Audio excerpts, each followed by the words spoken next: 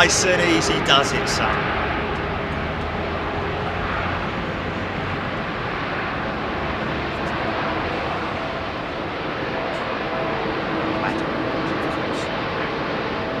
Wow. Lots to read out. Hopefully they'll stay green up there for a little while, Jimmy. And they won't disappear. Okay, can you write them down? Thanks. Well, just. Okay. So I don't want to sort of like blurt it out over this. Oh, here we go.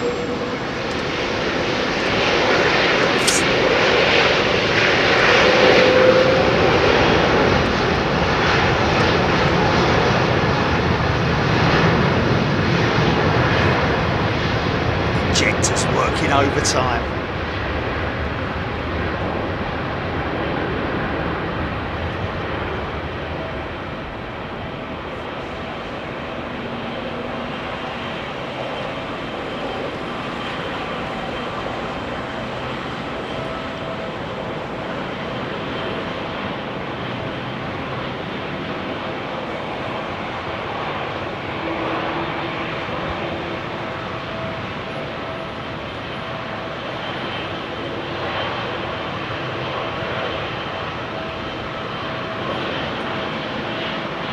Heavy man. Heavy girl.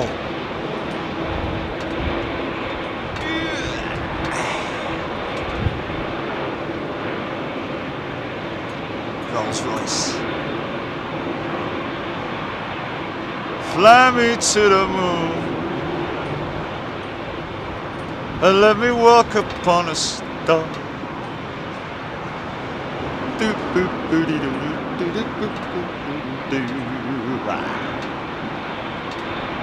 Sunday afternoon. Is it a lazy Sunday afternoon, or are you manically trying to get things finished before Monday so that you can have a relaxing week?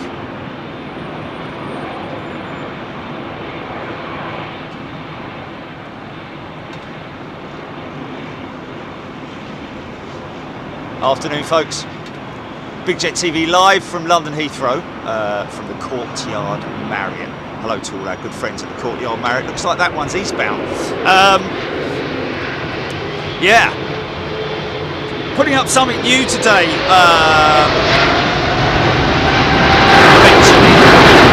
There's too many of them there, mate.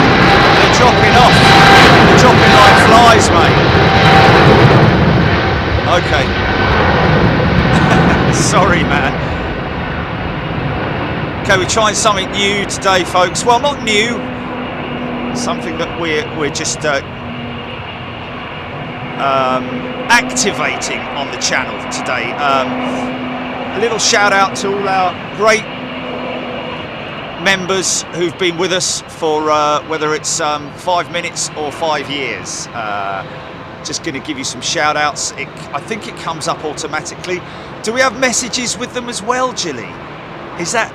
oh dear, oh dear. Oh, that's a shame, man. There's no way I can get back into them, is there?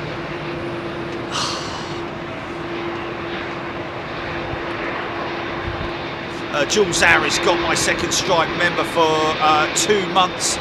Vicky Denning, welcome back, Vicky. Oh, good, okay. Can you send them to me in some way? 88 was the best year, gifted a Big Jet TV membership. Morning, everybody. Good afternoon, good evening, wherever you are in the world. Tom H, member for 9 months. Tom, that's great to have you guys with us. Just giving some feedback and thanks to our wonderful members. Tony Duty, love this channel, member for 10 months. Fantastic. Oh, nice little sort of like, you know, an ambient Jet A1 smell, sort of like blustering around the top of the roof here. J840 for the love of transport. Good afternoon, everybody. Anything special happening today, folks? Let us know. We know we do have people airside who may be at work, maybe not at work, but A lot of people obviously keeping us informed on what's going on. Going to be talking about aviation, of course, engineering, technical stuff, destinations. Let me know about destinations, anything. Bear in mind that in 30 minutes or so, it's going to be a switch over here for landings on 27 right. So what we'll be looking for is potentially our last aircraft of the day.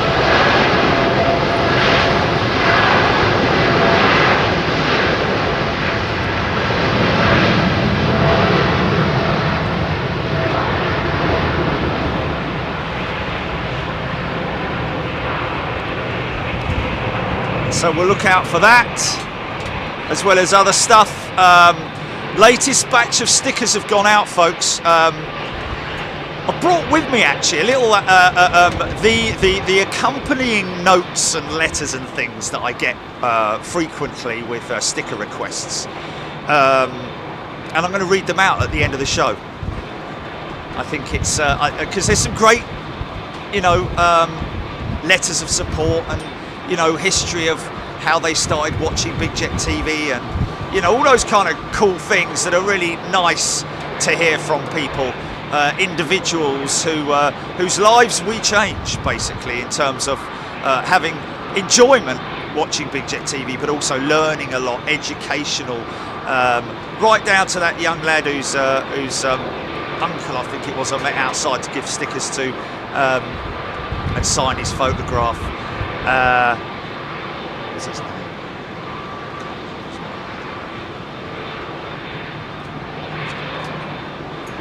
Blimey, look at this, Jackie David, 17 months a Big Jet TV member. Richard Joy, still absolutely love this channel, just gets better and better. Member for 31 months. I'm just trying to read them out as quickly as I can, folks. Becca Licious, my nephew Ned is flying out on Air Canada 865 today, ETD 247. He's starting his trip to Camps International in Costa Rica. Hopefully Jerry can catch it. 247. Well, that should be any moment now. We should see that aircraft taxiing out. Jeffrey Primus getting ready for the 4th of July in the USA. I'm guessing really. Mad Vet has gifted 5 Big Jet TV memberships. I hope, oh, Mad Vet, not as in a mad vet. Oh, you show me your dog. Anything wrong with your dog? Or cat? Or gerbil? Or hamster? Derek, Oliver, thank you, best champ. Thank you very much indeed. We do try, folks. We do try. It's hardcore. It's in terms of the travelling. If you're considering becoming a Big Jet TV member or subscribing to the channel, we can safely say we are the most internationally travelled live stream aviation organisation on YouTube. I think I'd even put old Sam Shui to shame a little bit. I've given him a bit of a run for his money. These fellas going to be operating out of Gatwick later on this year, I think, exclusively out of Gatwick, switching their operations down there, which is interesting because I think that British Airways have cancelled their Canadian service, their Canada service. I think it's Toronto, maybe, I don't know. Out of London Gatwick, going to be moving that up here, I guess. So a bit of competition going on there.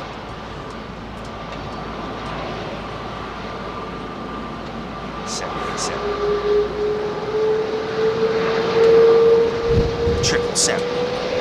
Trent, wind it up.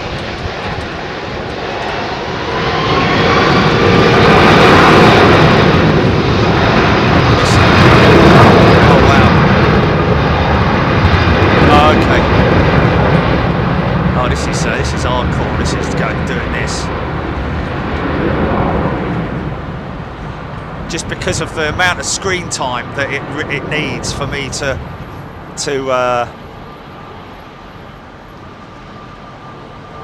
maybe we could do it at the end of the show, Jilly.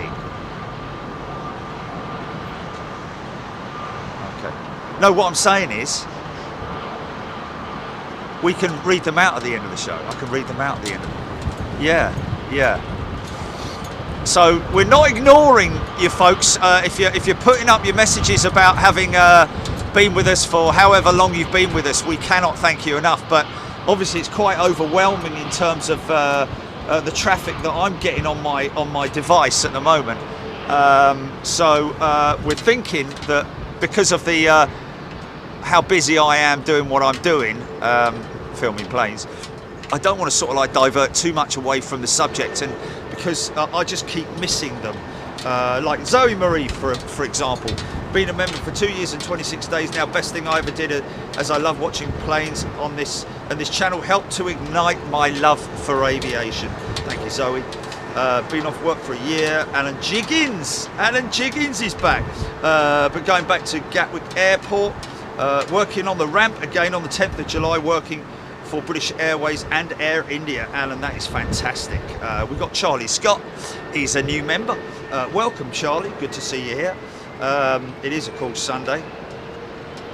Reading out all my members' comments, folks, highlighted in green on my screen. So very easy for me to identify my members.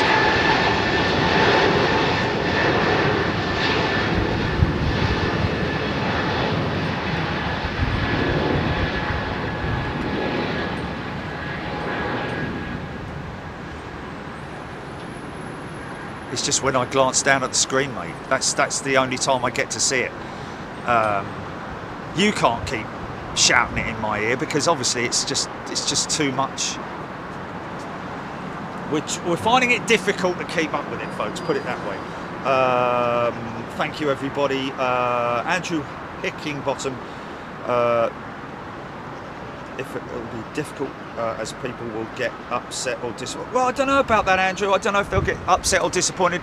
I think they hopefully will understand that I'm quite overwhelmed with everything. You're right, 200 messages a minute or something insane like that. Secondary axis freak. Good morning and afternoon, everyone. Where you are. Okay, 8:35 local time in Central USA. Good day to you, secondary axis freak. Tom Coogan VJ. Welcome, everybody. Hope you're doing well. Slightly blustery conditions. Nothing too sort of like, see the wind shocks, and I mean emotion shelling, folks. The wind shocks having a little bit of a dance in it. So it's not a constant breeze. It's a little bit sort of like, you know, blustery in that, and of course conditions on the top of a roof, a couple of 100 feet up here, or however many, however high it might be. I don't know. Am I at 200? Something like that. I think I'm 100 actually. Let's just. I think it's 100. Just gauging it on their position when they're sort of like crossing the threshold here.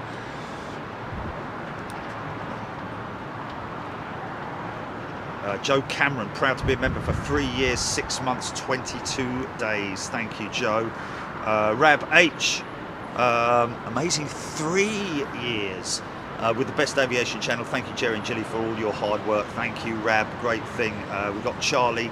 Wow, lots of stuff that you see. This is where it gets a little bit complicated. So I'm trying to track an aeroplane and read the comments at the same time. Ken Cheetham, hoping to see the Emirates 380 at Birmingham on Thursday. Yeah, welcome back to Birmingham Emirates. Off to Ken Cheetham, back to Portugal. First time flying with TUI. Met up with a TUI pilot in Screwfix the other day, believe it or not.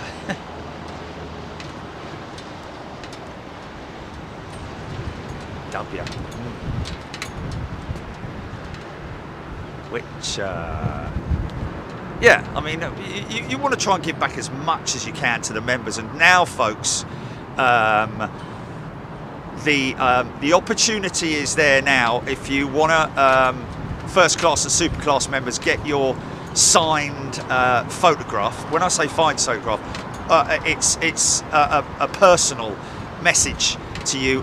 I mean, obviously not a great big massively long one, because I've only got so much space to fit in the image itself, but a digitally signed, personalized digital image, where you can request via the form.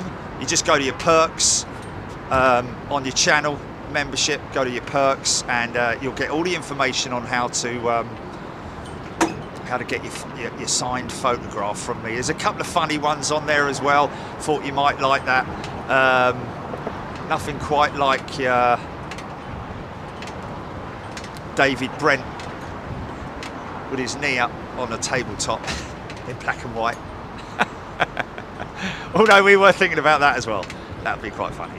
But anyway, yeah, a couple of funny ones in there. Some generic ones from different places around the world. Yeah, it's pretty cool. So you just go to your channel, your YouTube channel, check your perks out, and then you'll get the details in there on how to. We're definitely picking up.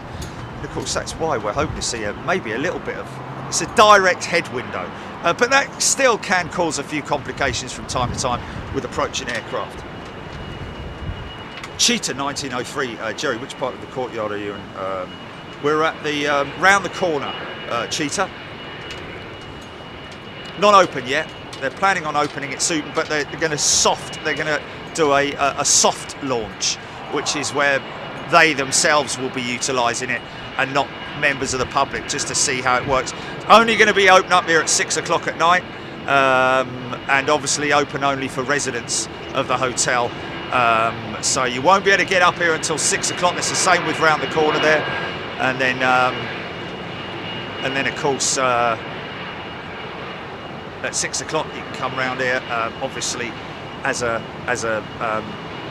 guest of the hotel, and that's going to be quite heavily policed, I have to say, folks, because otherwise it becomes a bit of a bleeding nightmare, doesn't it? Hey, look, is that our man over there on the Air Canada Dreamliner going out? Let's just have a little look here, see whether that is.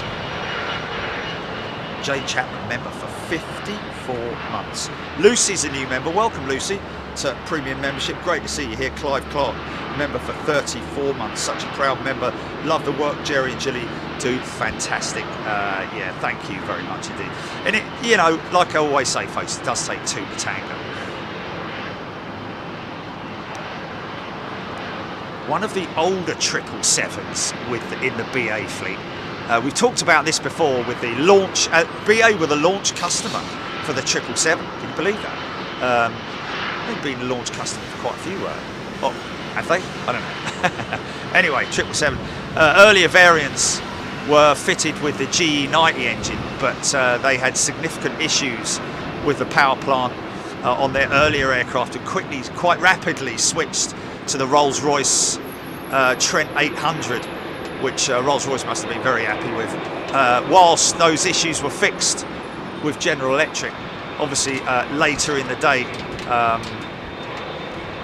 using the GE90-115B on the 777-300s later on when that aircraft was launched. Scott Cowell, member for 55 months. Happy to give Big Jet TV my support, thank you so much. Uncle Pat! EastEnders.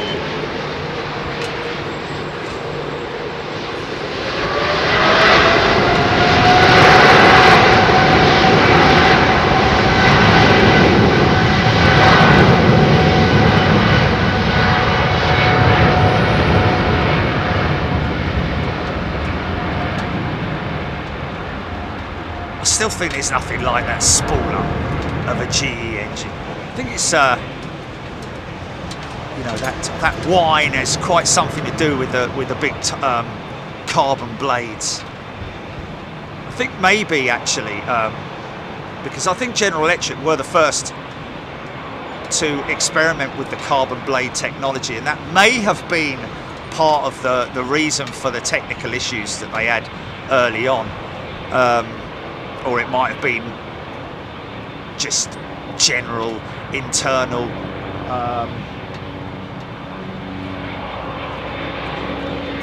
componentry. Is that Air Canada? Gary Langley. Good day to you, my friend. Member. Wow, got a lot of them, folks. If I've missed them, I will repeat them at the end of the show. Scott Calv gifted 5 Big Jet TV memberships. Rob Walker love being a member. This got me through hard times and always great being part of Big Jet TV community. Great seeing the world live. Indeed, that's what we do, folks. Internationally travelled, west and now east, although only once in Narita, but hey, it's classified as an intercontinental trip. How many destinations?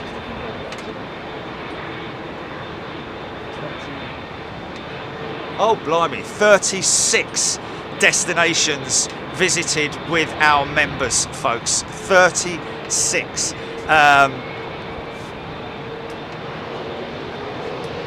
And if you look at the pinned URL, screamy set of leaps.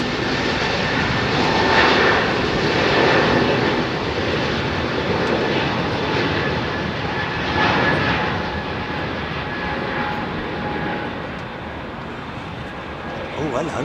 We're going to get a 380 right at the end of the line, I think. Yeah. Keep it coming, mate. Nice fast taxi now.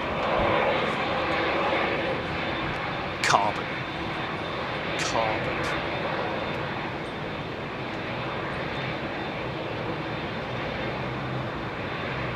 Eve Hoskett, member for 40 months, over 3 years as a member, best $4.99 per month. I've spent amazing community. Yeah, it is, isn't it? Interesting, one of the letters that I'll read out later is actually from a member who loves the channel, been with us for quite some time, but doesn't interact very much, but just loves to sit back, watch the show and see it all unfold. So a big shout out to a few people later on that I've brought the letters from, handwritten, of course. One of them's quite funny. Rachel gave me the courage to fly again after 18 years. First Inverness, now Tenerife in September from Heathrow. Thank you so much, Jerry and G. Wow, how about that?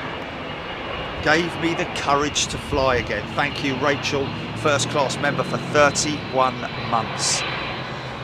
It's just amazing. And that's why we're trying to just, you know, give as much back to, I mean, obviously our premium members are just a wonderful, wonderful bunch of people. And we really appreciate their support wholeheartedly. That's why we give back as much as we possibly can. But we've got, I'd say, in terms of first class versus premium class, obviously we've got wonderful, amazing super class members, which just blows me away every time Jilly tells me how many we've got. First class members, super class members, been with us a long time.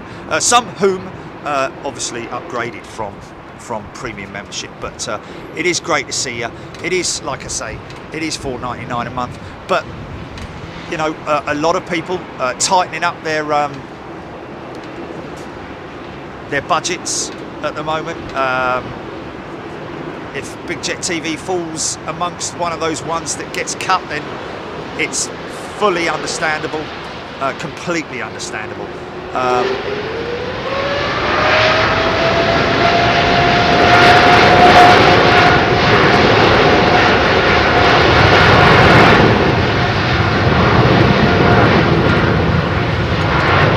American Airlines massively competing with United at the moment, aren't they? American, I think, claiming that they're putting more services on a day than it's another Qatar jet. Is that a freighter? It is indeed.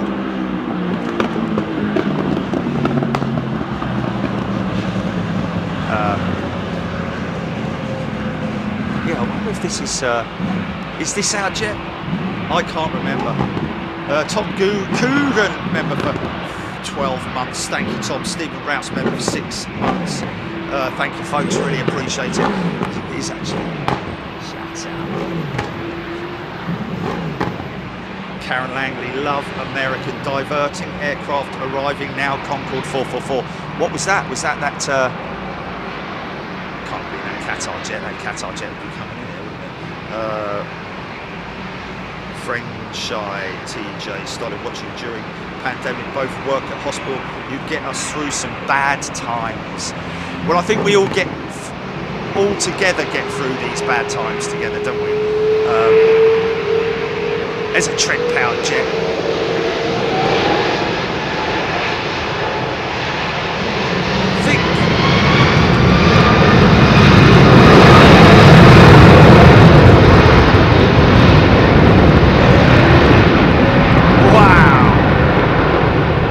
See, they're much more burbling and gurgly and crackly and bangy, those Trents, compared to the GEs. Interesting, American, I think. Some American 200s got Whitney PW 4000s. Not 100% sure on that, but Tony Rivers, member for 16 months. David Andrews, very warm welcome back to first class. Great to see you here. One of the sort of like remaining Aer Lingus old livery jets, which we obviously see more of the newer livery now. It's helpful that they've got a. Is it at Dublin or is it? No, it's not Dublin, is it? But there is one in Ireland, isn't there? A spray shop where a very well-renowned spray shop. Margaret is a new, returning member.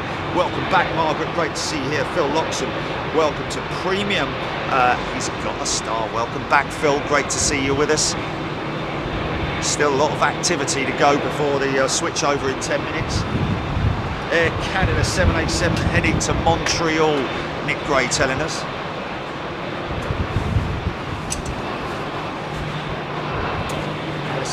Member for 7 months, thank you.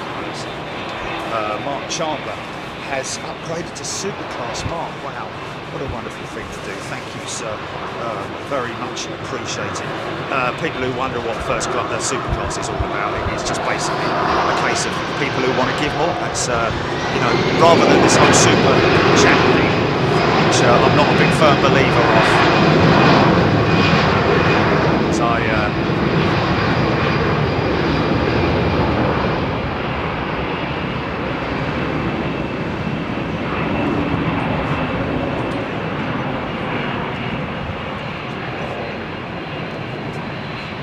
Brian Pounder, member for 30 months, been member for 30 months, loved every minute. There we go. This is a nice little jet. It's somewhere where we're right on our radar in terms of European show folks. It's Zurich once again. Good couple of positions there. Next time we go there, though, we will try and organise getting out there in the midfield section.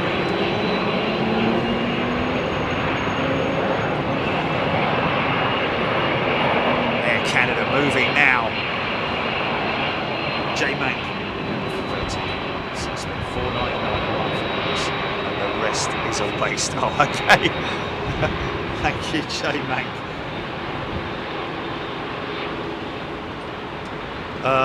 Sim has been put back till later in the year, folks. Unfortunately. Thank you, Sandy, for reminding me about that. Yeah, we've. Just because of logistics, really, more than anything else.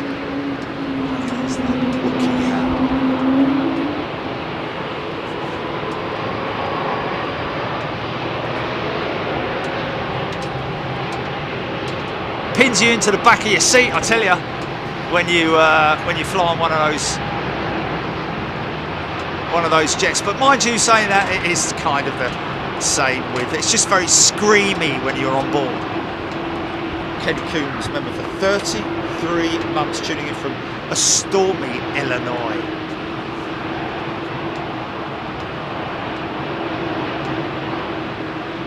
Visa.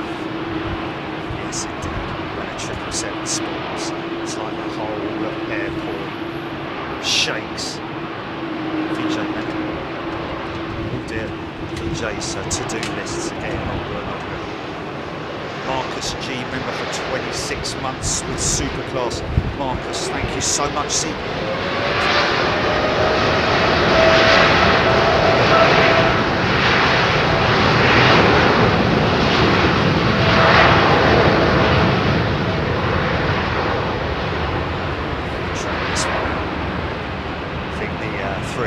Is literally, well, Virgin's 350. It's going to be either that or the 380. I think the 380 is going to go after this 320, the BA 320. Aircraft already pushing back, lined up for the southern runway for departure.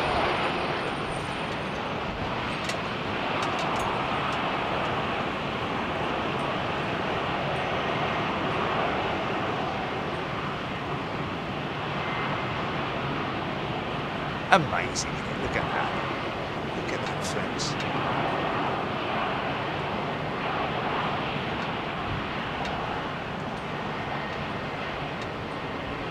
Saw an old video about the TriStar the other day online. Lovely old video. It's a what was the Court Line? Was it Court Line? Who operated, a British operator that operated the TriStar, seeing one of them in the sort of like in the Finnish assembly areas, but actually very interesting that they assembled the fuselage in one section with the lower section of the empennage on, and then wheeled it out and then wheeled it back into another hangar where they attached the wings and the empennage, the remainder of the empennage. Very interesting thing to see. And of course that, the TriStar I think was the launch platform for the RB211, was it? Or was that the potentially the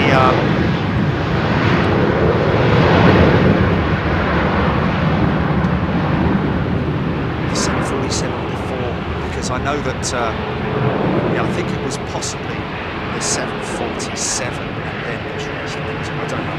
Nev been a member for 29 months. Thank you for the wonderful shows. Thank you for your support, Nev, and everybody else. Lights are on. Sailor Mike, this one off to San Francisco. See, you saved me there, Mike, having to come out of this screen and go to another one. Marco Castaneda. Marco Castaneda has gifted a Big Jet TV membership. Lovely thing to do. Thank you so much. Really appreciate it. Big Mac. Absolute pleasure being part of the wonderful Big Jet TV membership. First class member for 31 months.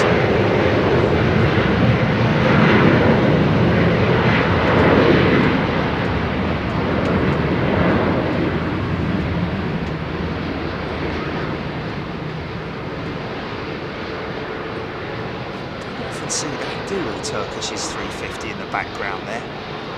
Probably their Dreamliner 330.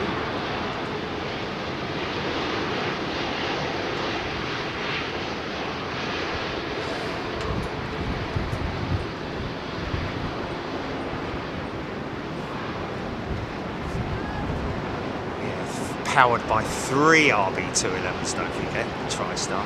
Okay, listen for this one.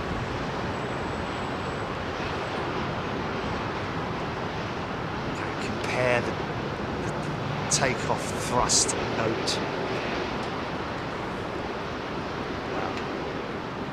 Oh, Big Jet TV's been a Superclass member. Oh, 56 months. Wow. Wow. Go on, son.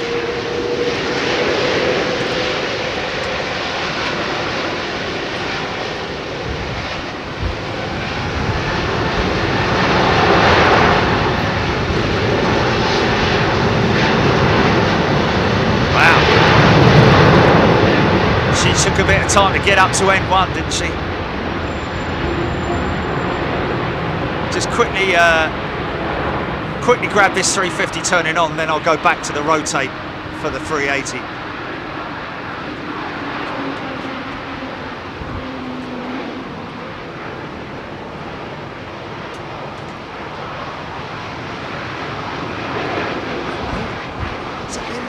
coming over here. Emirates is coming over here, mate. No, it can't be. No, it's just different. It's taxiway switch. That's fine. Yeah, it's taxiway switch. I was going to say that. Little bit of wake turbulence behind the big bird.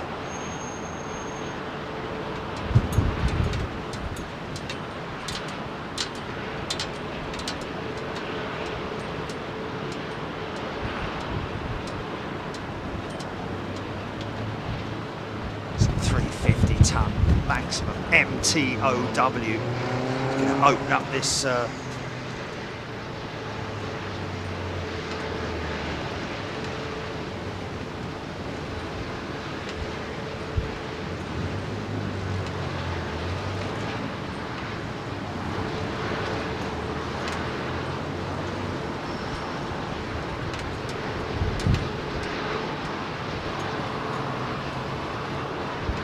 only 254 A380s built, including 3 test aircraft, one of which we saw at Paris the other day.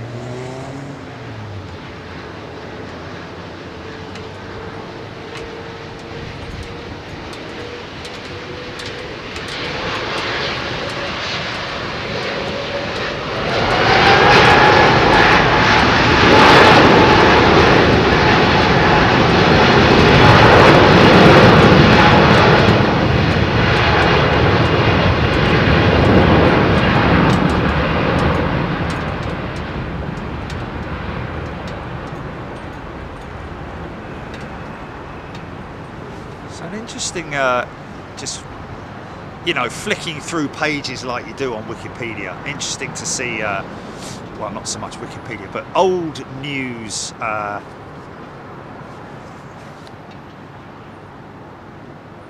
headlines. When I was looking through about the 777X or the 777-10, because obviously, you know, X is Roman numeral for 10 in it, so so you take it whichever way you want it. But didn't have a big 9 on the tail at one point. That's massively confusing. Anyway, so yeah, that's that, folks, as far as the departures go. Now we're into the thick of it with it should be quite quick. Let's just have a little look. 575 tons, by the way, that aircraft is capable of in terms of its maximum takeoff weight. Seriously insane. Yeah, mate, yeah.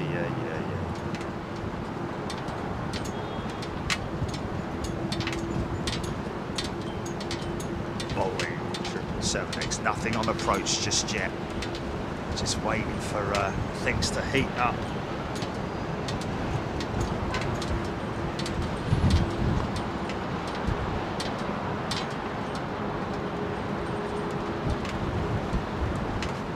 See, that's interesting. 575,000. Sorry, 300. Was it 575 tons maximum takeoff weight for the A380? Maximum takeoff weight. What I'm seeing is for the 777X 360 tons. I think it's quite interesting because the way that it was pitched in early news reports was that it was a contender for the A380 in terms of its passenger capacity. Although perhaps it's just interesting, isn't it? Because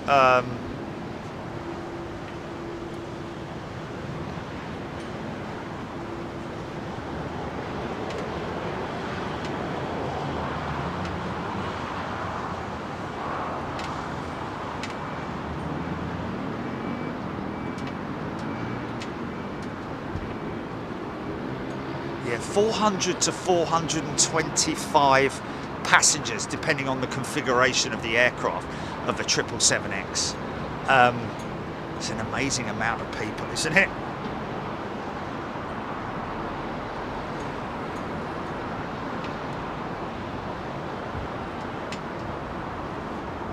525 fully packed out on the 380.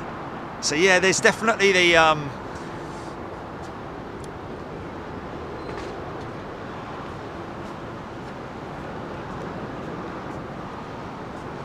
you know, in terms of passenger numbers, I think the 777X. Obviously, look, we're not looking at you know, but Boeing no longer see the 380 as a threat, because obviously eventually the operators that are continuing to operate the 380 will in time be taking their 380s out of service, like Lufthansa, etc.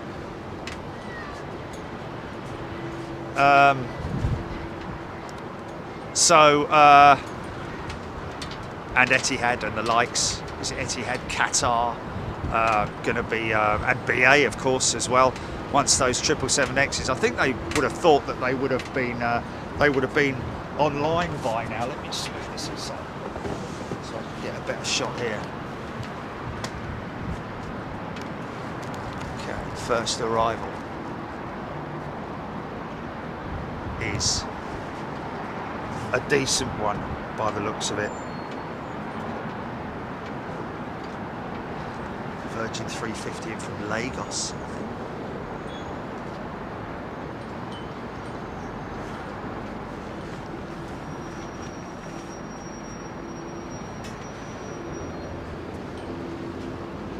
Okay, let's see what.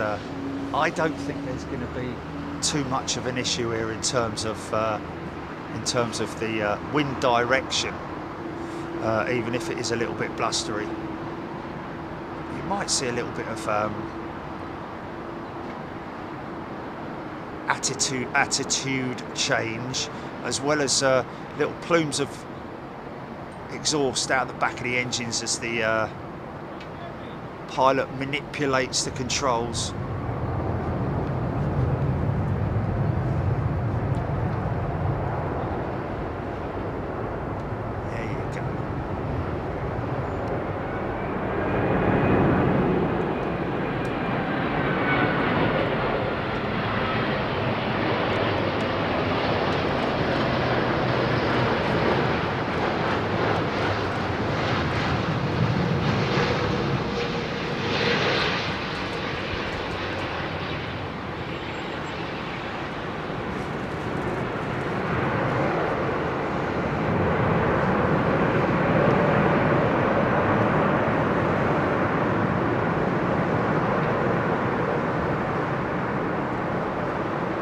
What's that?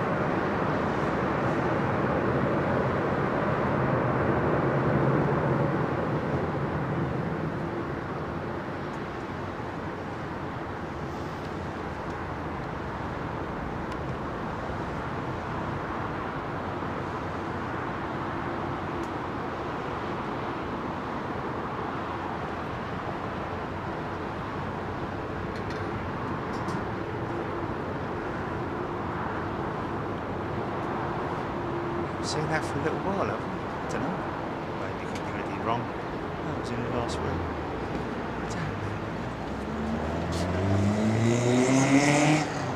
Still going on. And Remington, welcome back, Anne, as a first class member. 350 is outselling the 777X by 3-1, Stephen Luscombe. Wow, 3-1. That's not good numbers, is it? You know, Boeing won't be very happy with that.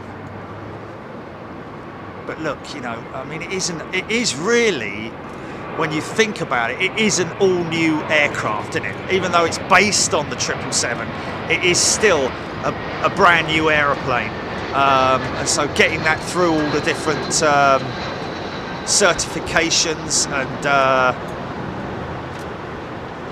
it's a long-winded process, but I'd say, what are we talking about? 5 years late as it stands at the moment. I think launch customers were looking for 2020 as a flight date, I believe.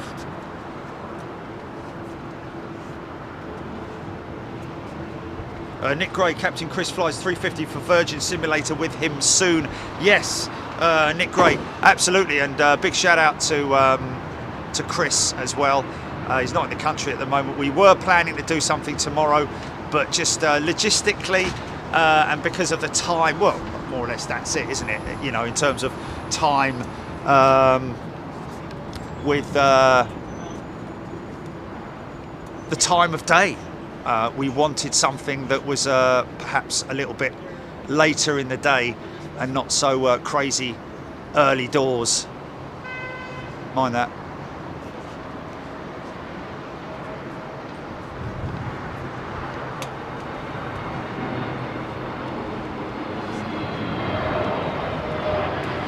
So we're already receiving a significant number of signed photo requests, folks. If you're a first class or super class member, then head to your perks and you'll be able to get all the details on it there, which is pretty cool. Got some, like I say, got some funny ones on there, which is, you know, the Halloween one, the Elvis one.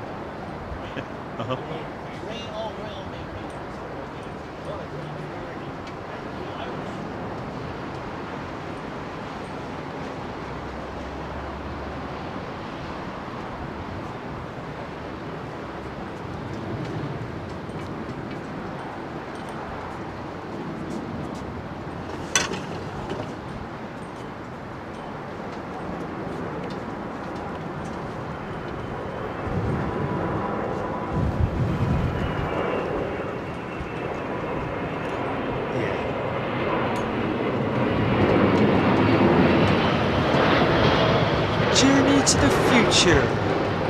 Saw that. Crazy piece of architecture in the middle of Dubai.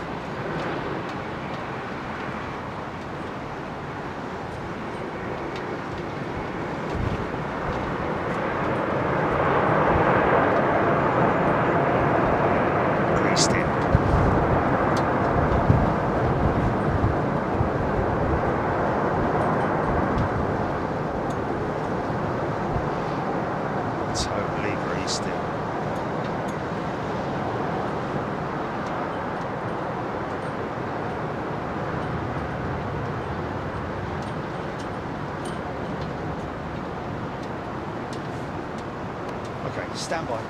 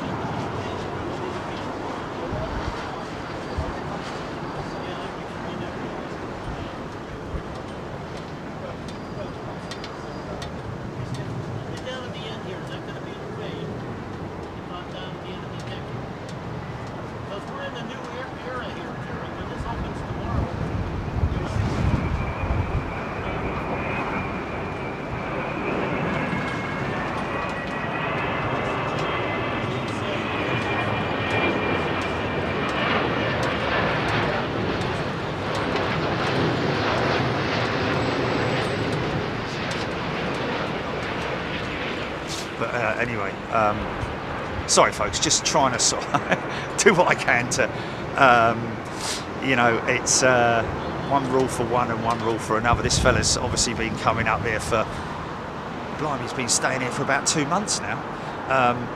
So one of our members, I think he's a member, or I've met him before. But there's another couple of fellas up there as well who I said that, you know, it's not open until 6 o'clock, but it's actually not officially open yet, and yet the other fellas here. So I've kind of gone back to get the other fellas just to say, look, you know, you might as well come out here if you're residents of the hotel, and there's other people out here. You might as well just, you know, help yourselves. So we'll just have to. Work with it, plan with it, you know, work with everybody as best we can. Obviously, you know, I don't want to get in people's shot, people don't want to get in my shot, you know, all that kind of thing, you know, those things to be considered. So here we go, folks. 100%, mate, 100%.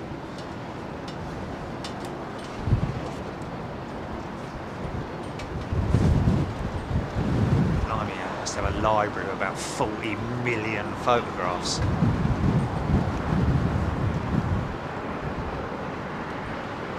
Oh, it's the Sands livery.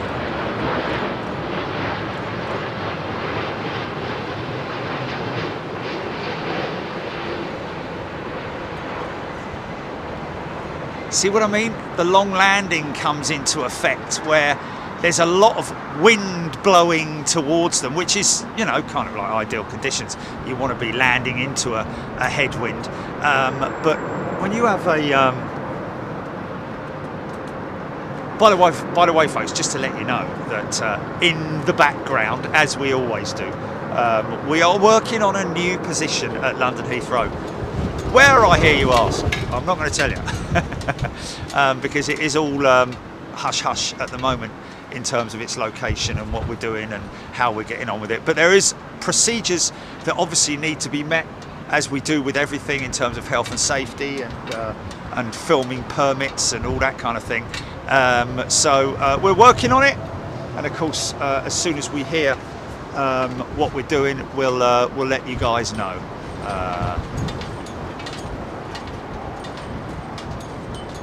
Is this Iran Air? I think this is Iran Air, isn't it?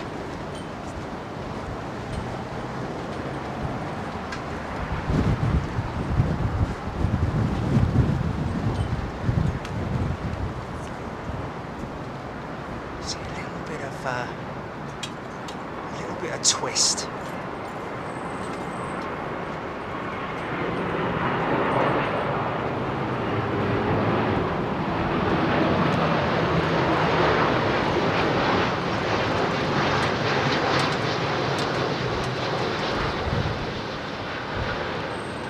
I think their Iran Air are possibly still in the situation where they have to, they're not able to refuel here at London Heathrow.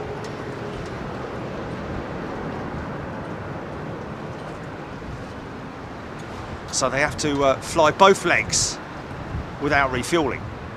So obviously she's landing quite heavy, I'd imagine, but the calculations are absolutely correct. So she has her takeoff fuel, her taxi and takeoff fuel. Crazy.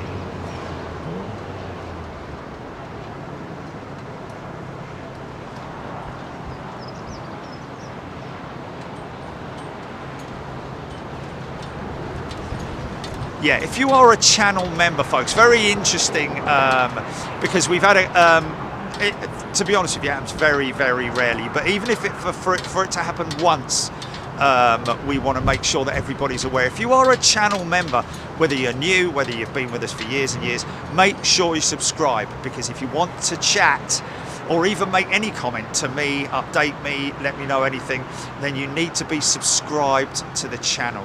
So hit that subscribe button. You can, of course, chat as a subscriber, but I'm reading out my members' comments, which are highlighted in green. Ronald with Wings has gifted 5 Big Jet TV memberships. Lovely thing to do, thank you, mate. Golf Fair Third in H saying,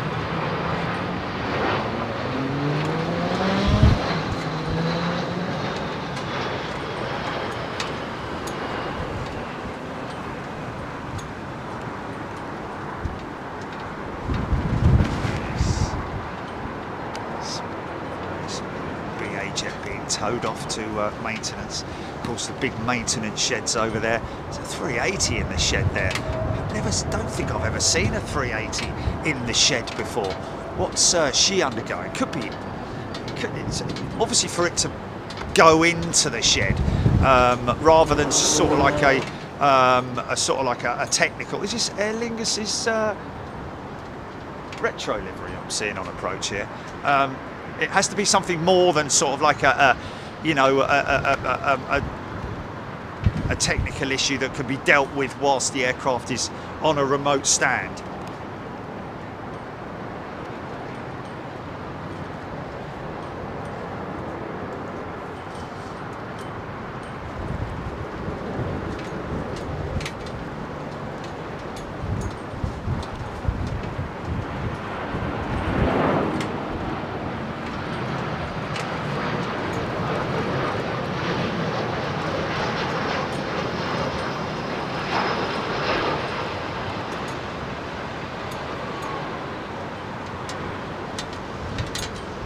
Quite used to it in Dublin, aren't they? Every time I've flown in Dublin, it's been a bit of a bumpy ride. A bit of a bumpy run down to the runway, should I say. Descent! So yeah, interesting to see. Be interesting to know which aircraft that is, whether it might actually be Arthur. I can't see anything deep enough to see whether there's it's something. Yeah, you've got engine cowls up on the number one. I think the engine cowls might be up on that one as well. From what I can see, the hydraulic arms, are they going through all engines by the looks of it, going through some kind of an inspection, and then she'll be thrown in the into the test bay.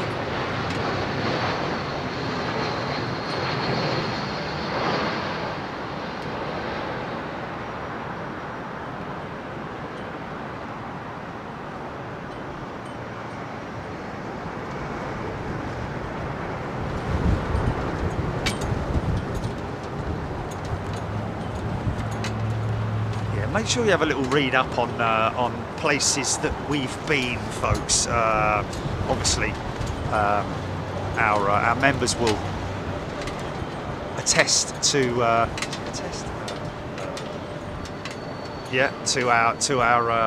our international footprint in terms of where we go with our members. Always a great thing, man. Always a great thing being overseas. It's always quite sort of like relaxing when I'm over. Not to say it's not relaxing here, but well, yeah, I know you're laughing, Jelly. Last run with New York with the map on it with the rant. That was brilliant. Well, when you've got your license, make sure you take your license with you. Oh, yeah, the equipment works. And your hotel key, you don't get all the way up. Yeah. You don't get all the way up to the hotel room, and then your hotel key doesn't work. You've got to go back down and get a new one. Oh, yeah. Oh, yeah. You forgot a cable. Yeah. How many scenarios are there?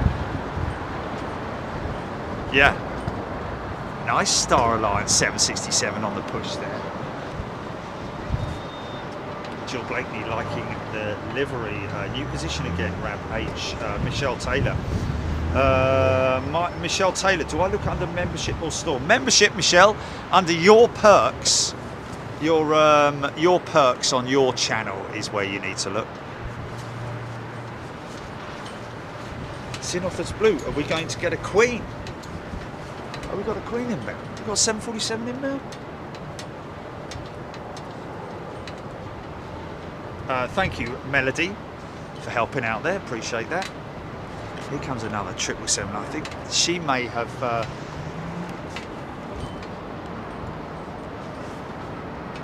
Wow, K Drive 23. Thank you, K Drive, gifting 20 Big Jet TV first class memberships. Lovely thing to do.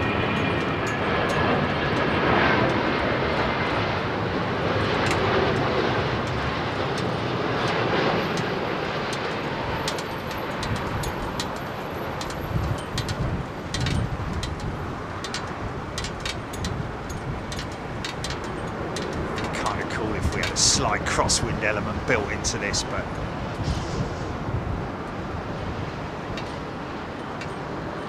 so Qatar continue to operate their 380 service in at London Heathrow. That will be replaced over time with other aircraft. Of course, Qatar, one of the other operators, waiting patiently for their A380, for their 777X. Okay, Cathay Pacific Cargo 747, 30 minutes. Thank you for that. Winter straight down the runway 270 at 15. Sailor Mike, thank you. 380, Singapore 380, 7 minutes out, Husky Dog. Thank you, Husky. Uzbekistan 320, 36 minutes out, Joe Thompson. Brooke is a brand spanking new member. Brooke, a very warm welcome to you. Thank you for your support. We really appreciate it. Nick Gray, loving the retro livery. Dawn Has Cats is a new member. Welcome to Big Jet TV as a member, Dawn. Great to see you. Lots of people liking that livery. Which one are we talking about? We're talking about the, I'm guessing, the retro, oh, Jordanian, okay.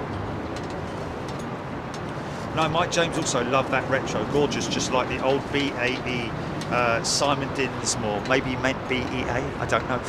But in terms of retro liveries go, yeah, I don't think we're ever going to see her again, are we, in old Londonian Heathrow. Dawn Has Cats pulled. Yeah, we can't give you the password for your signed personalised photo. Digital photo, by the way, folks. We're not sending them off. There is a form that you fill in via your perks on YouTube, and then put your message that you want in there. Obviously not a 10-line essay or anything like that. Just something like, you know, happy birthday or congratulations or hello, something like that. Because I haven't got a lot of room in the photograph. You'll see what I mean if you go to the photographs, and you'll see it's going to be quite interesting to see who picks what in terms of the choice of photograph. It's going to be quite funny. Stephen Luscombe, I used to have a model Aer Lingus BAC 111 and a Fokker Friendship. Wow.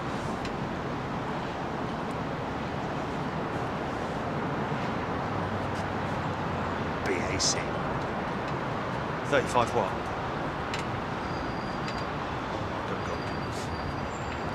Okay, I need to train my wrist, don't I? Yeah.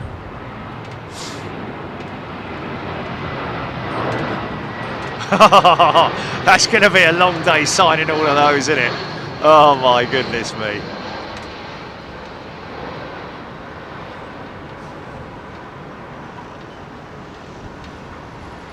Well, fortunately I've got my signing pen, or my writing pen, stylus, or whatever you call it, for my iPhone. So we should be able to get those off, but they're going to be individually, personally written and signed by myself, folks. And that's for Big Jet TV First and Superclass members. Thank you to everybody who is with us. Farid, Abed, First Class members, always a pleasure to be with Jerry. Gillian, Big Jet TV member for 30 months. Thank you, my friend. Great to see you here. Henry Armstrong, good afternoon, member for 13 months. It's a nice big juicy 777. Looks like Japan Airlines. Do like this livery. Do like this livery.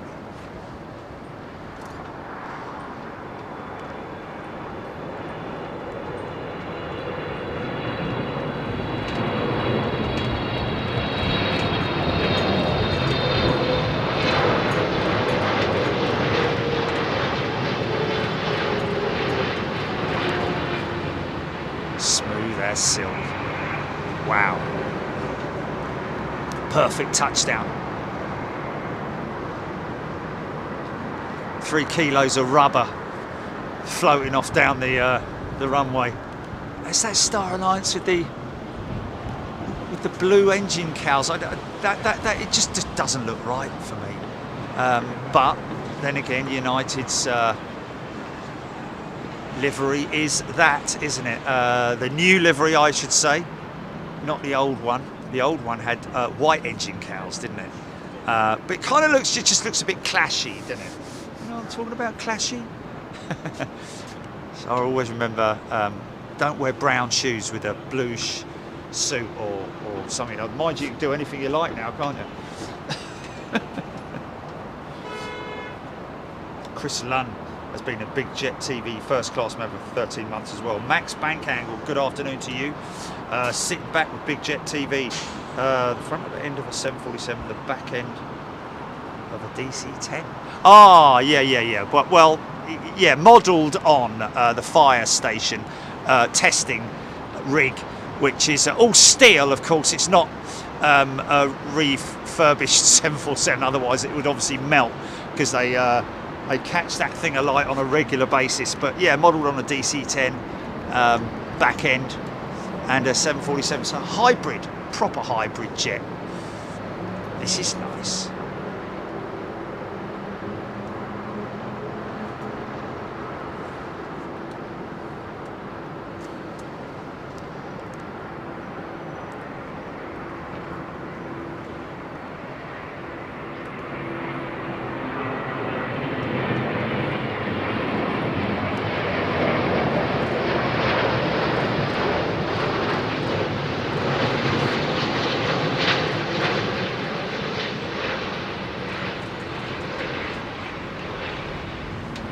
See, right at the flare point, at the perfect optimum angle.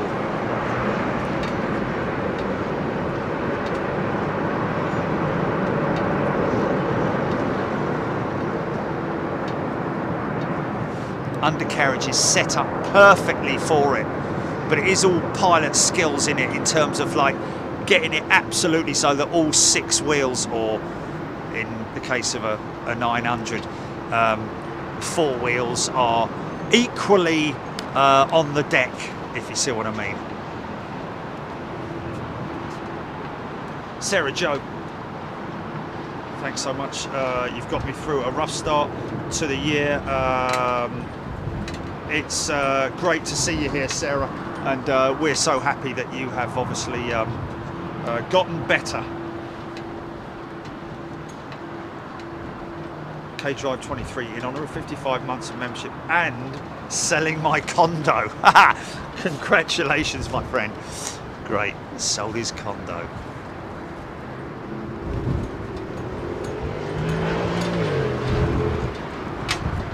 Easy.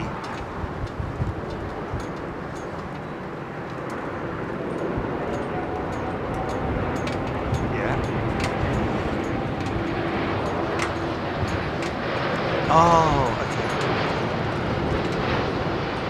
Yes.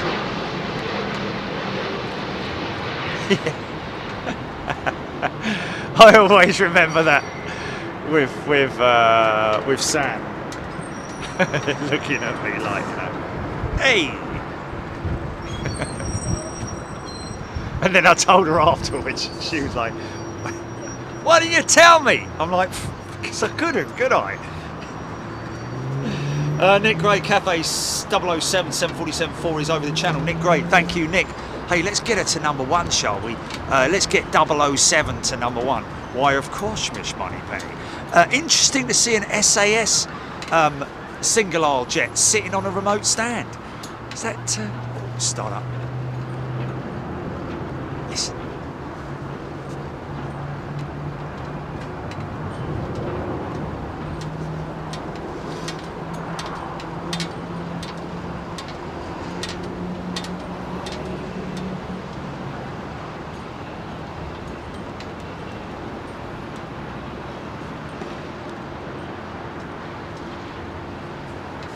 Nice, 339.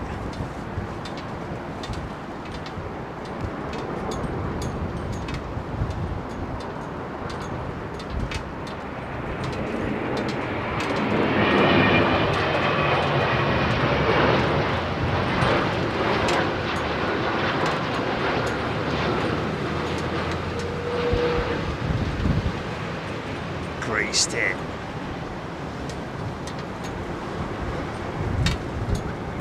Wow. would hardly have felt that, apart from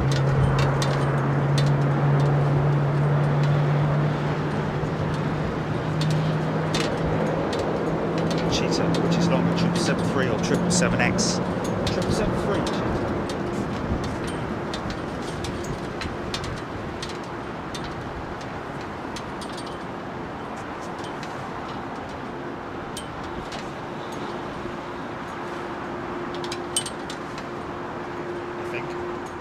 Pretty sure about that.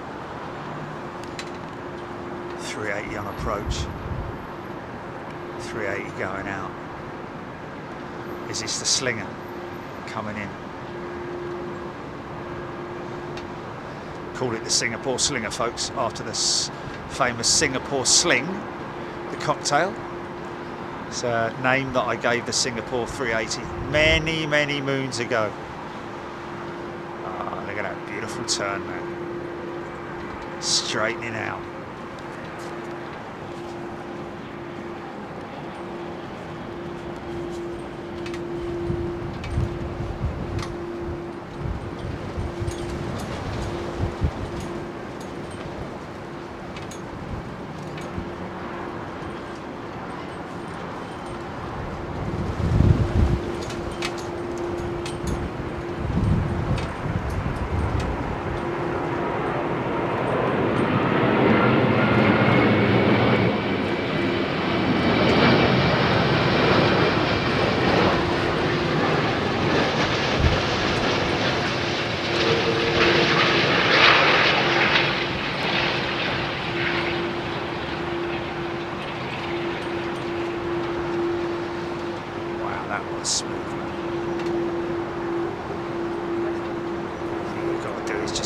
Don't fret over the fact that you're past the TDZ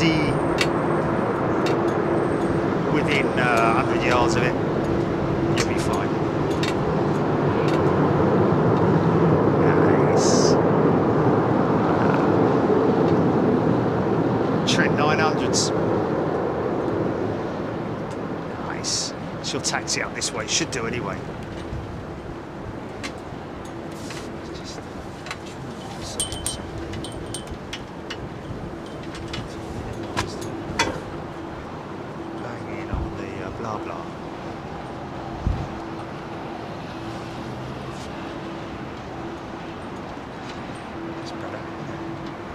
Silence them a little bit.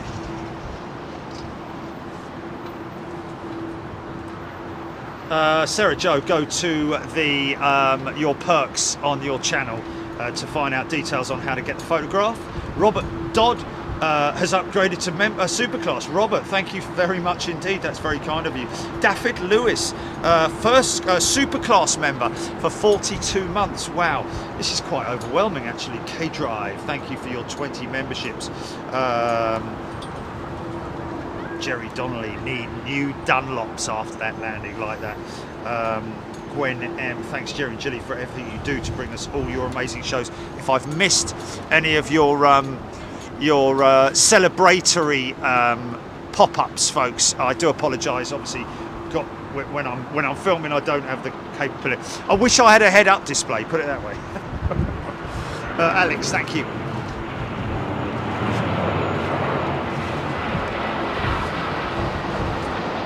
Sarah Joe, don't worry about it, because I'm more or less the same with regards to like where to find things, navigating to certain things. But if you go onto your channel, if you go on to sign into YouTube and then on top right you go to my channel, or just click on your icon, I think I'm right in saying this, you will then come to your channel, and on your channel it will say my C perks. Quite simple as that. No, okay, I got it wrong. Oh, okay, you go to Big Jet TV. Okay, but isn't that? Oh, I don't know. Go to Big Jet TV. Go to the icon. Go to C perks on that page. Steve Hughes, good afternoon to you. Cheryl Howard, Finney. good morning.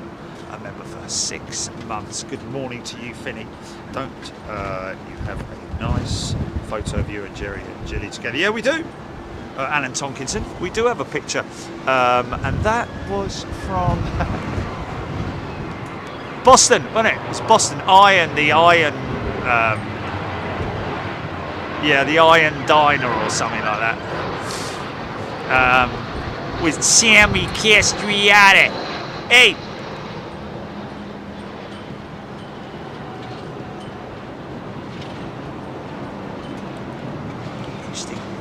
World 777. It goes that 767 Star Alliance jet with the odd sort of like clashing, I'm going to call it, the clashing livery. Not a big fan of it. I guess if it makes you look, then it's doing its job, isn't it? James Cridland tuning in from South Australia. G'day to you, James. I hope you're well. Boho Jane, big jet. There we go, here comes the beauty, Stephen Luskin. Neil Forbes, been a member for 11 months. Love your streams, keep up the good work. Thank you, everybody. Lovely to see you. She's number 8, apparently, in Singapore Slinger. Was Lee Franklin. Love all the new Heathrow locations. Jerry now has 2, however, still have a soft spot for the Renaissance for nostalgic reasons. Yes, indeed. But fear ye not. Obviously, you know, we still, as far as we know, have the position at the Renaissance. Gets used less and less nowadays, I have to say, especially when you've got a great position like this. But the new location that we're working on could be just as sort of like, you know, ooh, let's just leave it at that. Simon upgraded to first class. Thank you, Simon. Great to see you here. Thank you, Robert Dodd. Did I say Robert Dodd has upgraded to first class? Or was that somebody else? I'm losing count here. Andy P, member for 23 months. By far the best stream on YouTube, the best Jerry and Gilly in the world, and the best chat. My first ever stream, and it's been a pleasure. Thank you, Andy P. Absolutely brilliant. Thank you, everybody, for your wonderful support. It is obviously, we do rely on your support. We're nothing to do. We don't want to do any of that super chat stuff because I think it's over asking. It's putting pressure on people, isn't it? Not only individually, but also for people within people. Oh, I gave 100 quid. You know, you feel. I don't want people feel. We'd rather give that money back in the way of. Gifted membership. It's the way it is. Okay, we're losing out on it, but who cares? You know, it is all about being fair and trying to give back as much as we can, and rather than take money ourselves that goes straight into our coffers, and obviously YouTube take their bit, we would rather give that money back, the option of giving it back to potential members who perhaps are not as fortunate as others. Squirrel has gifted a Big Jet TV membership. Squirrel, thank you very much indeed. Jenny, hey, welcome back to first class. Good to see you here. Big Jet TV, Cheryl Howard. Oh, okay. It was a toss-up between either the picture of you and me, Gilly, or Elvis, and the two of us won out. Okay, so you need to get out. It's a good job I ordered 6 of those pens, Gilly. Thing is, you can't wear the nib out, can you? That's the good thing. I just saw the lipstick on Jerry's photo, TCC saying, yeah. A couple of funny ones there, folks.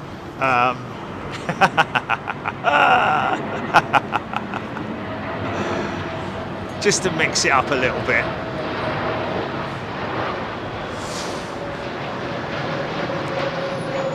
All from different locations.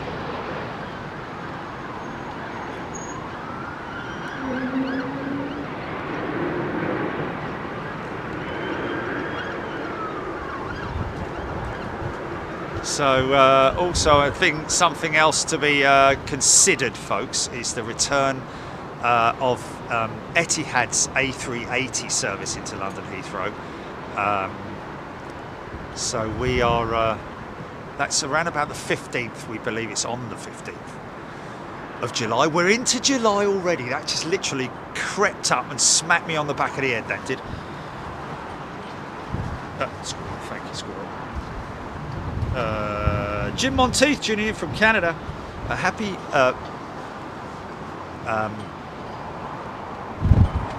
Canada Day. Is it Canada Day for the other day? It was Friday, Wednesday. I don't know. Sorry. But anyway, belated Canada Day for all our Canadian friends.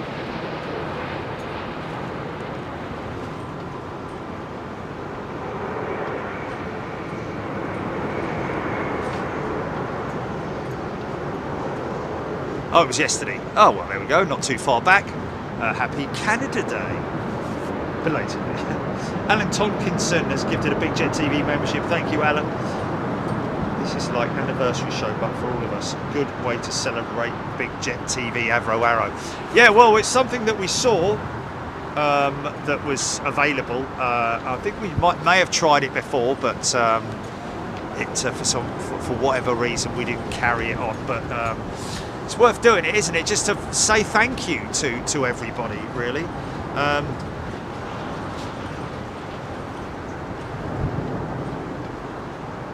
Martin Smith, are the aircraft tyres retread or just replaced? Martin Smith, great question. 99% of them are actually refurbished. And Dunlop, I think, rather than actually manufacturing new tyres, obviously they have a huge division of new manufactured tyres, but the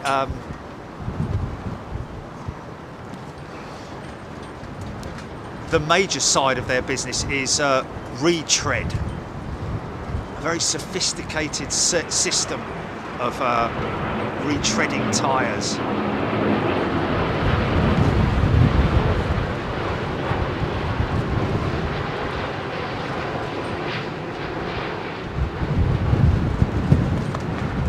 Of course, the tyres, or should I say wheels, are not rotating as the aircraft touches the ground, so they go from 0 to around about 2,000 RPM in the blink of an eye.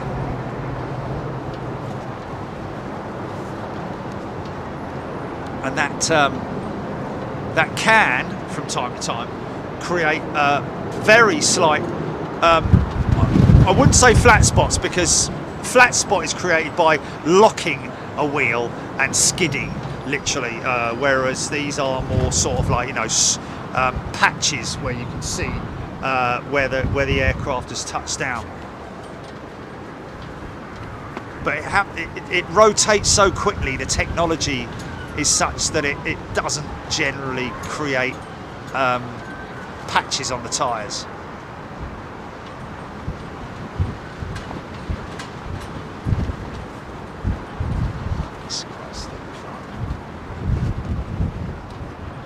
Keeping an eye on that 380 over there just to see whether they pull her out. She's got her flaps. She's got her speed brakes up as well, or is that just a walk bridge? Is that something that I'm? Looks like the speed brakes are up as well. So there's quite a lot of work going on that 380. Aero Mexico. This could make a noise.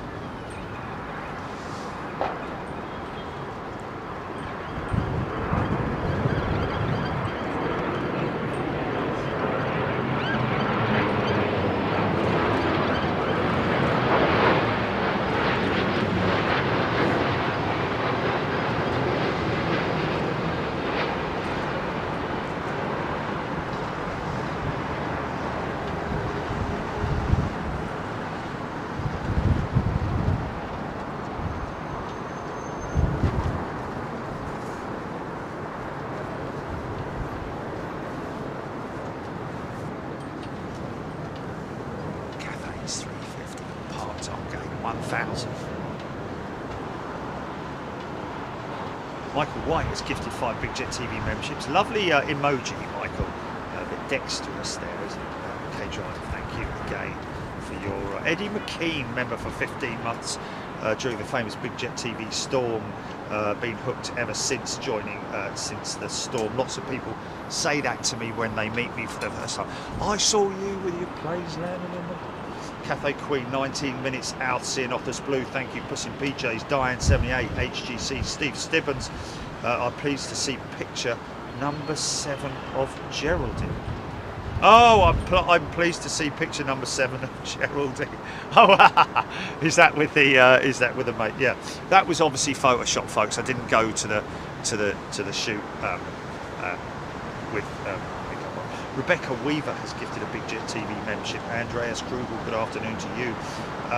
Rob Van Roy, Squirrel again. Lautaro Clips HD was gifted a membership.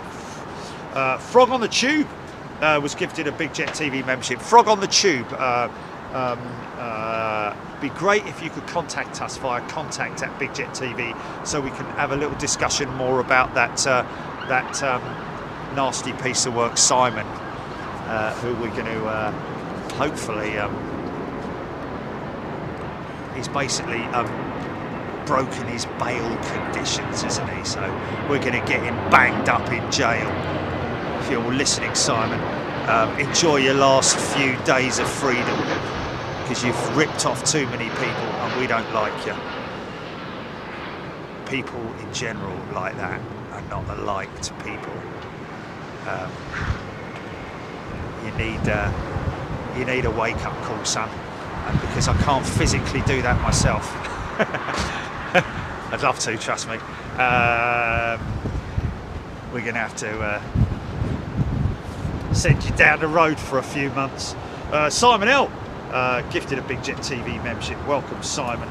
And thank you so much, really appreciate it. Don't forget to join live, but here I am, Paul Gass, live in New Jersey, inbound to the motherland in a couple of weeks by a BA 777. We'll be kissing the Heathrow concrete Pope style.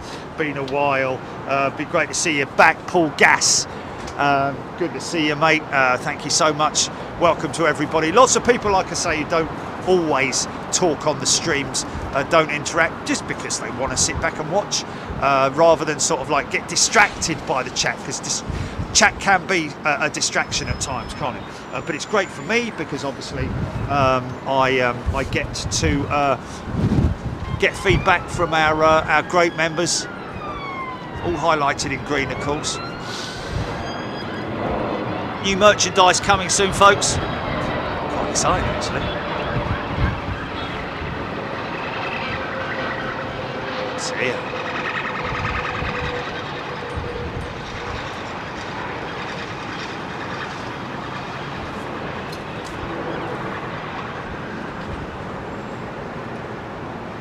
Bluebird, as we call it.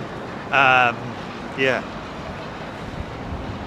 I tell you what, in terms of flying out of Heathrow, I think Terminal 4 has got to be the best in terms of visual aspect. Watching it from the terminal, you can't really see it at the moment. Just where that Saudi Arabian jet is,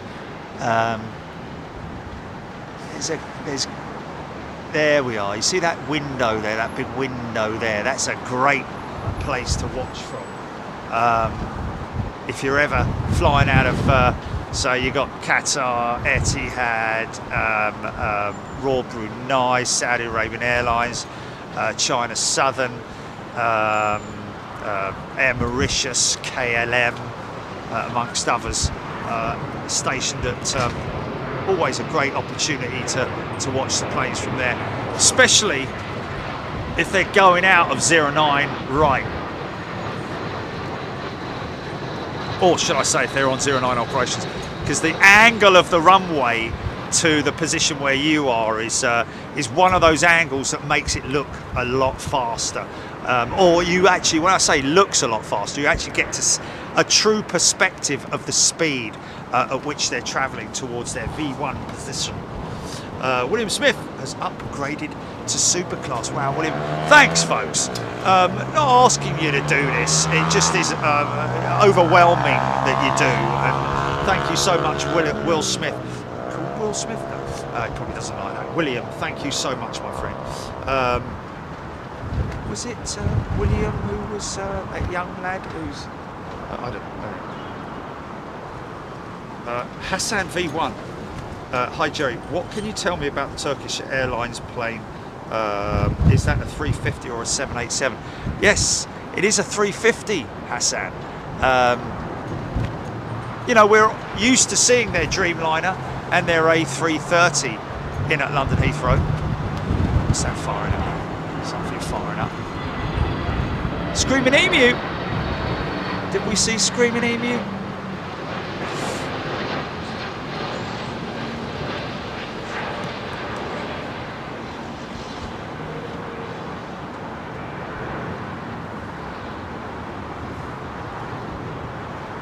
Yeah, so Turkish, you know, I've got mixed feelings about Turkish, but obviously you can't have a go at the airline independently as an airline, as a business, and also the pilots and the crew and the people that fly on them. Obviously, because everybody has their own opinions in terms of, you know, what's going on in Europe, you know, there is support for what Putin's doing by the Turkish government, or at least by the leader of the Turkish. But and it's obviously you know, a bit unfortunate, has to be said. But you can't not film you know, the aircraft or the airline based on somebody else's personal opinions, but or you know.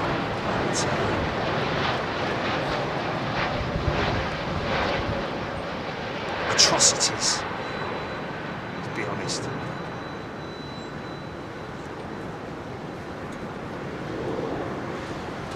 That's right, you always say, never should, you know. David E, will the 747 go rogue? I don't know. Brad Kemp. Brad Camp trying to sign in to get a picture. It's not taking my info. Brad, I don't know. The password is under your perks, Brad. David A380, personally, for the best show I've seen you do is Jerry Airside at Louisville with the UPS 747 operations. Yeah, just fantastic. What a crazy time we've had at Louisville, or Louisville, as American friends prefer me to.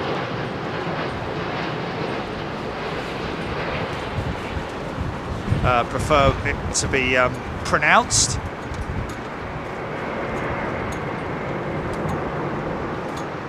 I think going overhead, you know, he's got still got broken cloud. So school's gifting another LA Twee Eater, loving that Eater. A lot of people liking that Eater livery. Jules Harris, Kevin Bora is or Bura, sorry, Kevin is a new member. Emirates 380 due in not long from now. Am I at the top or way up and down on the comments? All that I know, I've been from Victor. Big thank you for your humour. I so relate, and your musicality, from Elizabeth. Thank you, Elizabeth. Liam Fisher, good afternoon to you. Jordan, sorry. Back cat lady for 23 months. This is a nice livery.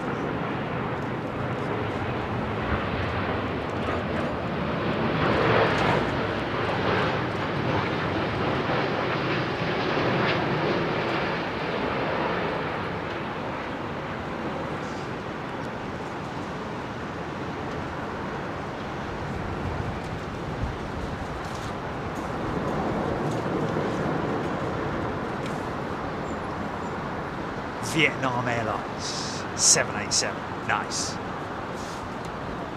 Charlie Johnson, inbound, thank you. Always love a good landing Bold Car 7. Chris Howard, the Lambo hold. Obviously something is in the Lambo. Real edition Vietnam livery, looking good. Avro Arrow, classy. Bootle lad liking it as well. Beverly George also. Michelle, Jana Lee. Yeah, lots of people like it. I think it's I think that's going to end up over at T4. That Vietnam jet. She'll taxi all the way through and across through the cul-de-sac, as I call it.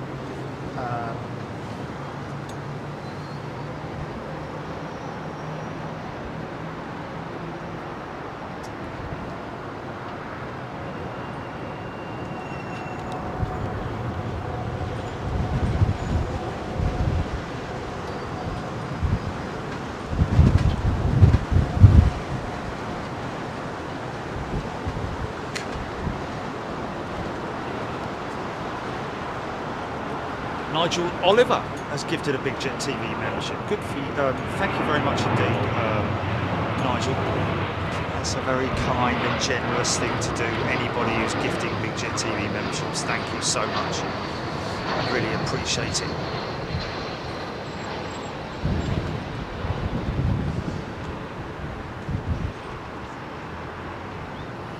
Feels justified and honoured to do that kind of thing. Thank you.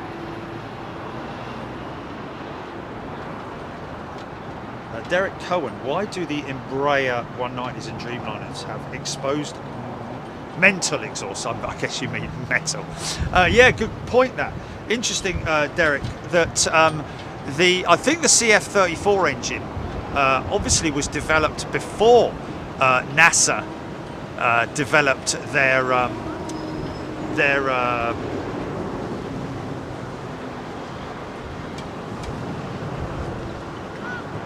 cowling design, scalloped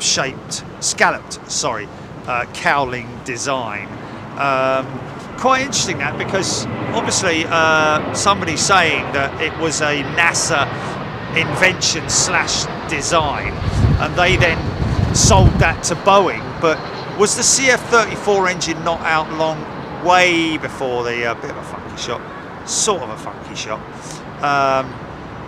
Still a steep bank there.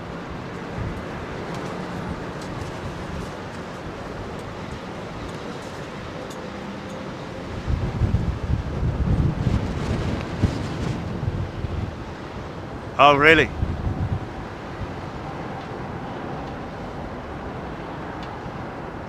Yeah, so in answer to the question about why does the Embraer 190 and other CF-34 engines have that little scalloped metal exhaust, it is an exhaust piece, whereas the Dreamliner one is obviously the cowl itself.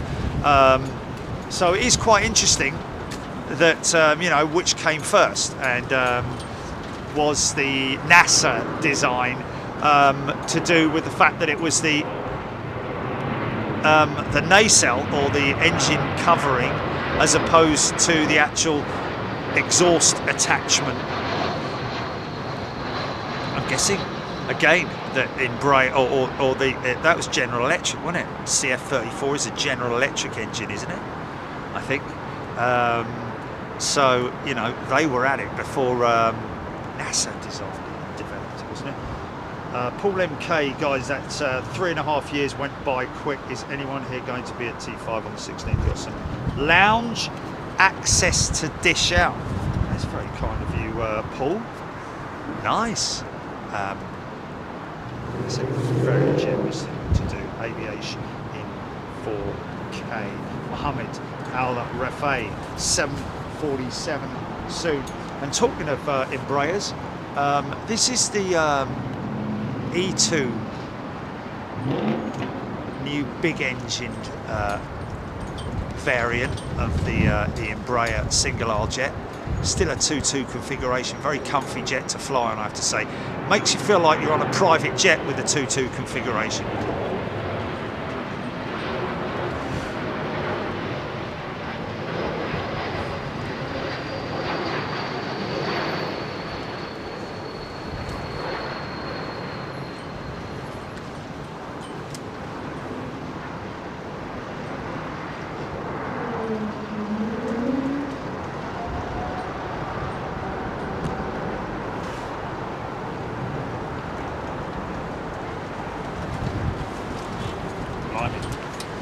DP member for 28 months.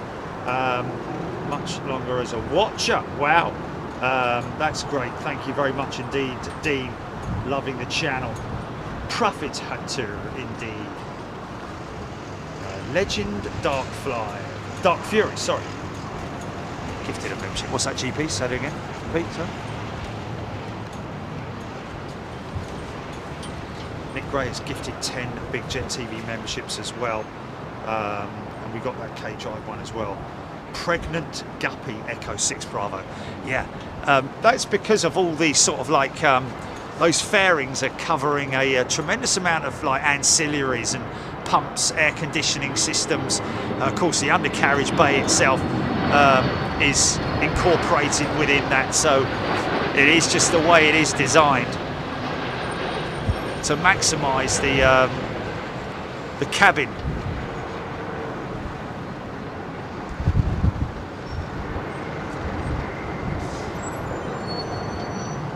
And also to maximise the amount of space within the belly of the aircraft, because they obviously will carry, you know, the luggage, passengers' luggage, but also maybe even a little bit of, you know, freight, a couple of sacks of potatoes or something. Jeeb has been a member for 40 months. It is amazing when I see these names, and I think from memory they sound quite new, but Jeeb, 40 months, wow, where did that go? Joanna B, got to be the best viewing area. Well, Joanna, you're absolutely right. It is a great viewing area. Courtyard Marriott, London Heathrow.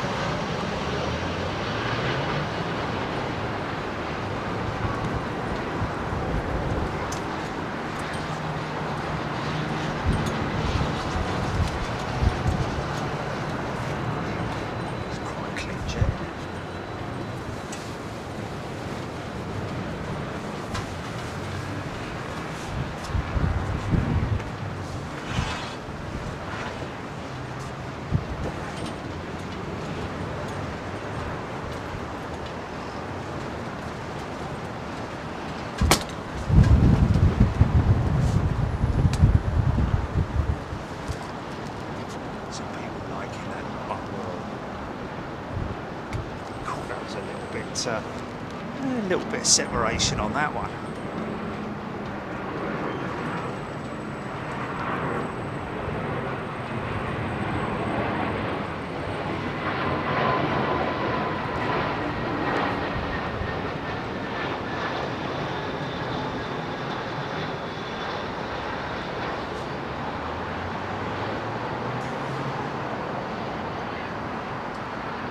Yeah, if you're new to Big Jet TV, 5,100 of you watching right now.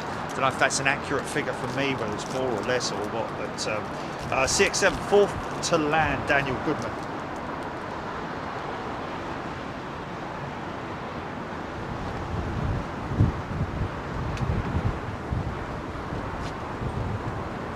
Yeah, Chris Lane. That's quite recent. I thought they only had one, but someone said the other day, no, they got like 3 or 4 of them or something like that, of the One World livery 777. More than one anyway.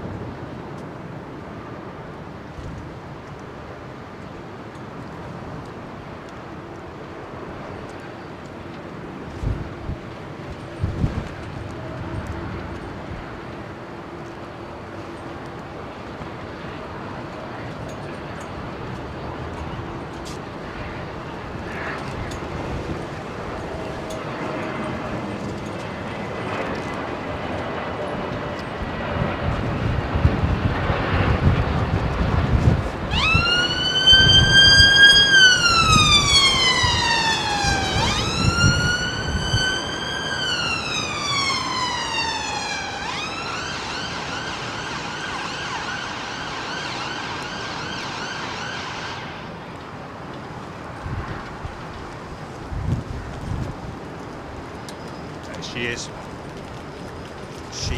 We are visual.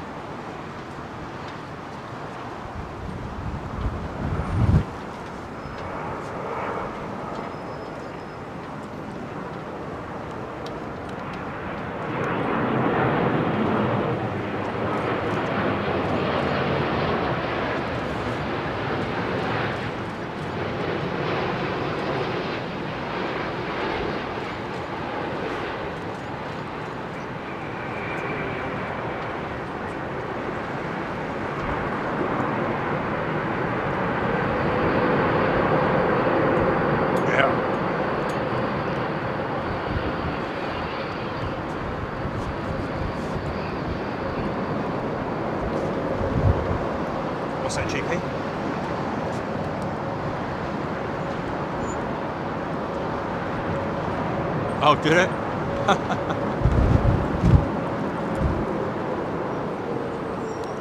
Oh, was it?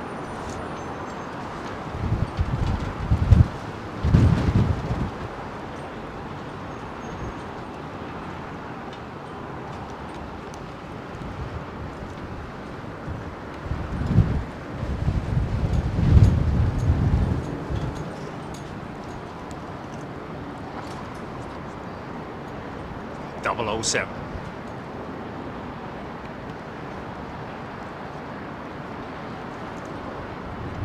Right about now is about the best time to hit that like button, isn't it, folks?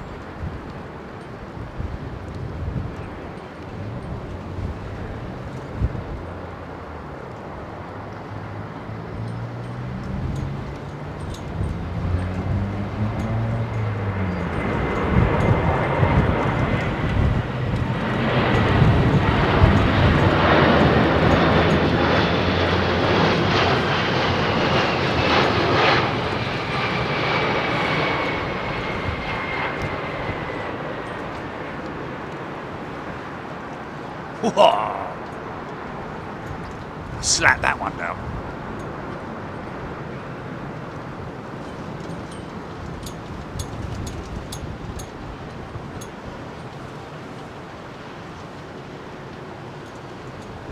Beautiful.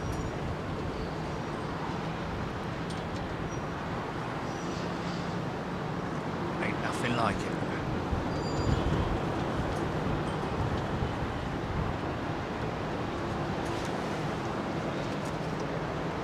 Whilst every single jet on this at this airport was wasn't even a blot on the designer's board. This 747 design was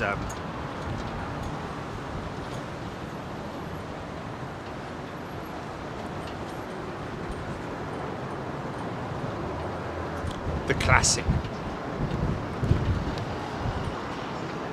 Boeing, nice, like this. This is pretty special. I haven't seen this for a while. Retro. Very nice.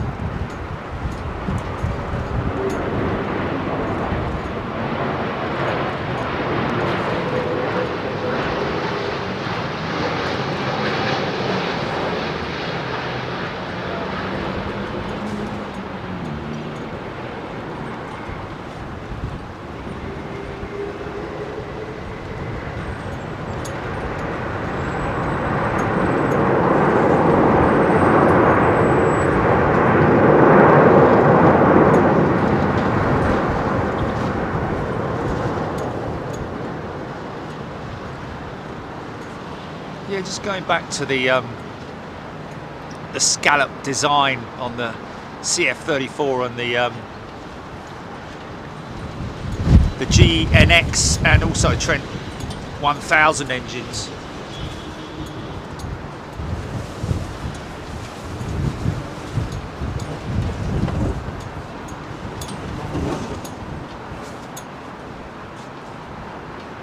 Obviously designed or developed as a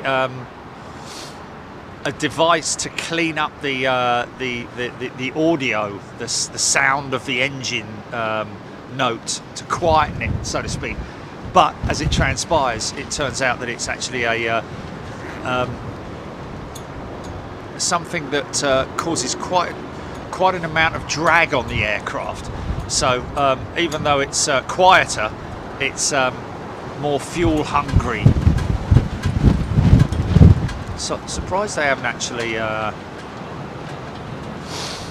maybe they have been different variants of that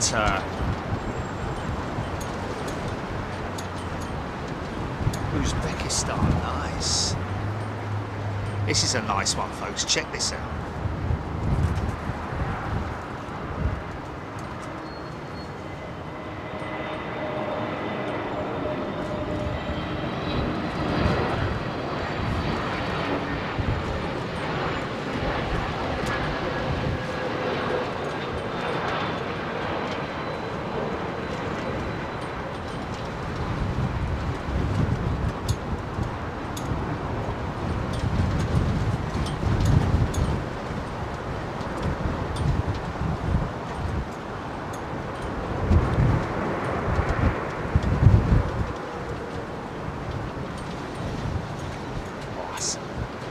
like that.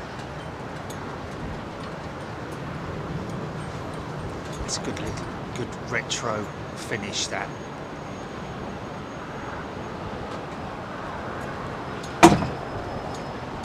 DL.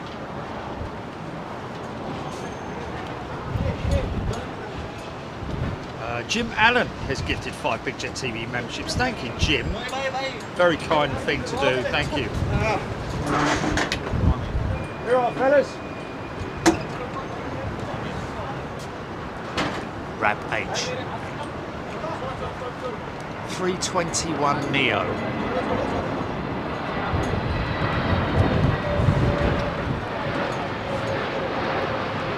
I think that's as long as a 757-200, isn't it? 321.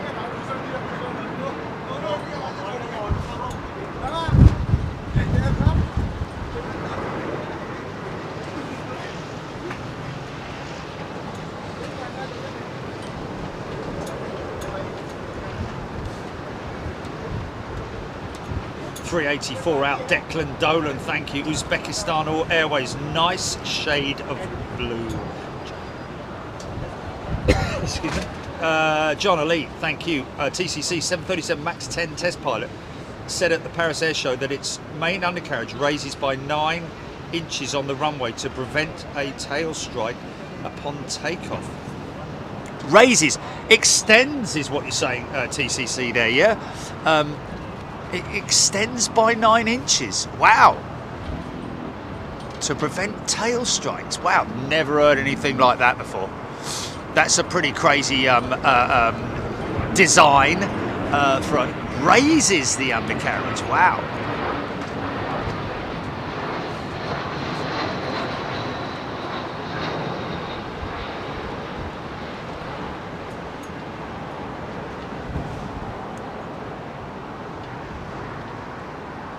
So the whole aircraft is jacked up by 9 inches to avoid tail strikes. So have they therefore been subject to tail strikes, or have they incorporated that early in the design, or surely that would be something that they would have incorporated in earlier variants of the 737, wouldn't they? Does the 737 automatically? Well, I have to check that out on the next time we see a departure out of. See if it lifts up, literally.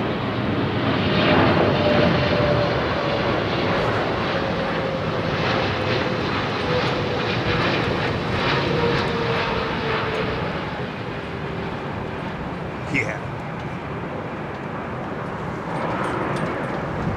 Aero brake.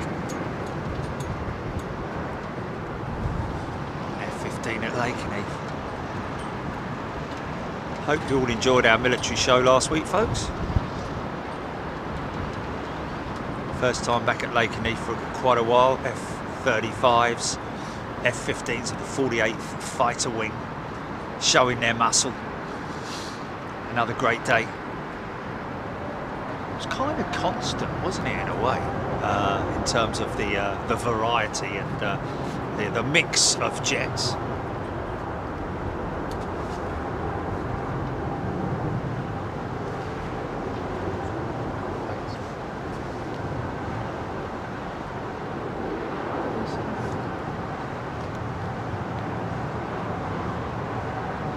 Did you say beer, fella? You shouldn't have asked me that, man. Stand by.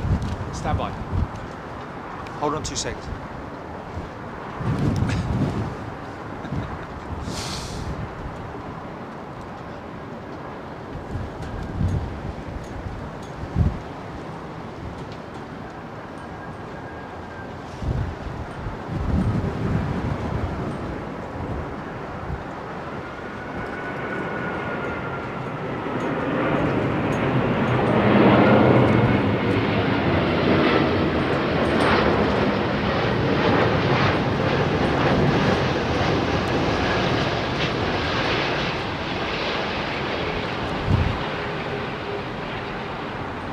zero. Got any zero? Awesome.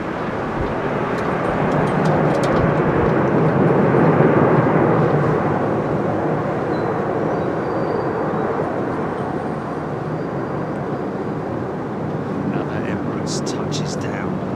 Another Heathrow.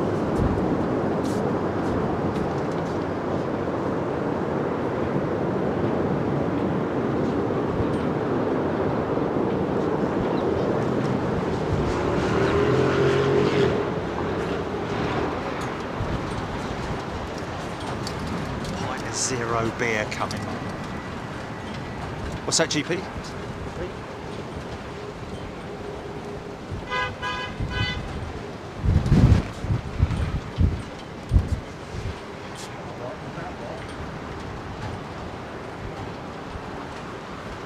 No, it's just a load of people just bringing up a bleeding piece of equipment. Drunk and noisy. They're just the guys bringing up some equipment up here from downstairs.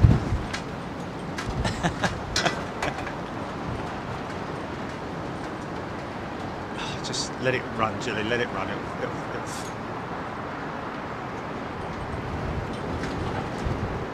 Oh, okay.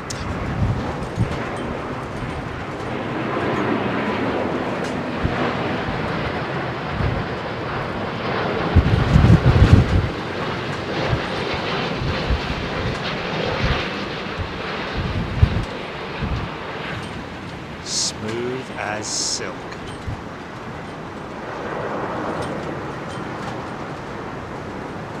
Interesting what somebody said earlier on. Yeah. It's always nice when you're on board the aircraft and you touch down and then it rolls out and you're like, oh, okay, and then all of a sudden, boom, they hit the reversers.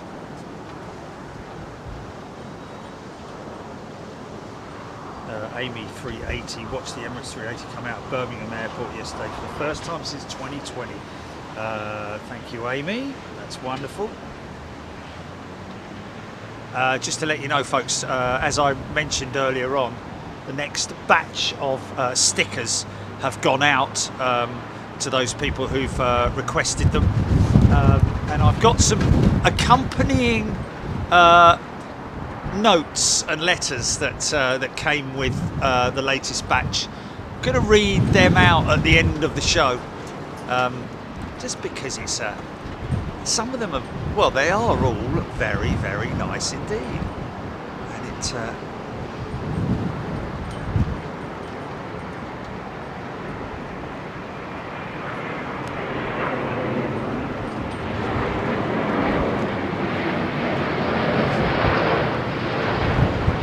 angle of attack as he touches down. What's the flare? What's the flare? There it is. Getting those undercarriage absolutely level with the runway. Well, partially, well, mostly, should I say. And that's all part of the training, you know, the technique in terms of landing the A350. It's a long aeroplane. And of course, touching it down, the ideal flare angle brings those undercarriage absolutely in line with the runway.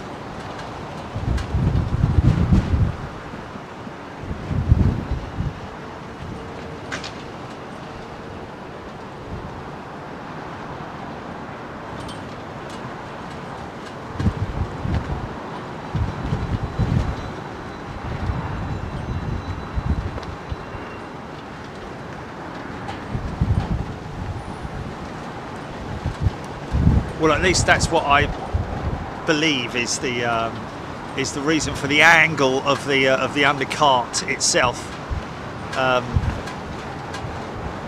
It's not like the Boeing, which has a pivot system on the undercarriage. The reason for the pivot system is to make sure that the undercarriage actually fits inside the undercarriage bay on the Boeing. A350 and other Airbus aircraft generally tend to have a fixed system.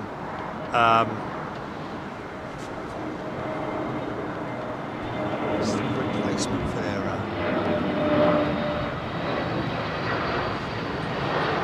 interestingly, there's a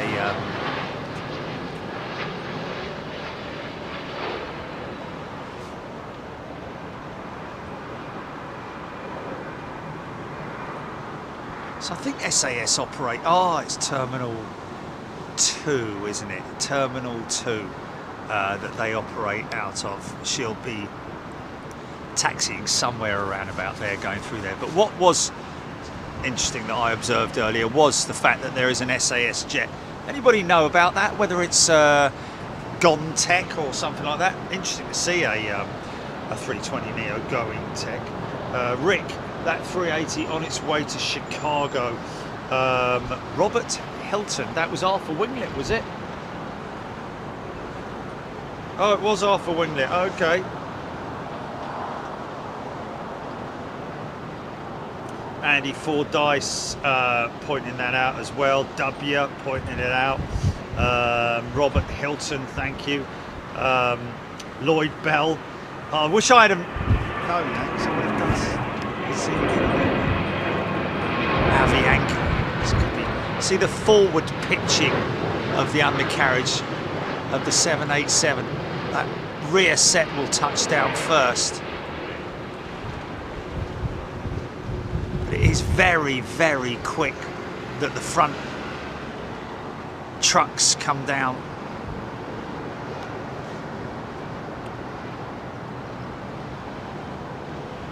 Because of the pivot system that they have.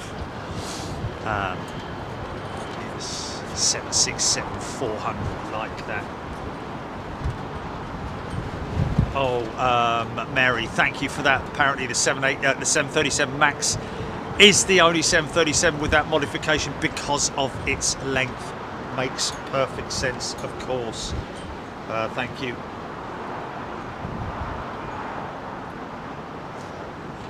Top Jimmy.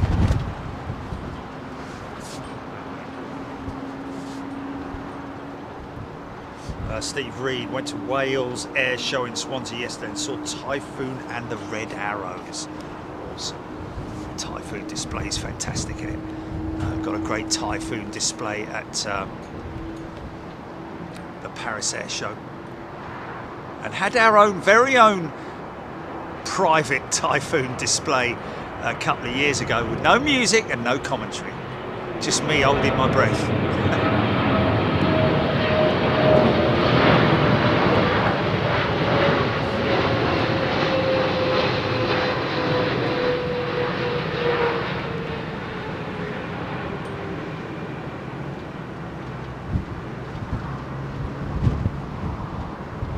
Yeah, nice. As all that weight transfers onto the aircraft's main undercarriage. It's a pretty cool sight, isn't it? Get it from different angles sometimes, where we see the full weight of the aircraft sitting down on its mains.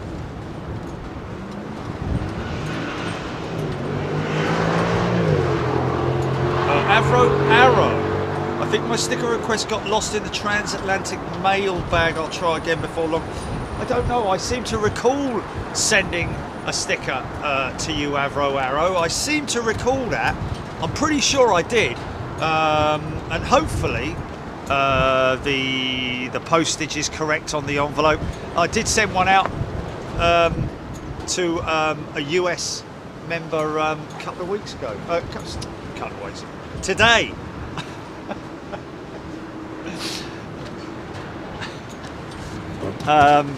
Which had 3 US stamps on it.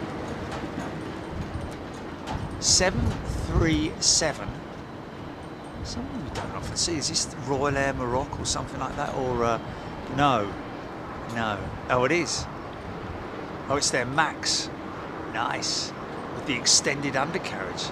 Mind you, it's only on the longer variant, isn't it? It's not on this one, is it?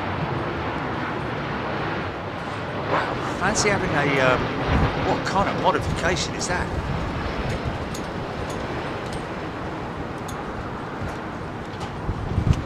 I'd like to know, I'd like to see the operation of that extension, that undercarriage extension. Quite an interesting,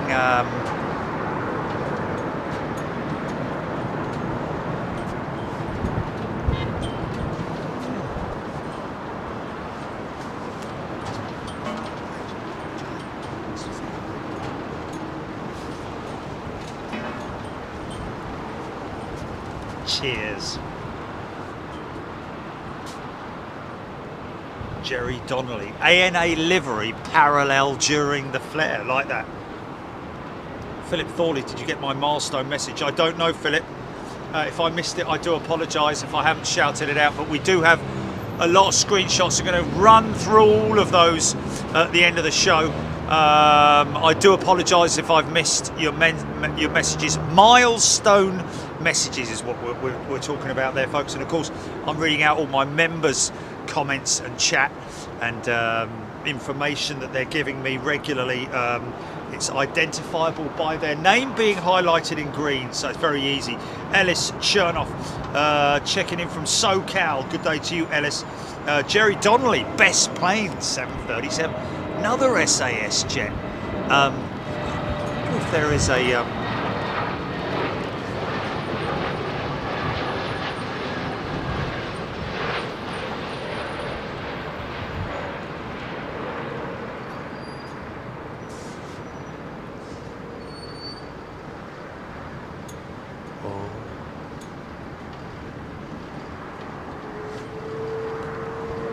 dirty little...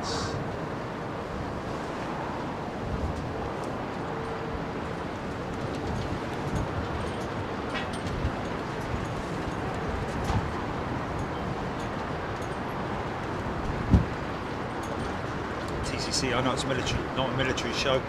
Read the F-22 can climb at 62,000 feet a minute, even faster than the F-15.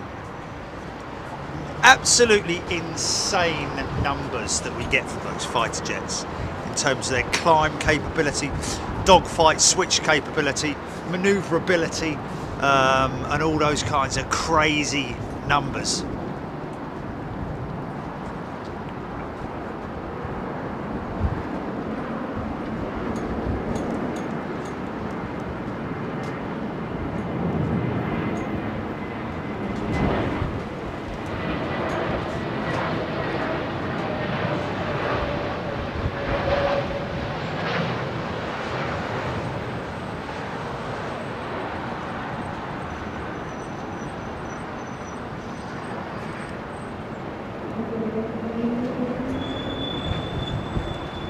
Over the top, folks. If there's anything over the top, let me know. Miffy Jet, white nose on the Neo. Yeah, much the same as her. What I think is an aircraft that's possibly gone tech or flight crew related, maybe. I don't know. Nice little retro jet with Aer Lingus going out there.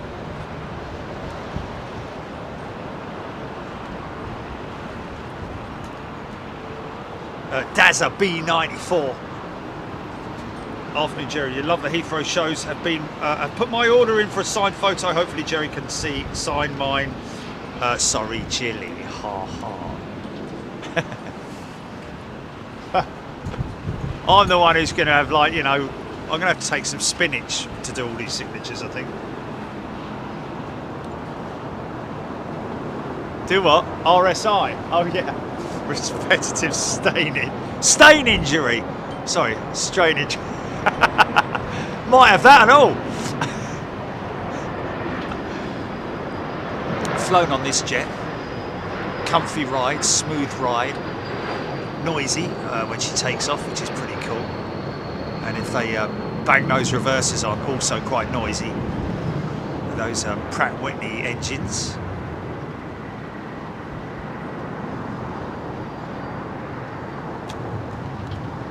Smooth ride. Another 380 coming to maintenance. Obviously having recently disembarked passengers. Gary Boakes, member for 15 months. Thank you, Gary. Wonderful thing to do. There you go.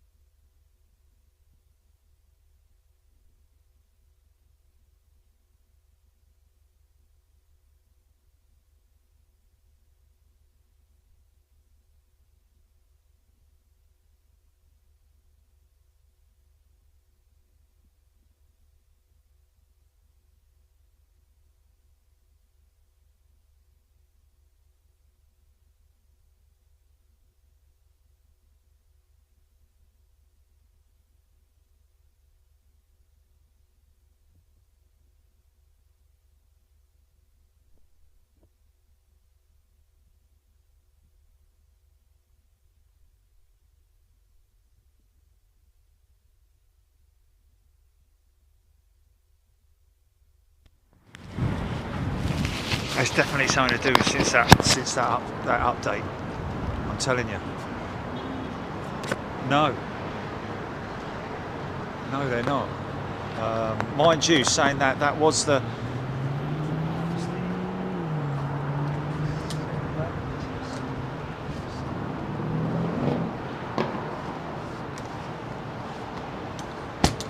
Sorry, folks. Back in business.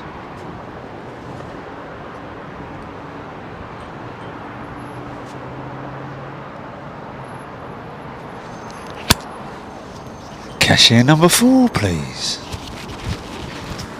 Poor old cashier number 4, always overworked and underpaid.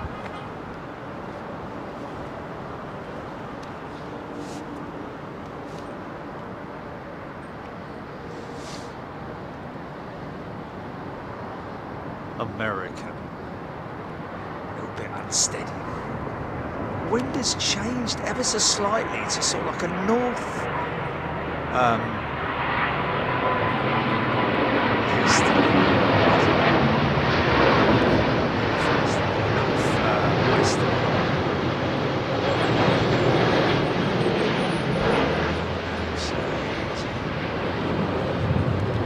Nice. Why not?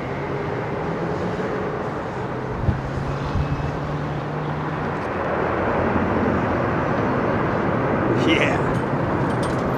That always wakes you up in the morning.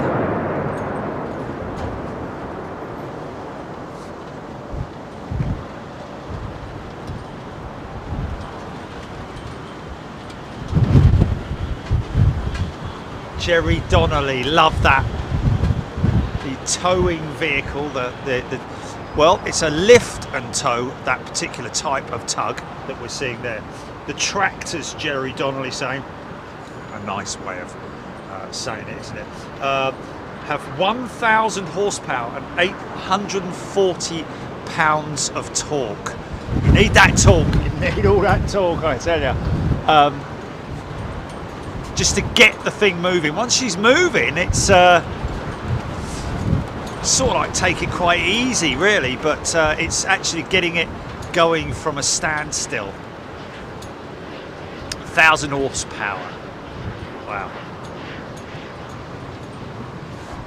And that's not even one of the big muscly ones though, is it? It's amazing to think that there's a system almost like a claw that grabs hold of the front tyres, or the front, well, yeah, it is the tyres, the front wheel set, should I say, and then secures it, locks it in place, and then lifts it up. And not onto a platform either. It's all held up by hydraulic systems, which is amazing. Not the heaviest part of the aircraft, though. Let's be honest. The front end's probably the least, the lightest. Although, then again, it has to be, Oh, hello, private jet.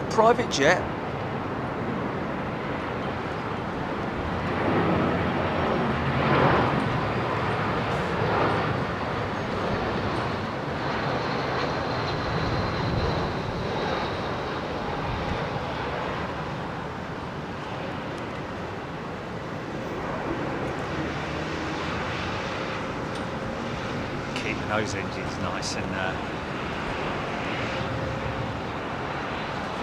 yeah, so I'm going to be reading out some of those. Actually, I could read them out now.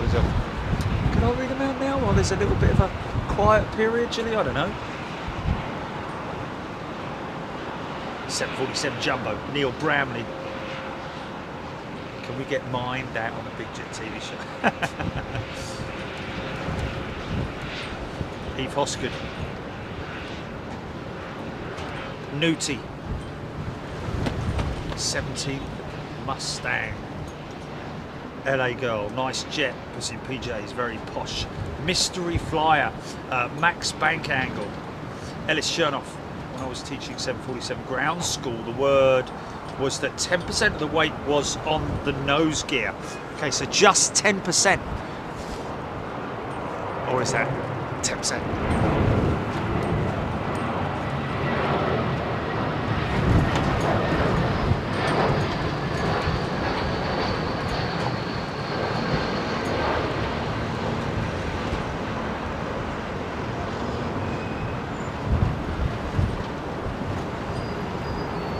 What's that? What's that? Whereabouts?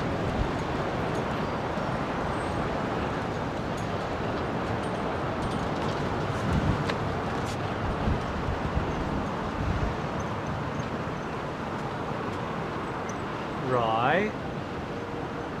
So that'll be to my north, won't it?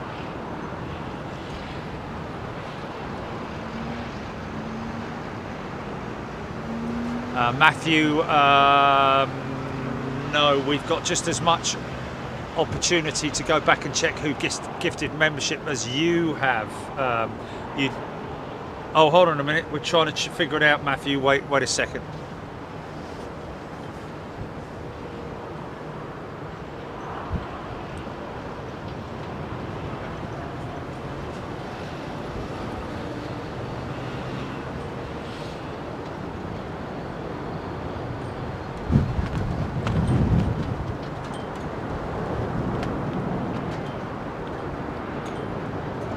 Leanne Weaving missed Arthur's takeoff. I got it. I wasn't aware that it was Arthur. So, and I'm in there with you, and I don't know whether. I'm guessing that they identified it by its missing winglet, which is on the starboard side of the aircraft anyway, isn't it? Isn't it on the starboard side, I think? Arthur's winglet. Andy Taylor, welcome back, Andy.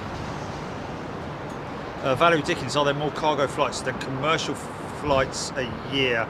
Does anyone know? No, far more commercial flights, Valerie. Far more commercial flights compared to cargo flights. Although there are, the cargo industry is is a very busy one from the air freight standpoint. But in terms of commercial movements and passenger jets, most definitely far outweighs the cargo sector, should I say.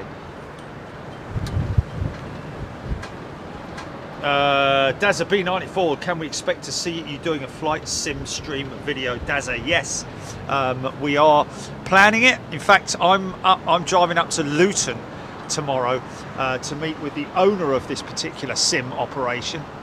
And do a tech check, make sure that all the technical systems work inside the facility.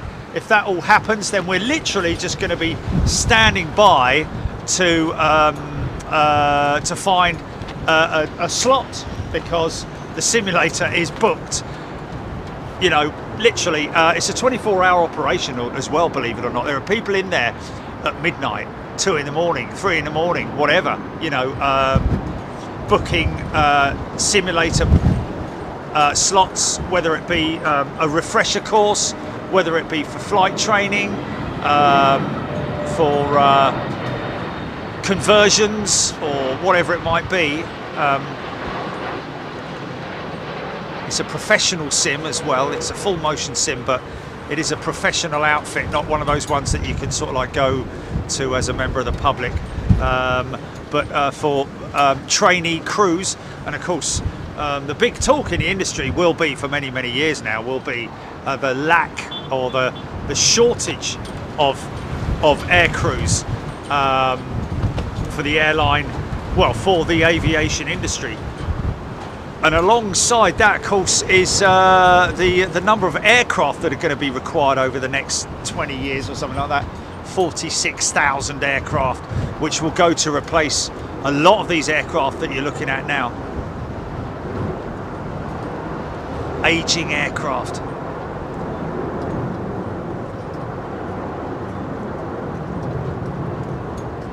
Oh yes, it is. Door is open on the SAS. Oh, is it? No, it's not. Oh, yeah, sorry, hold on. Yes, it is. Okay, so just the front, the L1 door. Again, like I say, I have no idea what that, what the reason is for that jet being here. Quite blustery now.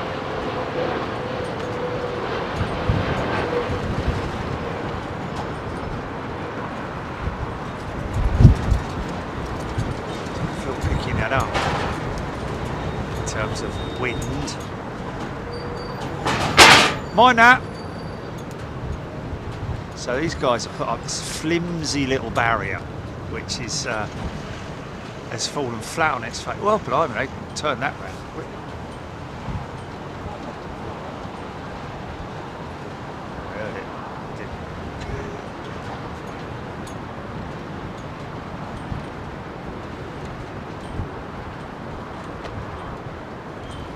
Buzz flight yearly.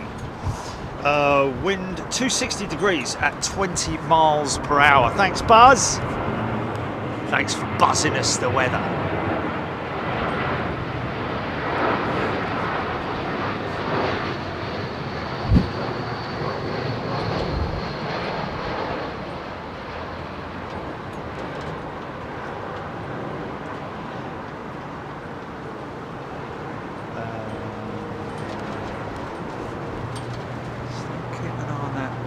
On that route for the the language EP. Make sure.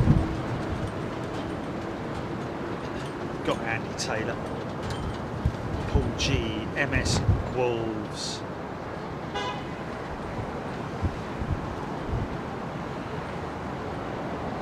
Nick Vernon. Okay, Nick asking about 777 landing gear. Oh, Carl Mason's booked first time going to Boston on a 380. What's Nick asking about on the 777? Go ahead, Nick. I'm watching the comments now. Always like to get involved in a chat like this. Keep an eye on it, GP. Josephine. Fulmar Media. Do planes have to show the make and model of the aircraft, such as the Airbus A380? No, they're not obliged to do so. It's just part of the livery. I don't think BA actually do on their Airbus jets. I think mainly the Boeing jets are Boeing are very proud of displaying the aircraft type. Although you do see the Neo liveries sometimes on Airbus jets, but I think you'll probably find there's an Airbus A320 possibly written on the back of that somewhere. I don't know, but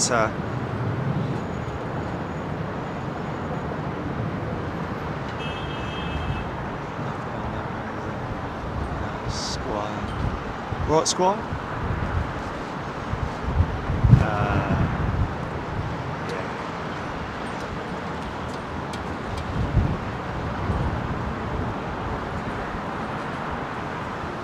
Okay, so Nick Vernon, so I've been observing 777 takeoff and the gear levelling out before closing. What happens on the land?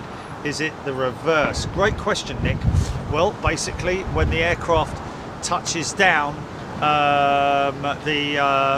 the reason why the undercarriage tilts is not specifically for landing or taking off. It is purely so that the undercarriage itself fits inside the undercarriage bay.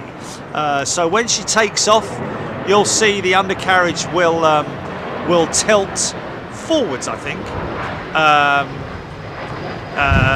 to make it fit ergonomically inside the undercarriage bay itself. And then obviously when it's extended, I would imagine that again, because it's coming out in that form, isn't it? So it needs to obviously extend once again, so droop. So yes, in answer to that, it is Nick.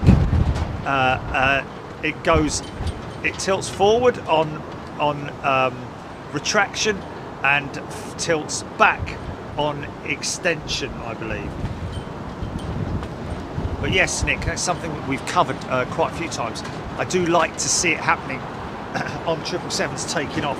Also happens on the 767, also happens on the Dreamliner as well. Perhaps not so obvious, purely because on the 777 it's the big tri-undercarriage, whereas on the 787, regardless whether it's a 10 or a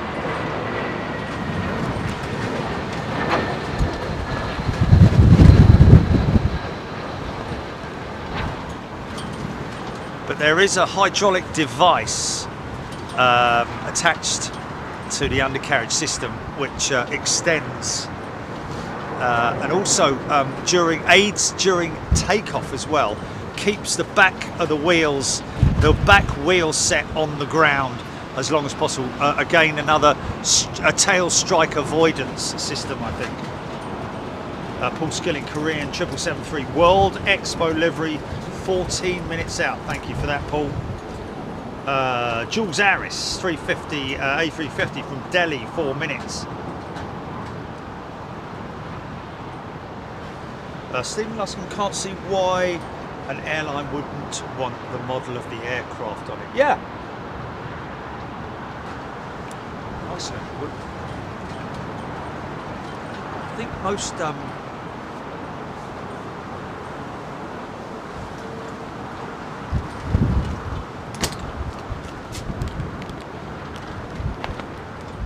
Wesley Cooper, there's a great video made by the Boeing company explaining the 9-inch extension on the 737 MAX. Thank you. I will have to have a look at that later.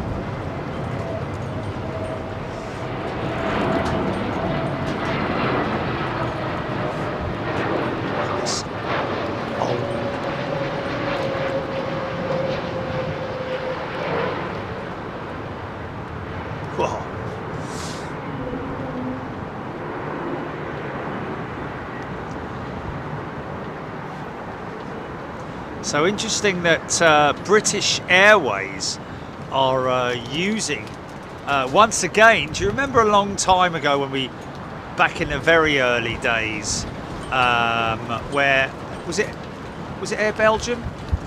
British Airways were using Air Belgium's A340-300s, I seem to recall. Do you remember that?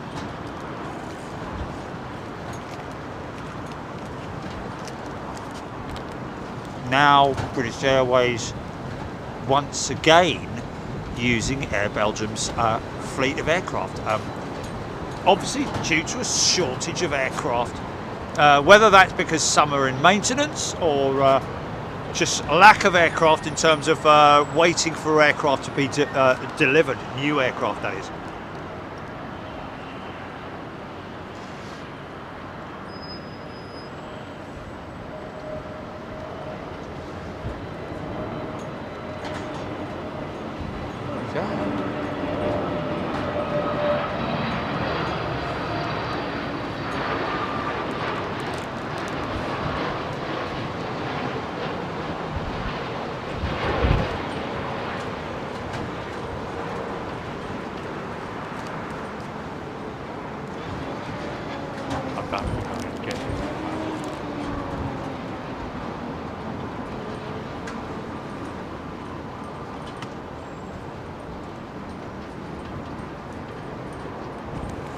Fine.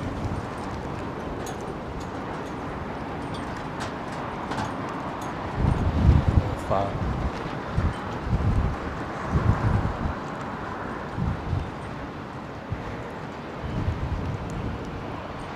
No.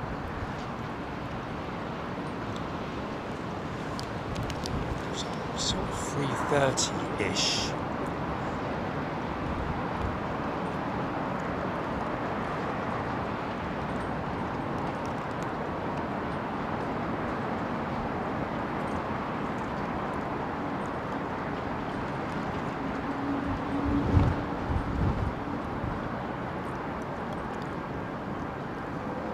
Cool.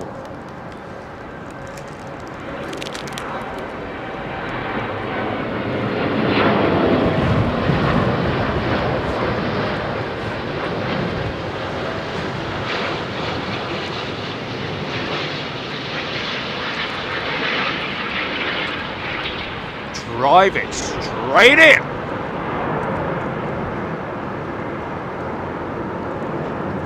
Nice.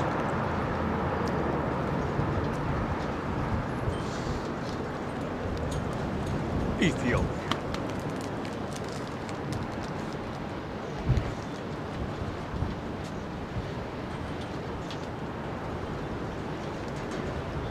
Stephen Luscombe, BOAC used to have strata cruisers here.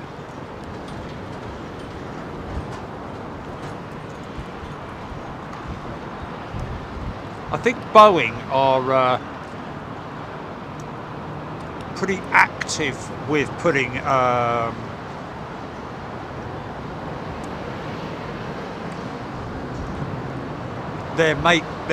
aircraft make on their aircraft, whereas Airbus don't seem to be so. You can see British Airways not having any of it.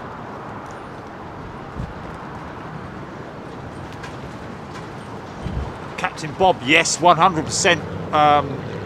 A visit back to Toulouse, another one that's well overdue. It's been at least a year since we went to Toulouse. Oh my goodness me. Another SAS jet.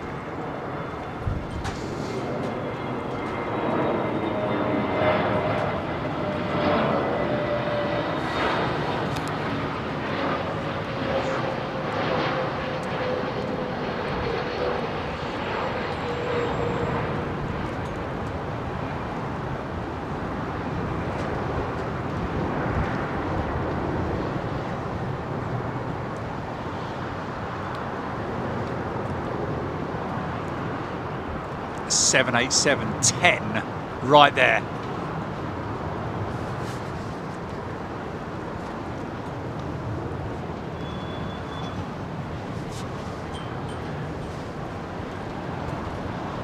Oh.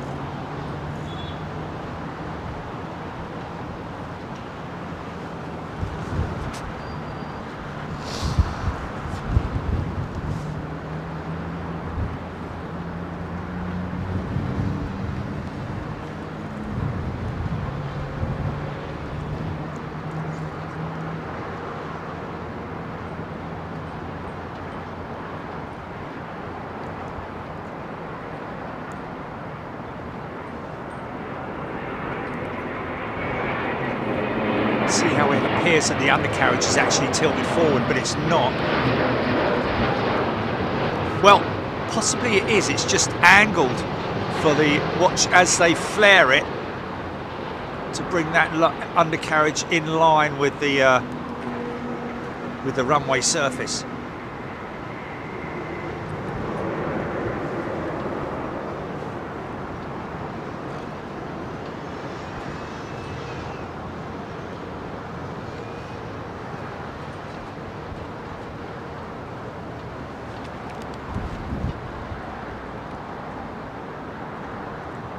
Interesting. Don't often see that with an A350 hot brakes or a brake failure or undercarriage bay fire warning signal that has failed.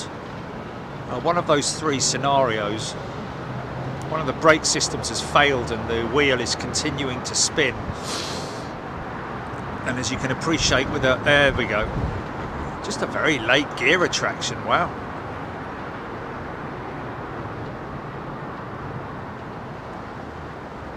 Yeah. Odd, I have to say. I think odd is the best word to use there.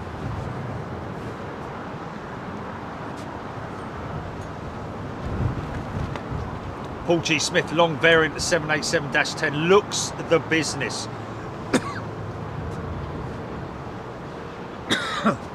Just like the A350 1000.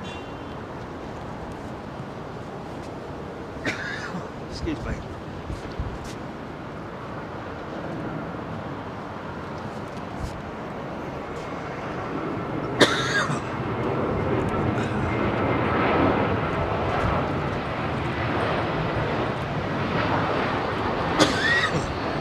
Bloody hell.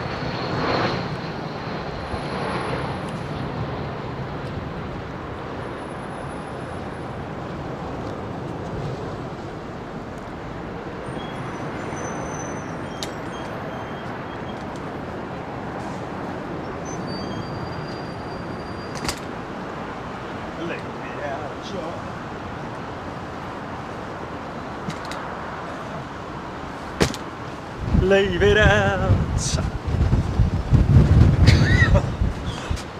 Coughing up some might be a gold watch. Terry McGurk.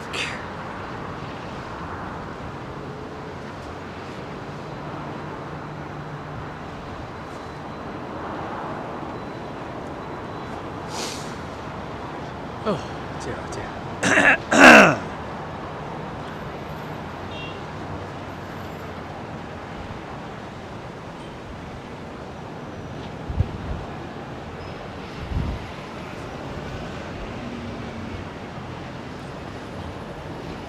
And one other thing.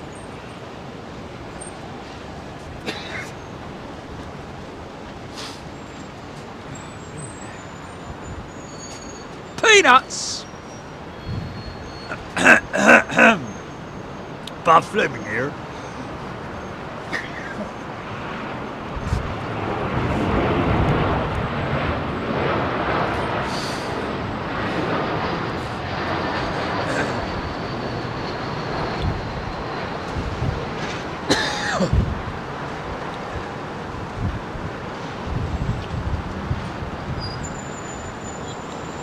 That's what happens when you when you eat those flipping it's supposed to be a health food bar, but it's flipping choking me.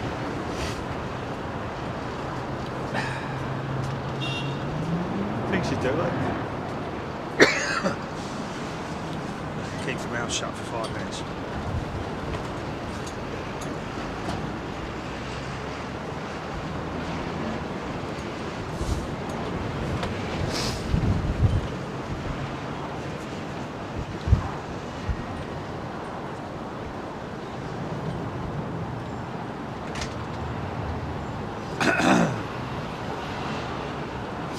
Ron Jaeger, Flying Legends Air Show.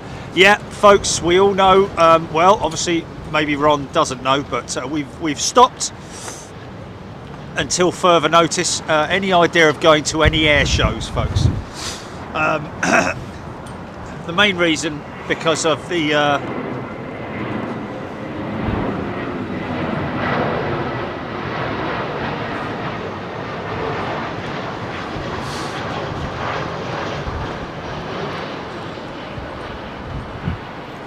The way that the organisers, I'd have to say, at the end of the day, it is down to the organisers, isn't it? Bloody hell!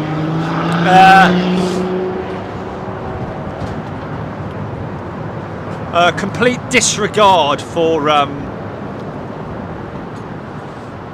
aviation in general, really.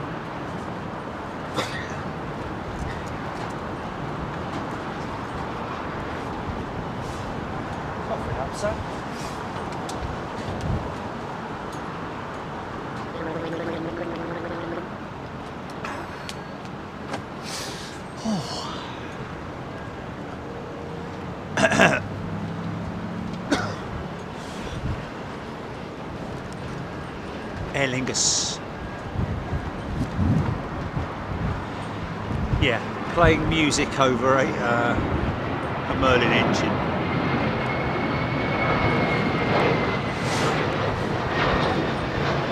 Regardless of what kind of music it is. Somebody mentioned the other day that apparently we adopted playing music during air shows from our American friends. I kind of I can bloody hell.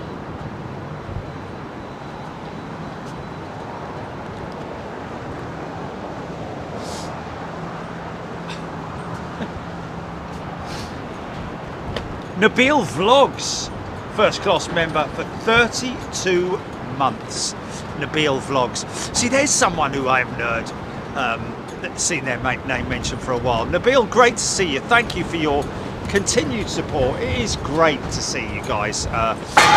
Mine now.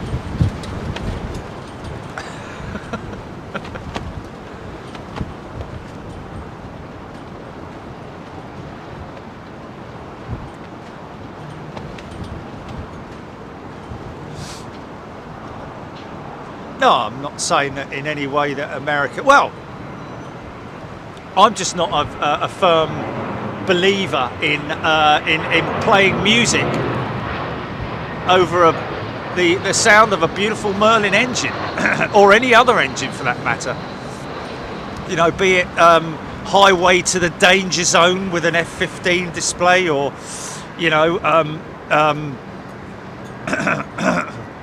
what's his name? You know, the World War II, you know, that kind of thing. I'm just not a believer in it. I think it should be, I think when an aeroplane is displaying, there should be no music and no talking. You'll notice that I generally try as much as I can to not talk when the aircraft is actually, the engine sound is with us. You know, I might talk as it's coming towards us or something like that. But the thing is that, to be honest with you, in terms of aircraft displays, there's a time to talk and there's a time to keep your mouth shut and don't play any music. I think it's terrible running music over aircraft displays. Other people will think differently. You know, some from wherever you are in the world, be like, oh, there's nothing wrong with it. It's absolutely brilliant. I love music being played over it. Well, good for you.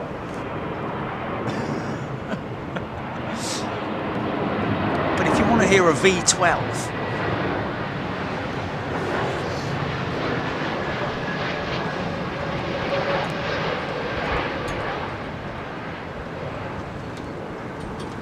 if you're watching a P-51 Mustang display or a Spitfire display, either or, Lancaster, a B-17 Flying Fortress, an F-15, an F-16, an F-35, whatever it might be, you want to hear the engines.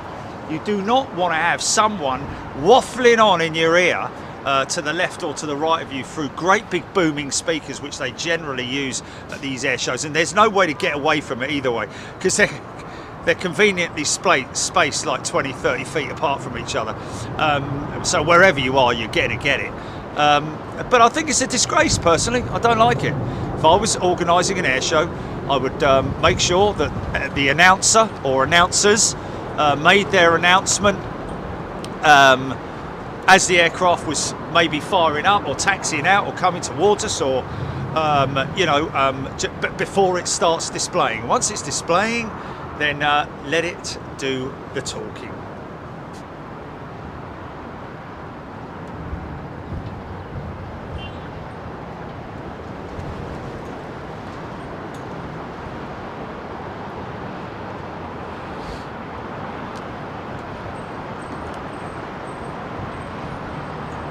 Yeah, I mean, a perfect example was the, well, actually it wasn't the, ironically enough, it wasn't a music and it wasn't a commentator, it was actually an aircraft that disrupted the video of the 777X display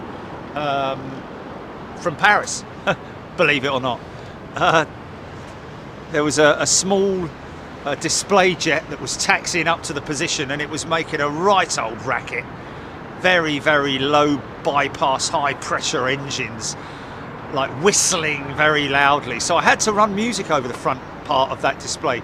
But at least we got 50% of it without that. Unfortunately for us, on the first day at Paris, the commentators were either just in the process of sort of like setting things up, testing it maybe, but they were running very low audio and very little music in the background, which is why we were lucky to get at least one day of it before they turned on the old Wurlitzer.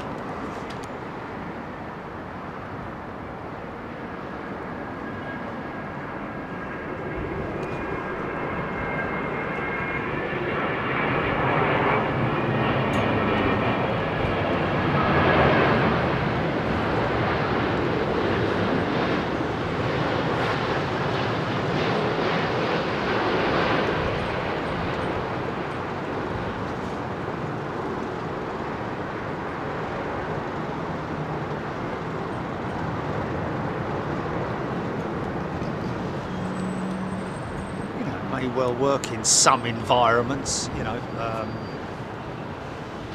In other environments it just doesn't, and I'm not a big fan of it. Fennec, from the Netherlands, I think, member for 2 months. Good day to you, Fennec. Avro, can you film at military bases in the US, or is that even allowed? Avro, to be perfectly honest with you, we haven't even tried it, and wouldn't really be a good rant clears the throat, Craig B. Husky Dog. Husky Dog, yes, the only music you want to hear is that what is coming from the engines. A V12 piston engine sounds great, doesn't it? On its own, flying up there, doing what it should be doing, not accompanied by any type of music or commentary for that matter.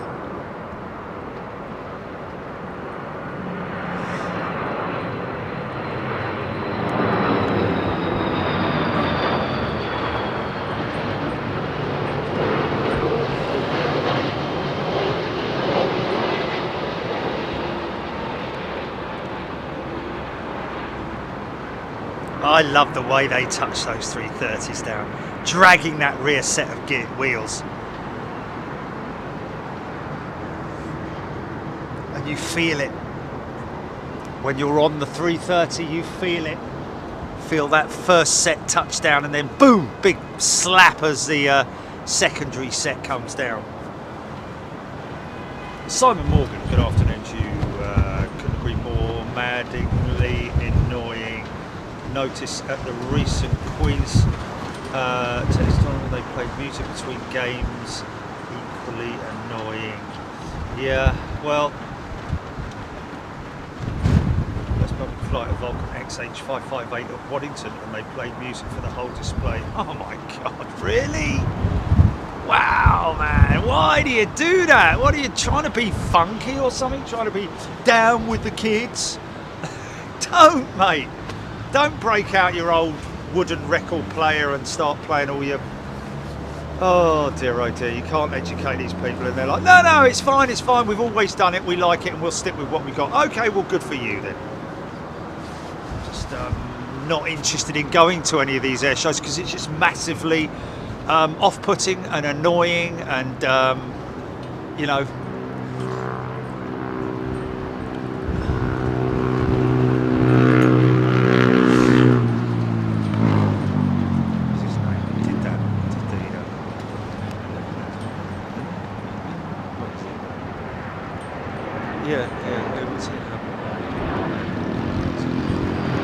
someone in his big band. Count Hey? Glenn Miller, that's it, yeah. It's obviously a synonymous with the Second World War, with the armed forces, with all of that. You know, it's great, beautiful music in the right environment, but not when you're trying to watch a Spitfire or hear a Spitfire. You don't need Glenn Miller blaring out from the speakers. Terry Denyer had Sally B fly past my house. Lucky you, man. Interesting. Again, quite quiet. Those radial engines. I think they were Pratt Whitneys, weren't they? The radial engines on the B-17, compared to the V12 piston engine on the Rolls-Royce Merlin engine. But again, something that, you know, is a beautiful thing to watch. Display. Saw her parked outside at Duxford the other day when I was going up to Lakenheath.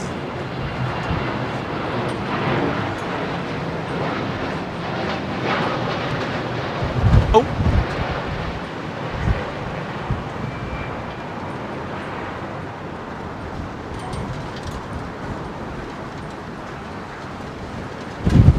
So should we map in front of map? Okay, folks, I'm just going to give you a quick visual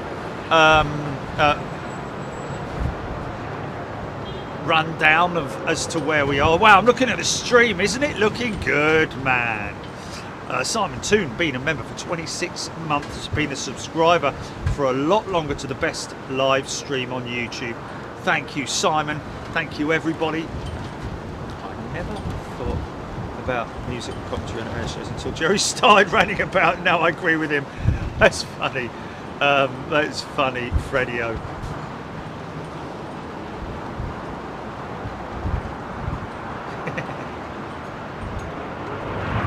Oh, right, Cyclones on the B-17, Nigel Clinning, thank you. Nick Gray, hard to beat the sound of a nice radial engine, or four of them in the case of the Everts Air DC-7. Yeah. Yeah, so, yes. So there we go, folks. There's your map as to my location. Top right-hand side, you can see there the little icon of me, and gives you your sort of like your compass headings as well, to where we are. So we're on the north-eastern side of the airfield at the courtyard by Marriott, and this deck here, they are soft launching it over the next couple of weeks, we believe, and then it will be open to patrons of the hotel from an opening around about between 4 and 6 in the afternoon. I think it's about 6 o'clock in the afternoon, depending on the time of year, of course. But there is another restaurant around the corner as well, folks, or bar/restaurant, diner. Well, not a diner, don't call it a diner. No, and it's also got an outside deck as well. So visit their website, go and check them out. Okay, GP, lose map, please. Thank you. Clark stayed at 2 and 3.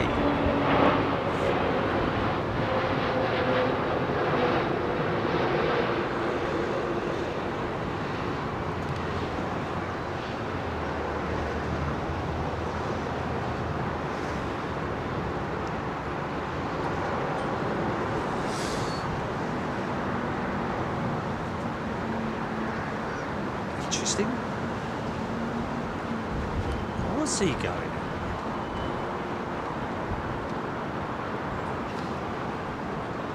Interesting route to departure, I'm guessing. Psychologist, a member for 4 months. Good afternoon to you, psychologist. Like the map visual, nice to see where all the different spots you go to. Still yet to come down for a plane spotting weekend at London Heathrow. Joe Thompson, does anyone know about the airline Austral? Is it any good? Scoping. That's interesting that you mentioned that. Because we saw that at Paris, didn't we? Or was it? Was it then? Oh yeah, special different.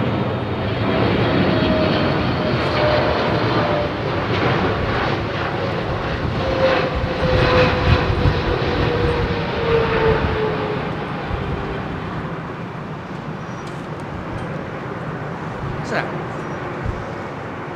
What's that livery then? King of the North!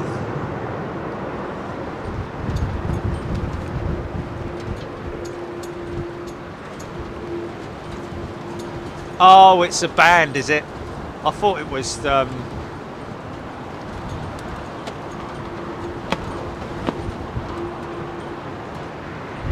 Clark, Matthias, Karen Hahn. Hi all. Is the 777 bigger than the 350? Karen. 350, 900 and 777 200 are the sort of like the same sort of variants in terms of size, and the 350 1000 and the 777 300 again sort of like on that same sort of level in terms of their competitive edge. And of course not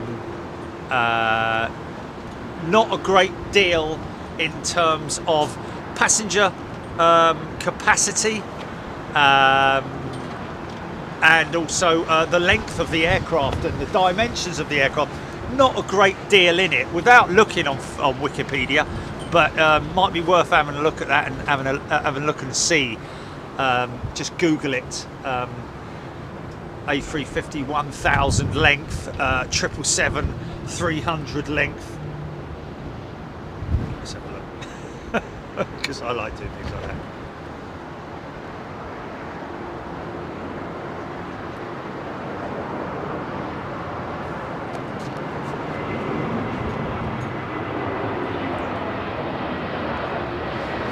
(242 feet, 74 meters. Let's just have a look. The Dash 300 777 became the longest airliner yet produced until the A340-600 came along. Had a 20% greater overall capacity than the standard length model. Right, remember those numbers, folks. 777-300, 242 feet long. Okay, 242. So, hold on a minute. Oh, 242. A350-1000 length. 74 meters. Versus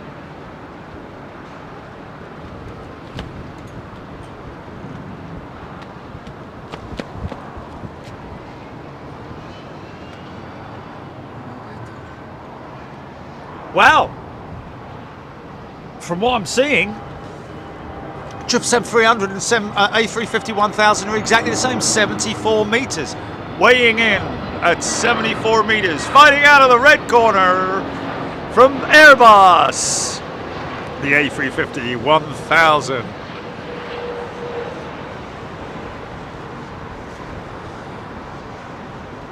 Now out of the blue corner, all the way from the United States of America, the 777-300. 74 meters also, 74 meters. No knockouts, no defeats.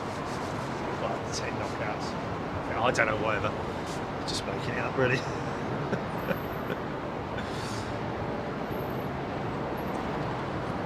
17th Mustang aircraft tend to land in the 140 to 160 range, but they do it in knots. Yes, around about 140, 130 knots. 120, 130 knots, 140 knots. Something depending on the conditions. I'm guessing, depending on the size of the aircraft and other governing factors. Landing weights, all those kind of jiggery pokery things that are inputted into the flight management computers. Runway length is another factor that's governed by those big American 777-300 going out there. American 777-300 looks bigger than an A350-1000, doesn't it? I think we're kind of agreed on that. Maybe unless you put them right next to each other. But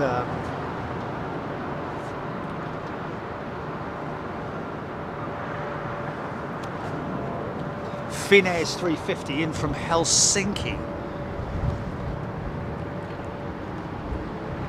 I like the basic style of the Finnair livery. What's that, GP?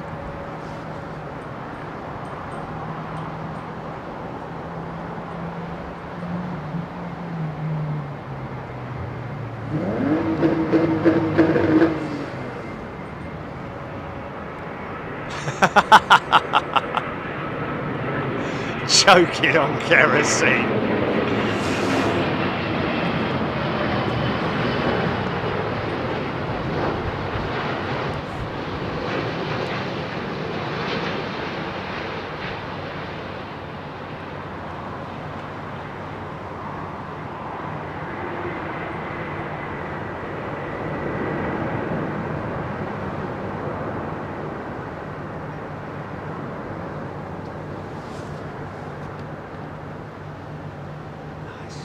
Smooth, exclusive XWB engines, of course, on the A350, 1900, just different thrust settings and power settings and so on and so forth. Fiona Rainbow Obsidian, HGC James the Drum. The Russian 17th Mustang, the Russian TU-144 landed at 200 mile an hour, 170 to 180 knots. They had sometimes used a drogue chute. Wow.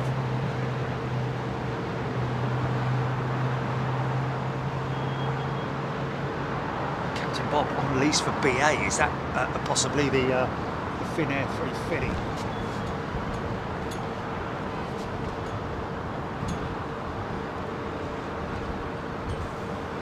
Philip Jones 350, best stylish plane at the moment. Yeah, it's down to everybody's personal preference in terms of its. I love the 777, man, just because of its beefy nature and how hardcore it is. 350 is a bit more sort of like a dandy highwayman, isn't it?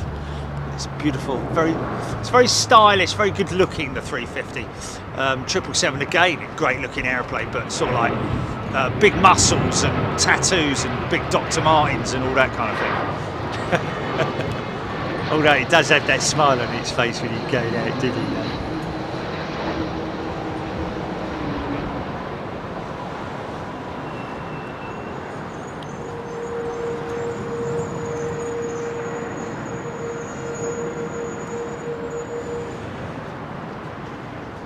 GN Man, ASL 747 to the north. ASL 747 to the north. Is it gone? Is it gone? Am I too late for comments? Rolls-Royce engineer, the XWB engines are actually quite different in hardware between the 8-84 and -97.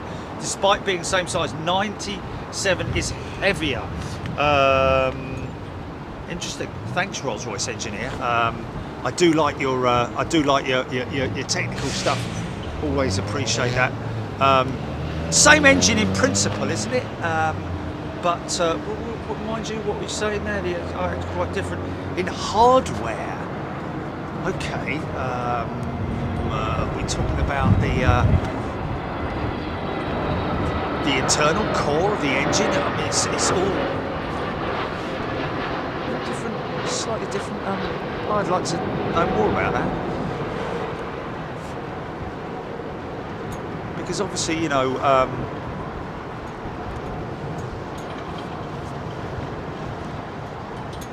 yeah. Is it,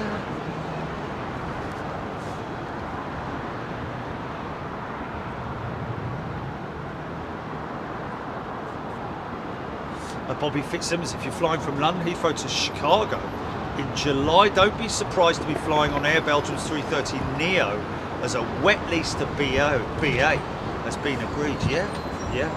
D-Bash Mode, member for 40 months as a Superclass member. Thank you. Like many others, Jerry and Jilly helped me cope with the scary, strange times of lockdown. Top shelf entertainment for 3+ years. Thank you, D-Bash Mode. Lovely things to say. Thank you, everybody, for your kind comments. Sort of like reminiscing and going over members.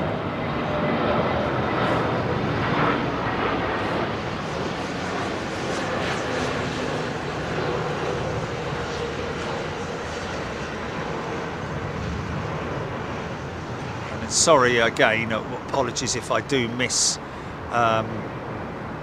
your comments, folks. Trust me, it's I'd love to have a little sort of like a what's that film Total Recall, where he's got that like glass eye and he can see all sorts of things going on in his eye, like a head-up display. Peter Rasmussen again. Peter, haven't seen you for a while, my friend. Thank you so much. Member for 41 months. It's a long term. I love when you broadcast live from Heathrow. Peter, thank you so much. Great comments to come back from. Brilliant. Great to see so many people who have been with us for so long. Such loyal members. Thank you, folks. Thank you, everybody.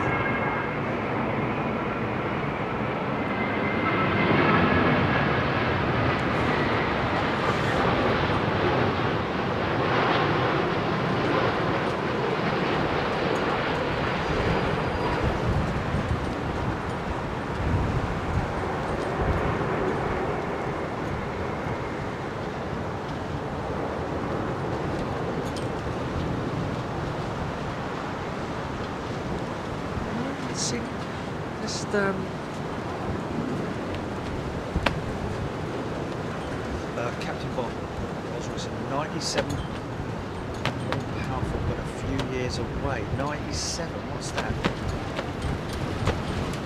Eve Hosgood, yeah.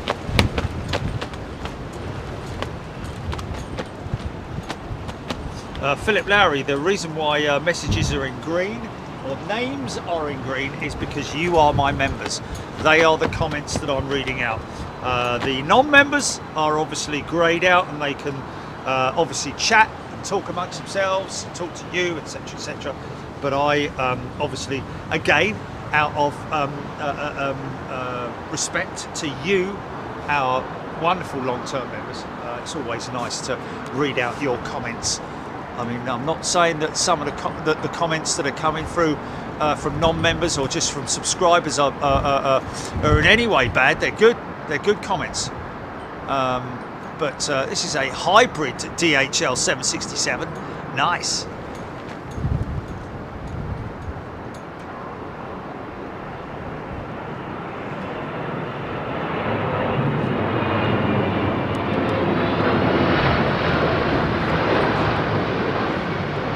See the forward tilt on the 7.6. Now as he flares it, level them out a little bit more, but that front set is always the set that touches down quick. Very sort of like, you know, very quick sequence of movement in terms of like the front set and the back set coming down.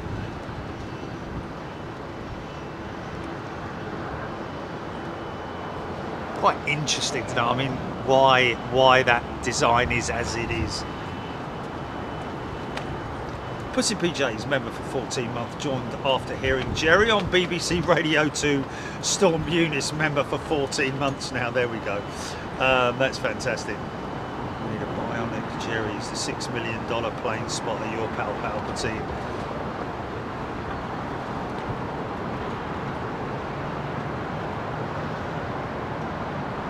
John Brennan, haven't had Aer Lingus A320 at Birmingham for a while now. Boeing will cease making, Brian Stewart, Boeing will cease making the 767 freighter by 27 because of new noise and emission regulations.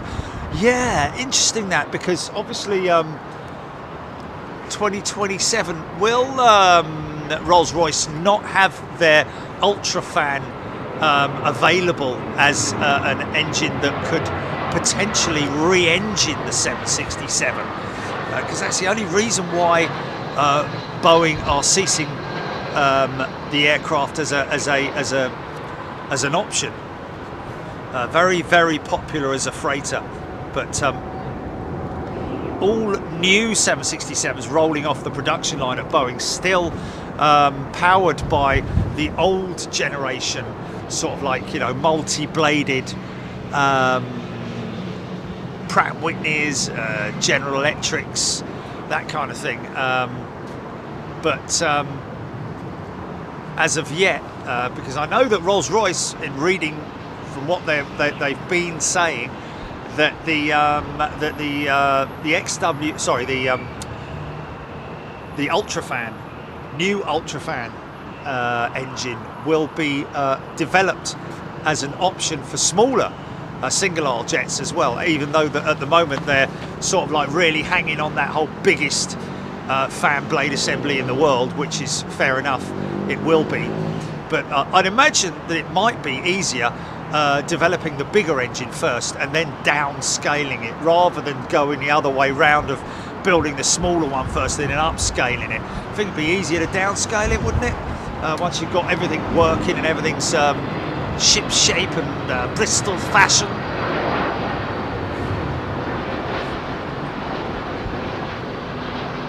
Because I believe that the much like the Trent family for different variants, I believe that they're planning on a single aisle variant of the engine, but something for that mid-market aircraft like the 767, because you would wonder why they couldn't sort of stick a Gen X engine on it or a Rolls-Royce Trent 1000 on it. I think that is primarily down once again to ground clearance, although saying that, there's not a lot of difference between the 787 and the 767 in terms of ground clearance, is there? I wouldn't imagine it's a great deal of difference, to be honest. Jackie PFC, 25 great months kept me sane during lockdown and rekindled my love for all things aviation. Thank you, always good fun and interesting. Thank you, Jackie. Yeah, we all helped each other during lockdown, didn't we? It was hard, man. It was hard, I'm telling you. It was no easy task. What myself and Gilly had to do every day, or at the end of every day, should I say. After we went off air, we had to spend at least another hour or so lining up the next day's show and making sure it's just very, very tiring is what it was. And but we did it because you're worth it.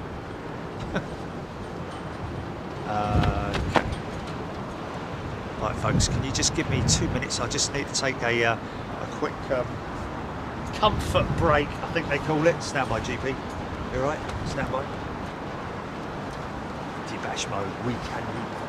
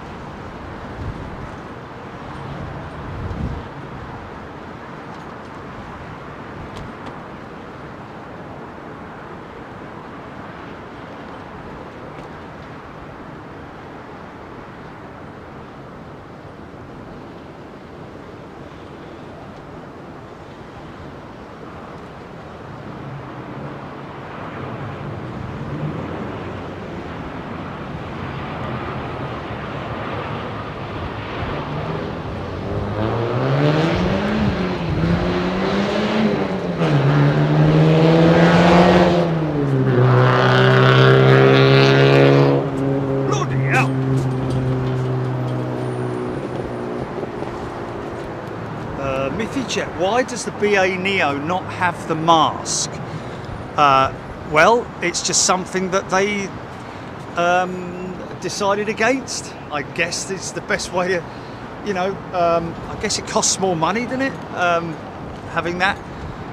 But in terms of overall, in terms of a livery, I think it looks fantastic with the blackened out. I think they do it on their 350s, don't they? I don't know why they didn't do it on their Neos. It's anti-glare as well, isn't it?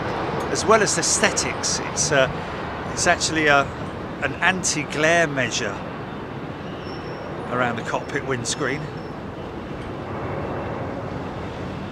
which is quite interesting anyway, isn't it? Because, you know, in terms of looking out of a cockpit, the only time you're going to get any place you're going to get any glare is actually off the front nose section, isn't it?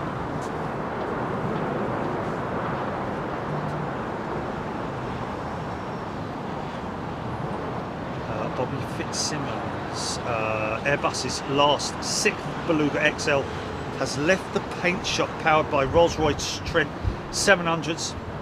It's 63.1 metres long, 18.9 metres high, with a wingspan of 60.3 metres. Cargo hold of 2209 cubic metres, largest of any military civilian plane.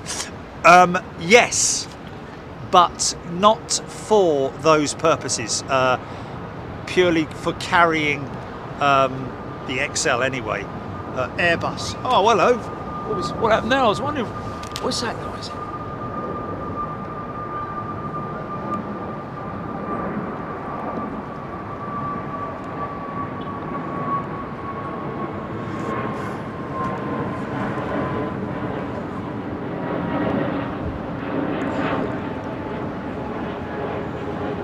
I think that's 737 may have run long, I don't know. But yeah, Beluga XL obviously used exclusively for transporting Airbus components, wing sections, empennage, mid-sections, cockpit sections, other bits and bobs, engines, etc. What?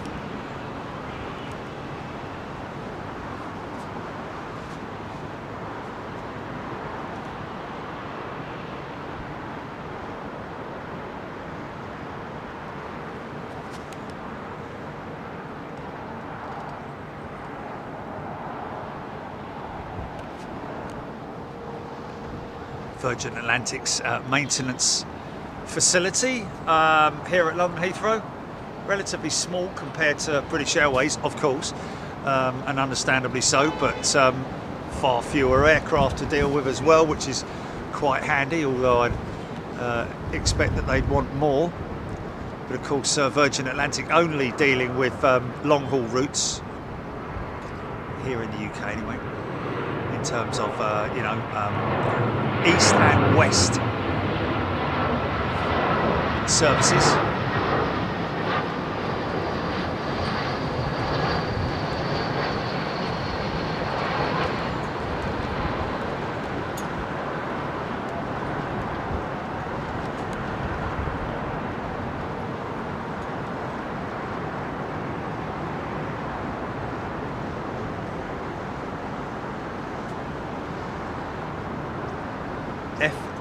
GWHST or Mike mentioning how that 737 looked fast. Well, Mike, interesting that you say that, because I did hear it from somebody a long time ago that apparently the 737 lands around about 10 knots faster than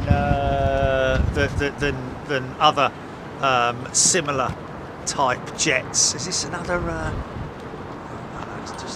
It's just a long, laborious, lazy gear retraction on the A330. What's that, GP?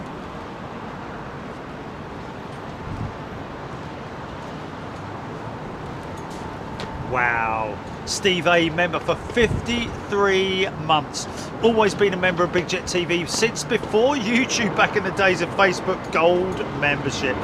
Best channel going for sure. Mate, that is fantastic, isn't it? Great to see you. Thank you, Steve A. Proudly displaying his 4 stripes and platinum star, which you get as a member. So you get your stripes, your membership stripes, your badges, your emojis, all that kind of crazy funky stuff. First class, super class members travel overseas internationally with me. Premium members get to see those shows a week later as well. And of course we do travel to Europe as well. Over 30 countries visited, folks, on Big Jet TV by far. And I will say this categorically, by far the most travelled, probably one of the most travelled YouTube channels, let alone aviation YouTube channels. But what we basically do is, as we always promise, we give something much bigger and better back to our paying members, because you deserve it and you're worth it.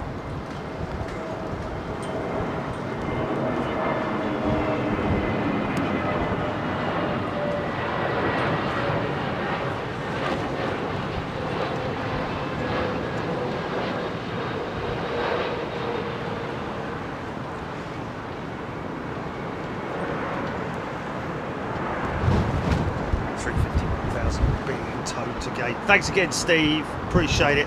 Sue Gardner Studio is a brand new member. Steve, Sue, thank you very much indeed. Paul D, member for 16 months, a superclass member. KLM, by far my favourite colour. There we go. Thank you so much, Paul D. Amazing to see the amount of superclass members getting noticed there today. It just, it's kind of sort of like very, very humbling, isn't it?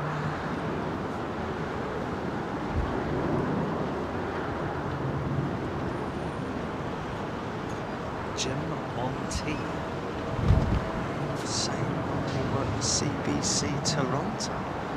Now we get the long call in it. CBS, sorry. See, they've got the. What's that, GP?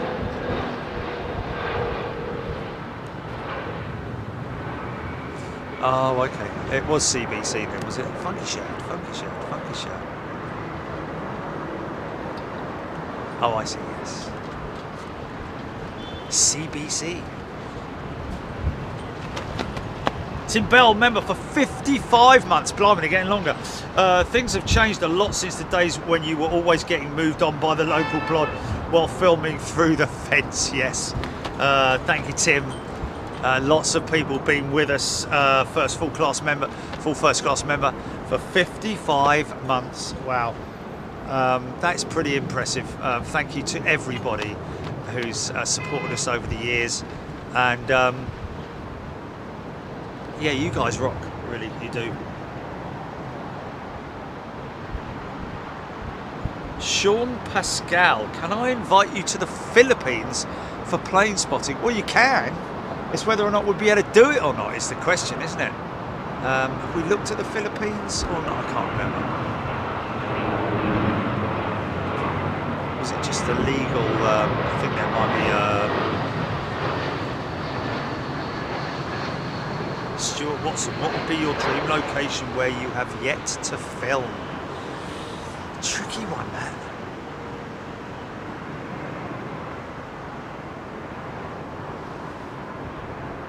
You know, what do you say with that one? Yeah.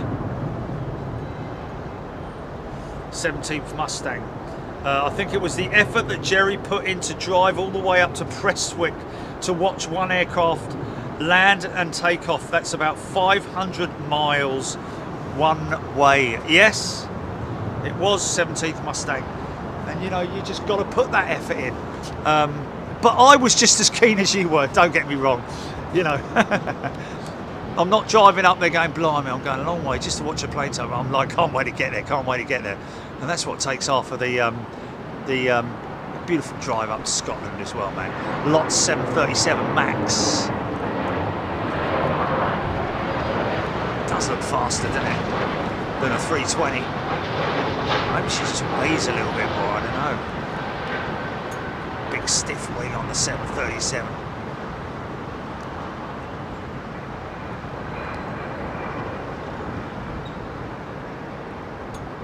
Yeah.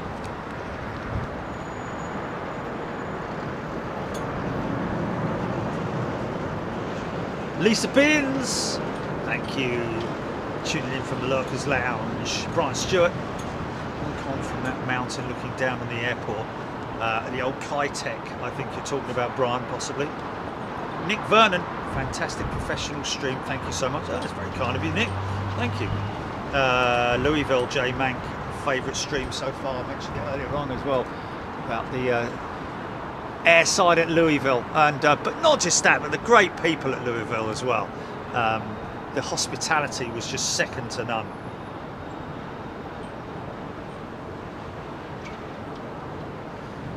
Sean Pascal, it can be done in the Philippines. Okay, well.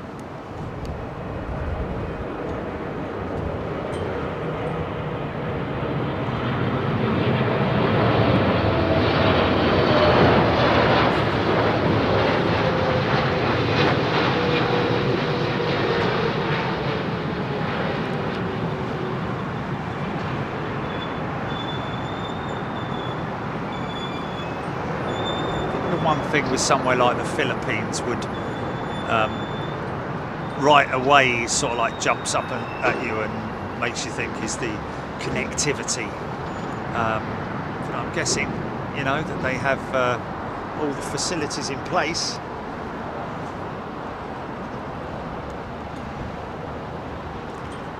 Systems in place, should I say.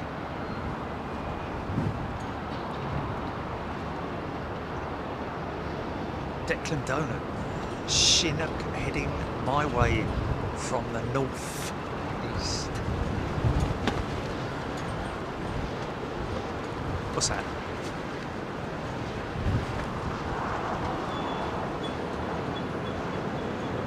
Oh, really? Whereabouts? Have I missed it by now? He's probably given up, hasn't he?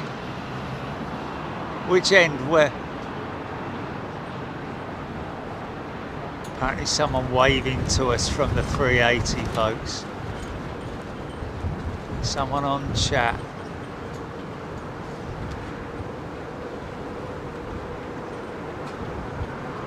Very difficult for me to see in my monitor. That's a loader there. That's a loader there.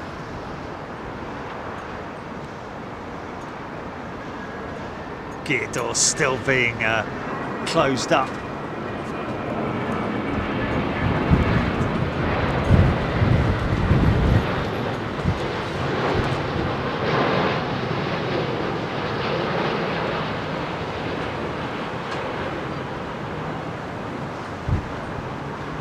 Bosh.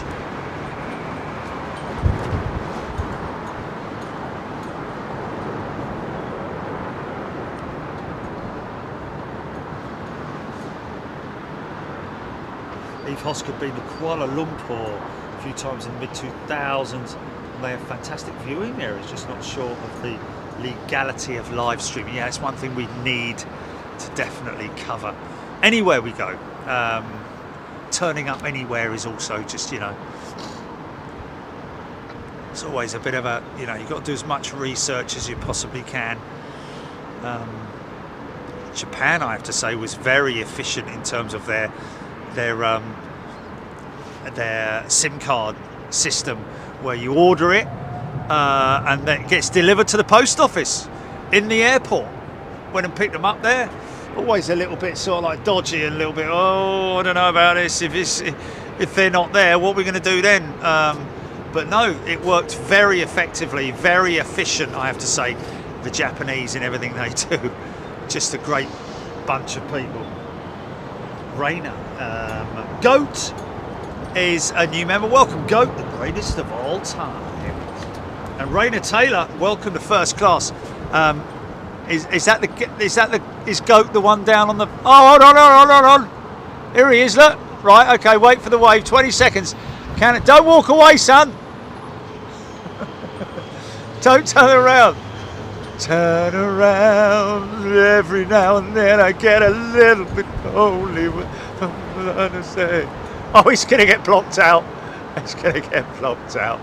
Okay, hold on a minute. Give him a chance. Come on, son.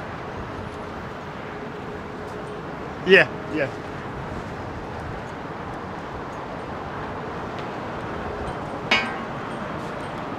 Is he waving? I can't see me little monitor. Oh, don't go no! Oh, he's turning around. Turn around! He's doing it. Good lad. Hey! Thank you, my friend. What a great place to be, standing down there by that ginormous, great big airliner. Lucky lad. Great to see you, mate. Thank you. And listen, let's just say thank you to Goat and all his working colleagues. Wow, is that my headset? Which one's? Oh, wait, eh? All his working colleagues who work tirelessly throughout the year, hot conditions, cold conditions, whatever it might be. We thank you, Goat, from the bottom of our heart for. That's the reason why your bags get loaded so efficiently as they do. They come on and off, and trust me, I've flown a few hundred times, folks. So I've had many instances of luggage mishaps, and most of them have occurred outside of London Heathrow. And generally, the problem is not with with Heathrow, it's with the actual airline, and from whence they came. If your baggage doesn't show up, it's not Heathrow's fault, and they're very, very, very efficient, I have to say. And if you are going to get your bags not turning up, you want to get them not turning up with Virgin Atlantic, because they are unbelievably efficient, man. As the baggage department at Heathrow are just fantastic. Great bunch of people, very polite, very patient as well. When I on my most recent escapade, sorry about talking over that, folks. On my most recent escapade, a fella escorted me down into the, I came back, I rang the little phone, all very efficient. Rang the phone, he picked it up, came and met me, and I was escorted through to the baggage hall once again, and there was my bag. What a great service, I have to say. And Heathrow, I really do take my hat off to you. People may moan about you for whatever reason it might be, but you do a fantastic job in terms of looking after the customer and running a very efficient airfield.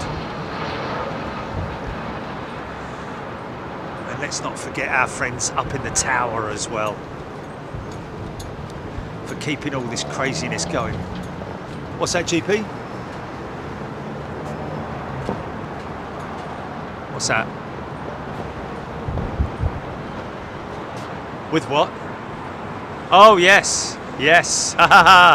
Yes. Yes. The goat.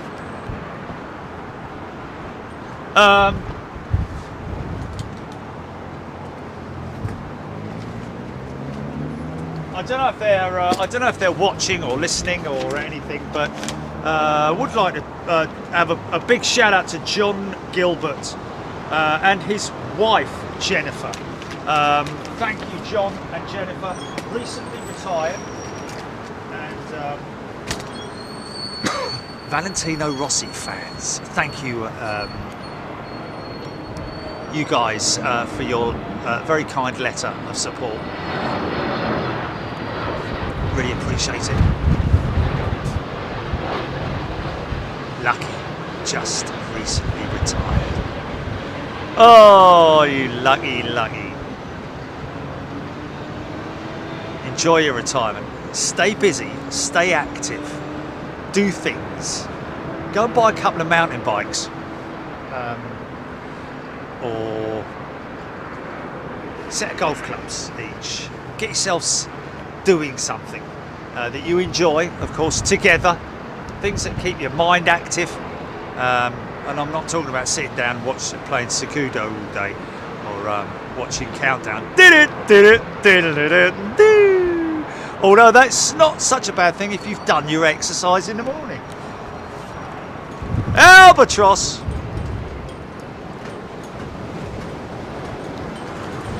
Big set of tread engines on the look. Yeah!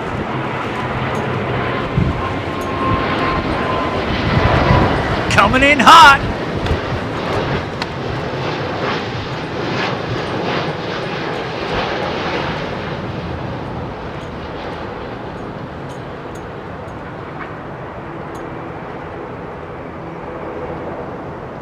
God, there's something loud going out there. Blimey, what is that? What is that?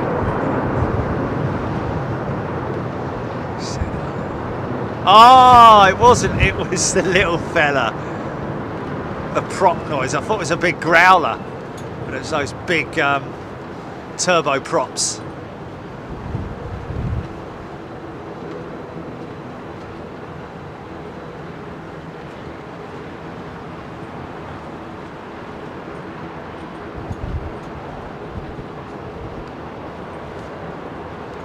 That was quite funny. Shamrock 105, returning member. Welcome back, Shamrock.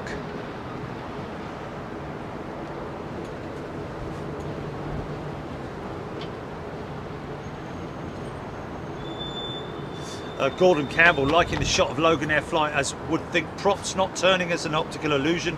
Keep up the great work. Yes, that's all down at frames per second on the video camera settings that you get that. A bit like the old days when you used to watch on Sunday afternoon when everyone's asleep snoring away and you used to watch the old cowboy films. Get off your horse and drink your milk. With the wagon wheels always looked like they were going backwards, didn't they? Or still.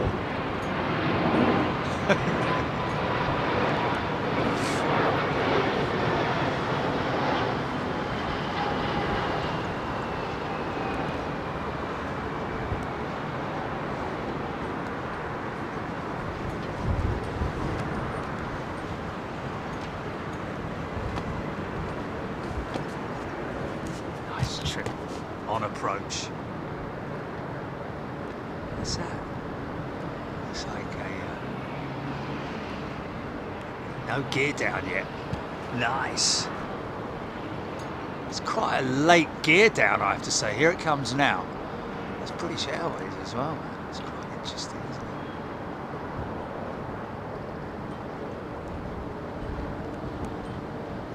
Looks like is this Air China? 773, big old set of booming G90s on alert. Look at that.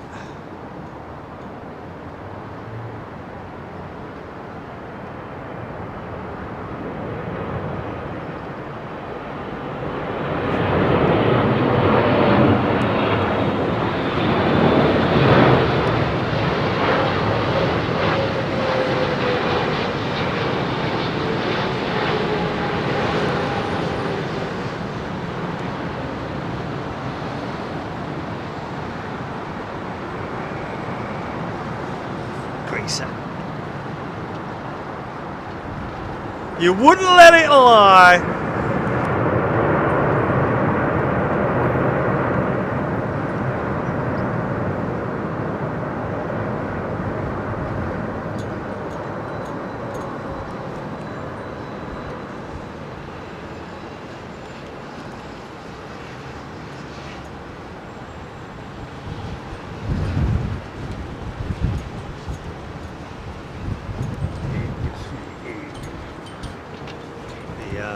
skies up above.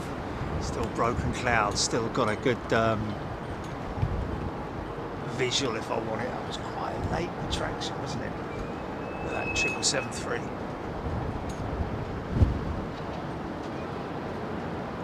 Big old set of spinners on her, look.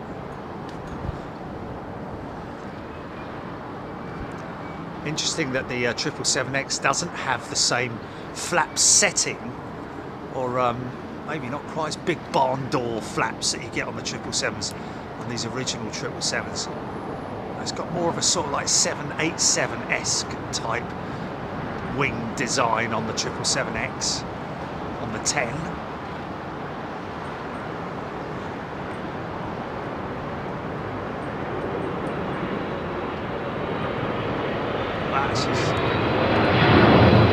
Get her over the line, son.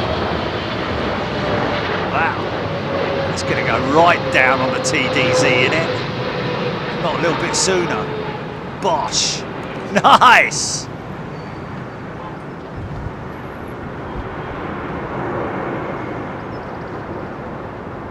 little bit of air brake.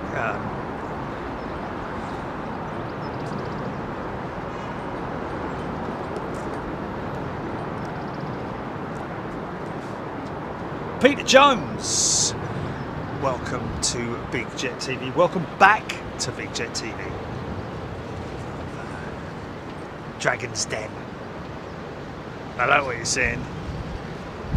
I'm not a firm believer, so I'm out.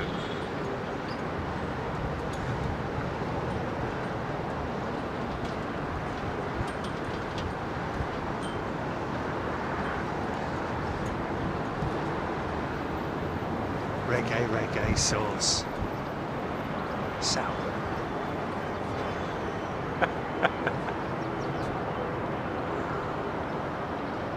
Arrow BA triple from Mumbai. I think that is what it was.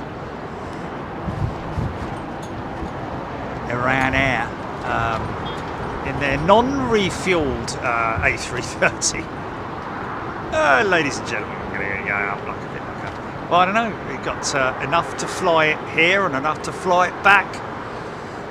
I think they're still in that restraint, that period where they're not able to refuel. Am I right in saying that, folks?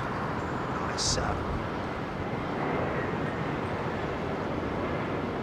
Hey! Oh, hey! Gino, you brick of my heart. Why you not a win of the hunt? I'm cook up the pubba dubba. You like it a mushroom? I like it a mushroom.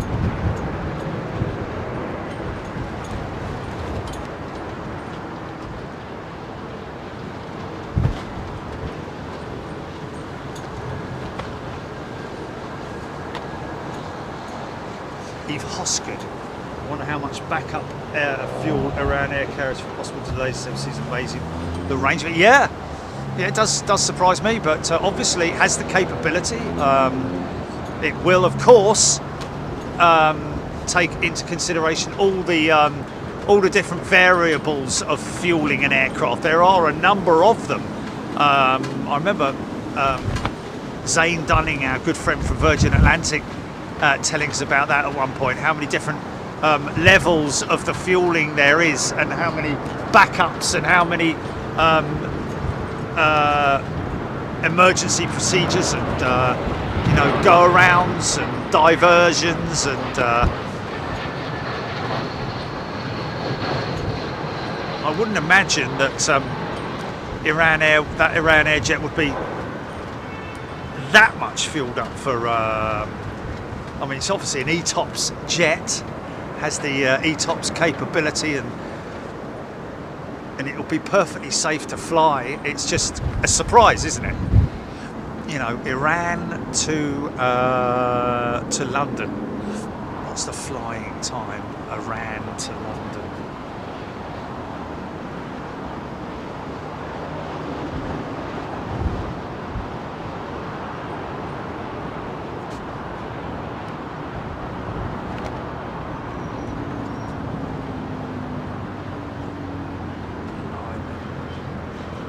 82 messages, surely. You expect to get through all of them?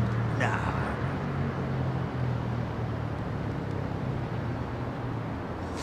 Oh, they're individual, are they? Uh-huh. Okay.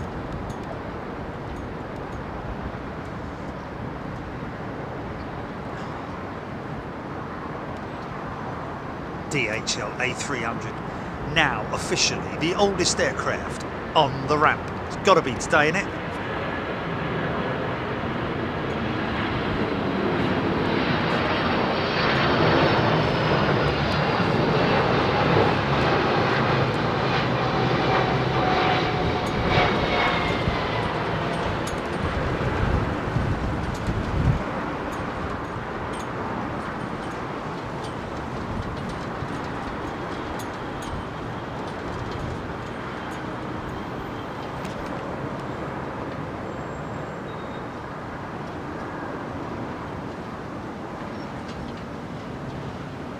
Prince Charming, Prince Charming, ridicule is nothing to be scared of. Don't you ever stop being dandy, telling me you're handsome.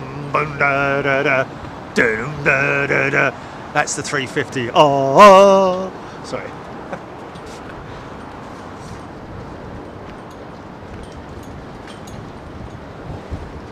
Whereas this fella, it's more like, you know,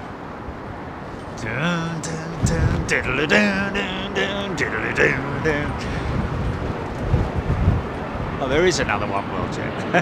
There's more than one. See, a lot more than one.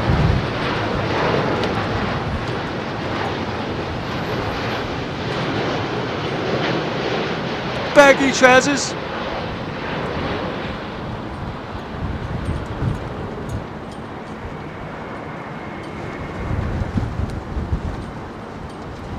Bother boy, 777.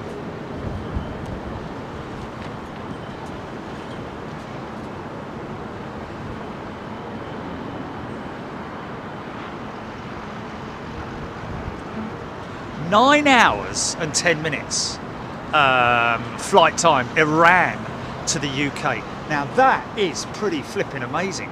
You telling me that they fueled that 330 up to fly for 18 hours plus?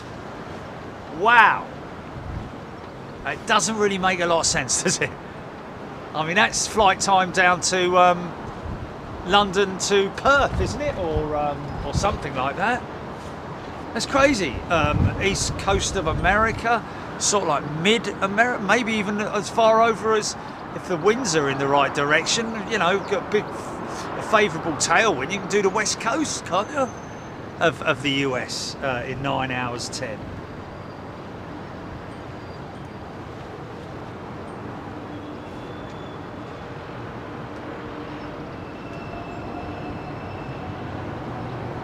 She's saying that it needs at least 12 hours of fuel. It's 9 hours I'm seeing. London Heathrow is 9 hours 10 minutes non-stop for so yeah, that aircraft will need to be fueled for a minimum of 18 hours, but at least 20 I would have thought for all the oddities that may occur, you know, in terms of a wow, I can't understand that. Has he even got that fuel tank capacity on a 330? Is it a long range or something? Has he got extra tank? I don't know. Or is it just it was it's the ice cream van.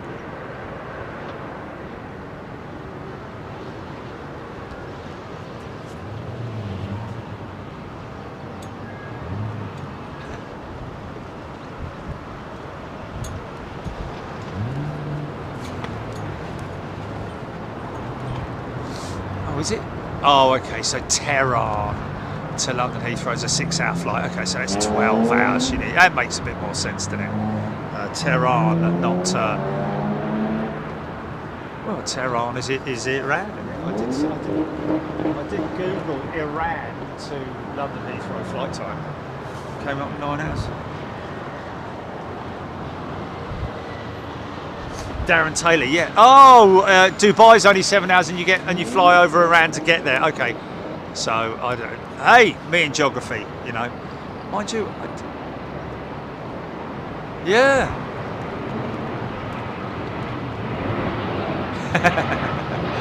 Oh well, it's a bit of filling, isn't it? Sorry, folks.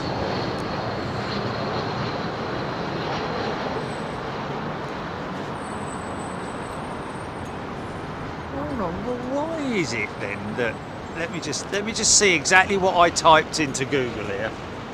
I typed in I put sorry, LAN. It mistyped it. It's because I did swipe text. Hold on a minute. No, Iran. It's not doing it, is it? Iran. 6 hours and 20 minutes. Okay, should have started that all off again. Can we rewind? Nine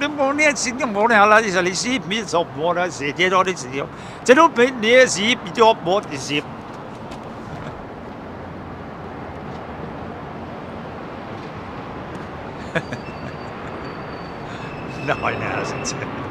It's got a flight to the moon and back, for crying out loud. What's going on? 6 hours, 20 minutes, thank you.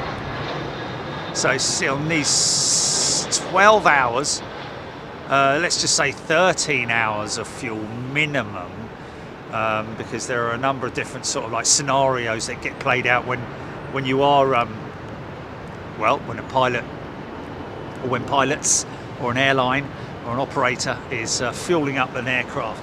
There's different things to take into consideration.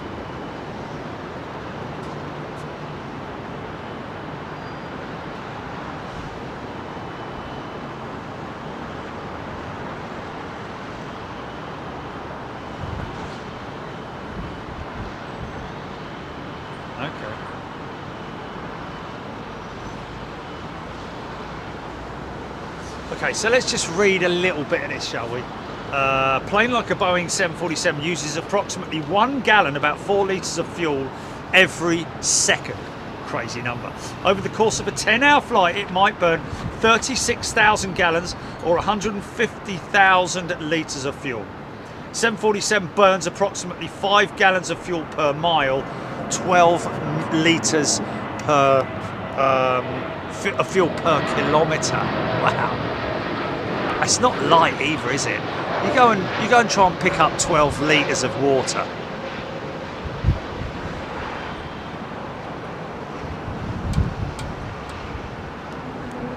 Okay, so there's that. This sounds like a tremendously poor miles per gallon rating, but consider that a 747 can carry as many as 568 people. Let's call it 500 people to make the maths easier. 747 is transporting 500 people 1 mile using 5 gallons of fuel. That means the plane is burning 0.01 gallons per person per mile. In other words, the plane is getting 100 miles per gallon per person. Not bad when you consider 747 flying 550 miles an hour.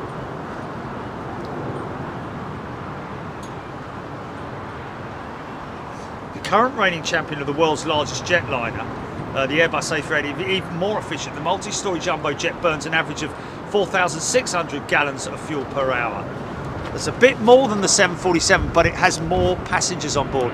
But does it? Dun, dun, dun. All depends on the configuration of the aircraft, of course. More fuel,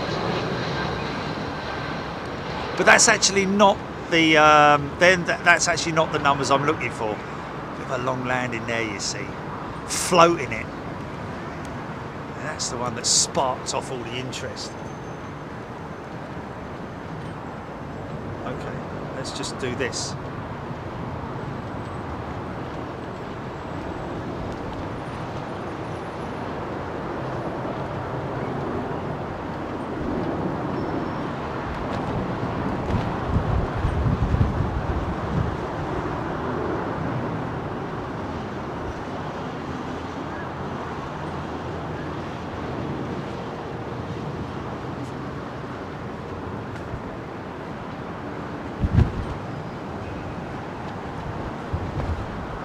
see, they also have to take into consideration fuel used during taxiing as well, and whether the aircraft's put in any holding pattern when they arrive at the airport or at their destination. They may not go straight in, they may have to go into a hold for 10, 15, 20 minutes, sometimes even longer.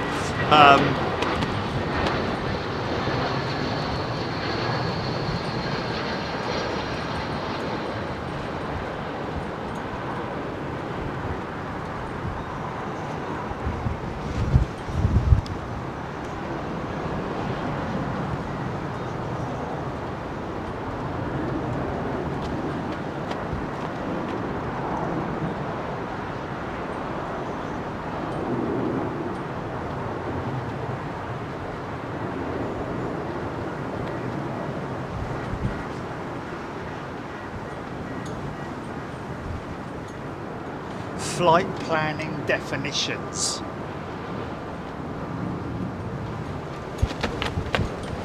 Alternate fuel, additional fuel, missed approach at the destination airport, climb to en route altitude, cruise and descent at alternate aerodromes, approach at alternate, landing at the alternate aerodrome.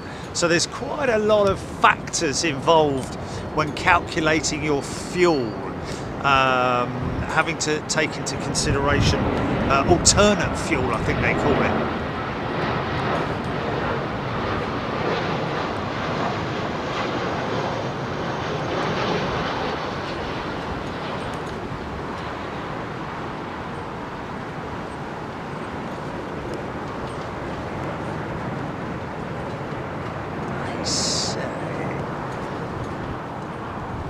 Ballast fuel, block fuel, ramp fuel.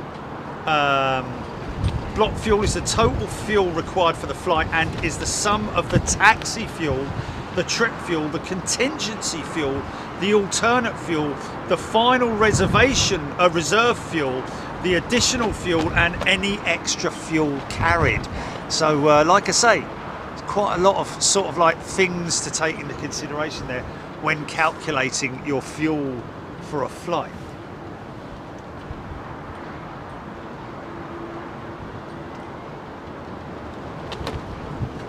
Screaming Emu, welcome back, Screaming Emu. Joining us back on Big Jet TV. Great to see you back, my friend. I'm still using a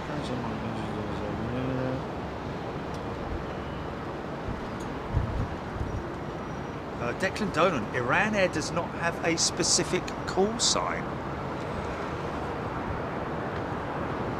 Interesting. Does it not? Is that what you mean on flight radar, or like BA's got Speedbird? Doesn't have a specific call sign, is it? It's not shown on flight radar or something like that. Is that what they're saying? I don't know.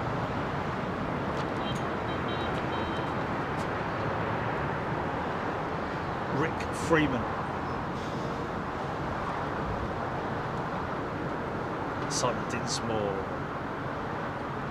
Been around planes all my life, with Dad being in the RAF and still learning. Wow, fantastic, Simon. Sean Pascal. Nigel Armstrong, Screaming Emu, back.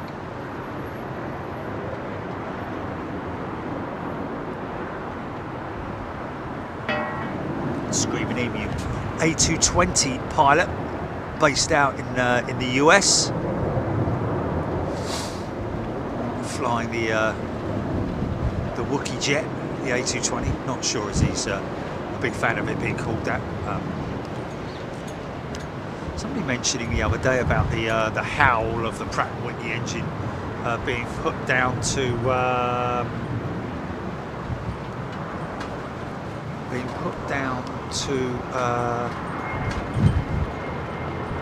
the combustor,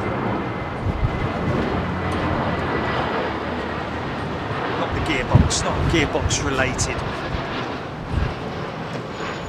noise that we're used to hearing. Might get it now when this guy pulls the reverse thrusters. Okay.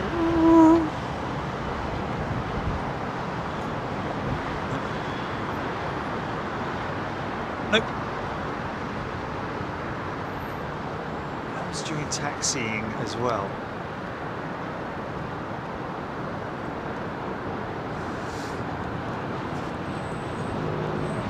So that 320 carrying a new set of engine nacelles on each engine.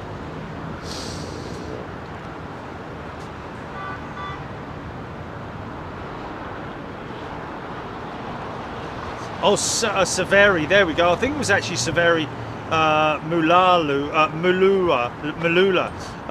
Thank you, Saveri. Oscillating frequencies on the combustion that causes the howl. Thank you very much indeed. Oscillating frequencies. He did tell me that. I must remember it. Come on, Jerry. Come on, son. Remember it. I'm going to be asking questions later.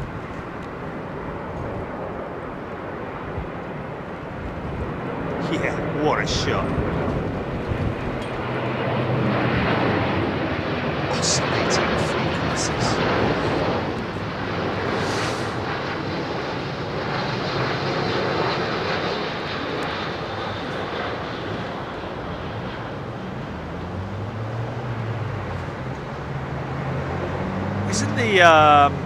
Isn't the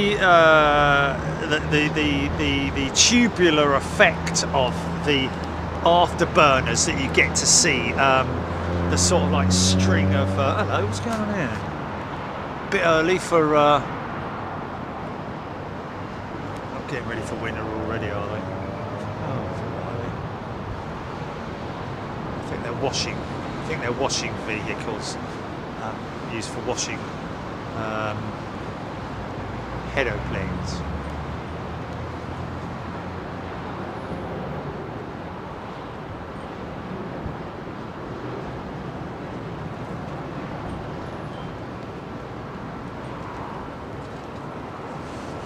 You know the I'm trying to remember them.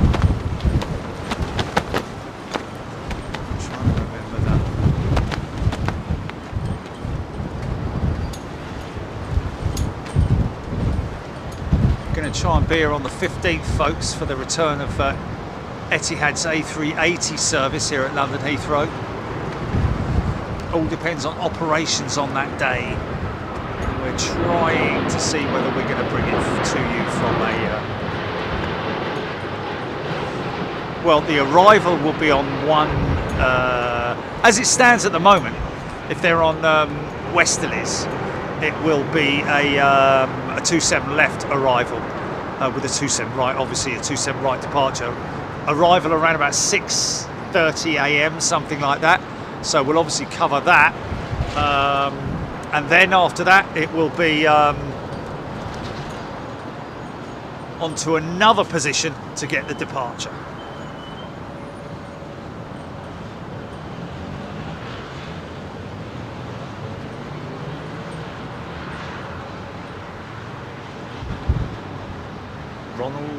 Cantarero.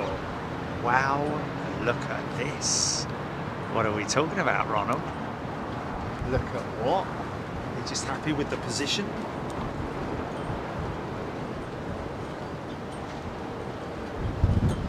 Matthias talking about flags of convenience.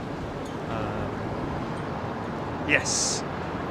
In other words, what he's saying is that some of these aircraft are offshore registered and therefore able to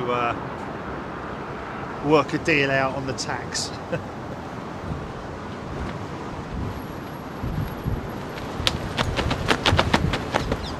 Nigel Armstrong, Iran Air showing us IR710 on flight radar. Thank you, Nigel.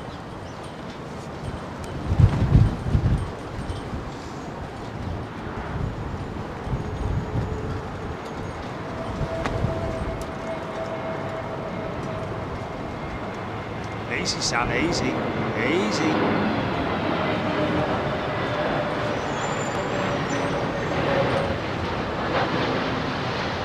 Got into a bit of a steep flare there. What's with the attitude? Another t-shirt. Iran Air going up now.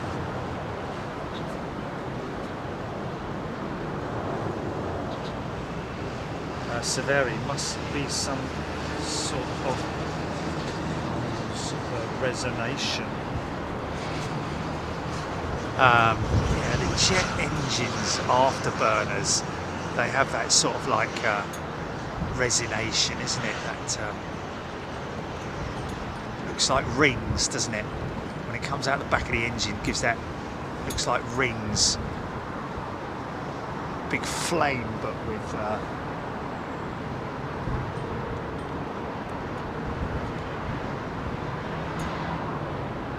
there's a whole reason for that. I read up on it and I've completely forgotten about it.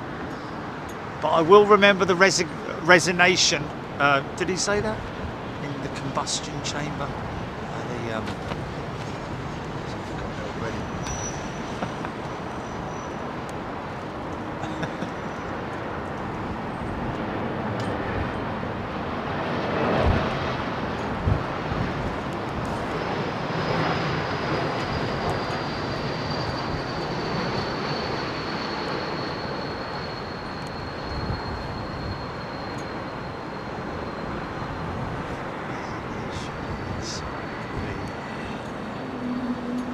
There it is.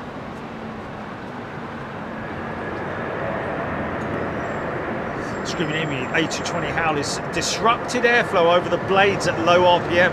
Has nothing to do with the combustors. There you go. Okay, well, Screaming Emu, I will go on what you say, because obviously you fly these aircraft and you're a very knowledgeable man at that as well. But interesting, howl is disrupted airflow.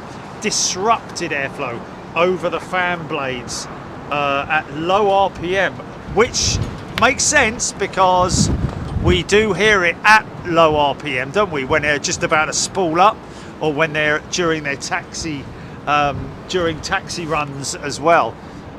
So that's interesting. So it's airflow disruption over the fan blades.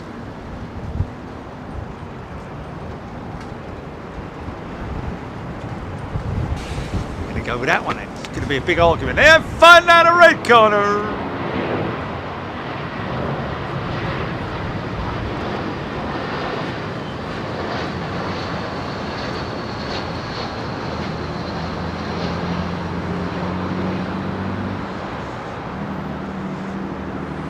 Yeah, you would think that an A220 pilot would definitely, I certainly would, look into the characteristics of their individual aircraft, and that particular howl is something that's very unique to the Pratt & Whitney engine on the A220 and A320 as well.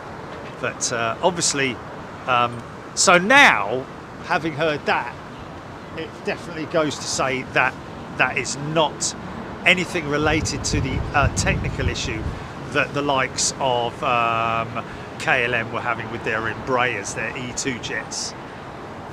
I think it was something else, not related to that, because that airflow disruption is obviously not causing a problem.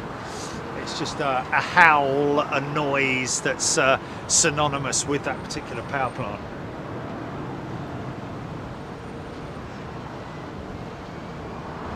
Maggie, is there a generic type of aircraft fuel, or does it depend on type of aircraft?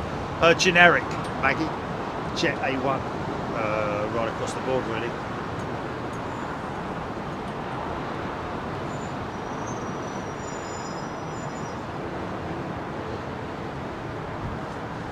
Yeah. Maybe they have been over and given Concorde a good scrub, lying on its back, undercarriage in the air, giving his belly a big scrub.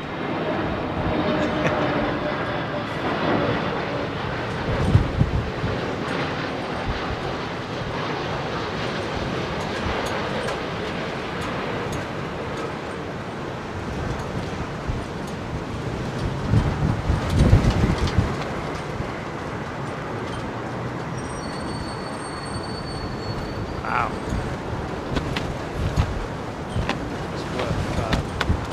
Just because of my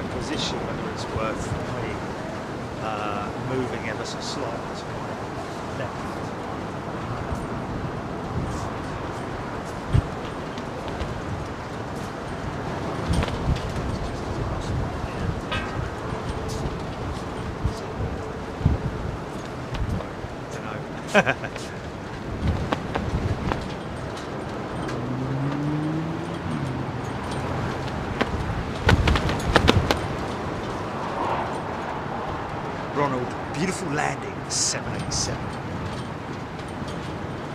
Finnair going through changing their onboard crockery to lighter ones to reduce plane weight and save fuel. Yeah, I mean, yeah, I can understand that. What airline did I fly with recently that had wooden crockery? It's a bit hard cutting through the chicken, I'll tell you that. Flying all over the gaff.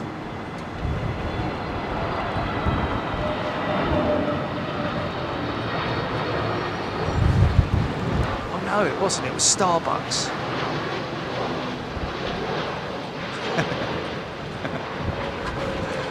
Airliner. Starbucks Airlines. I'm surprised they do. Yeah.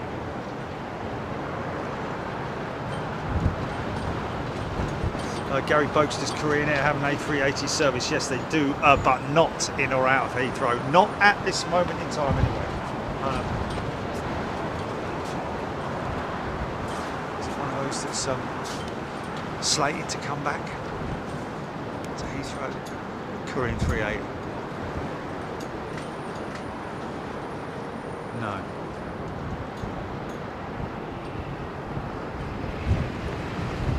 Flyer all the way in.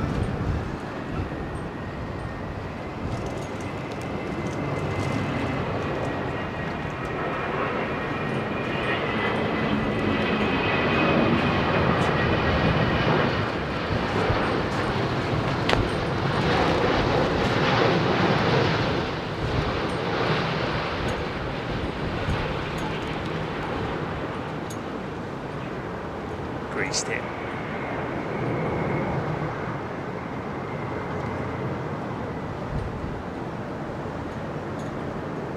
Should we give it a go? Give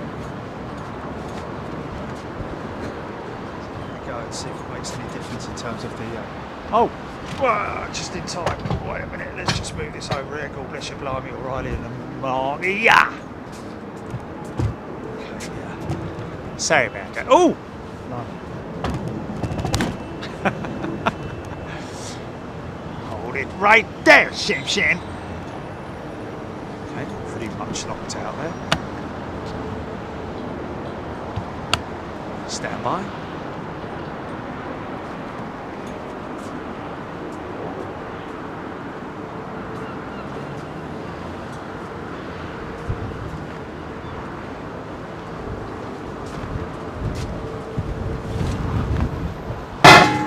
Come on now.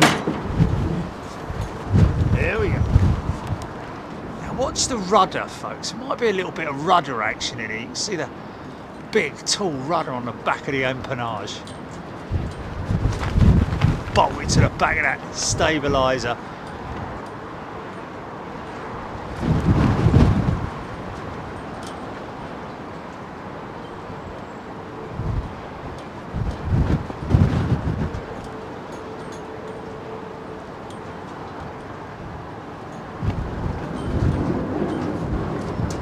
Whipping around, man.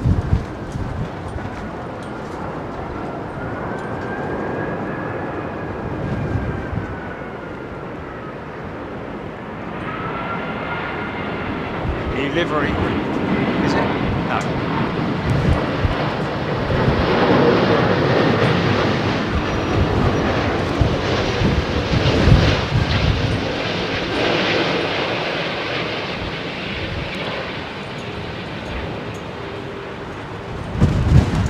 Greased it. Totally greased it, man.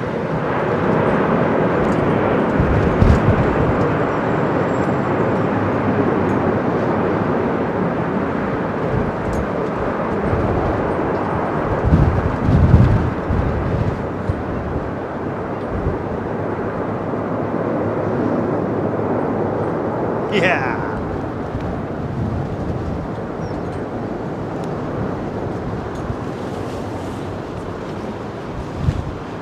Jim Monteith. Nobody answered my question about tyres, brands, PSI pressure. Yes, Jim. Good job. I saw that. Around about 200 PSI is your average sort of like, depending on the aircraft size and so on and so forth. They don't generally sort of like pressurize the tyres based on the weight of the aircraft. It's the aircraft type more than anything else.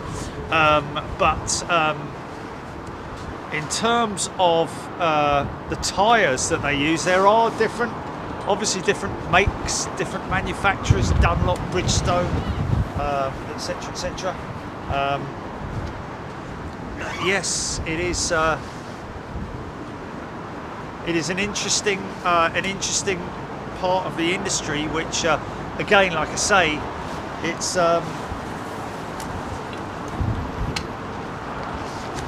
mainly retreaded tyres that go on these jets when they have new tyres fitted.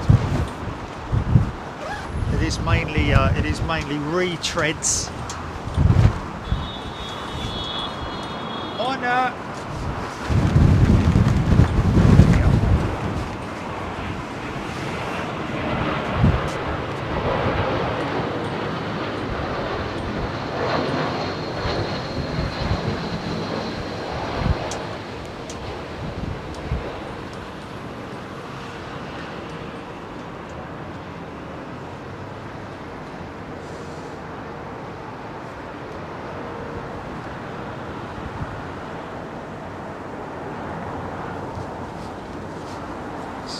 expensive procedure, is it not? Manufacturing tyres is a very expensive product, should I say.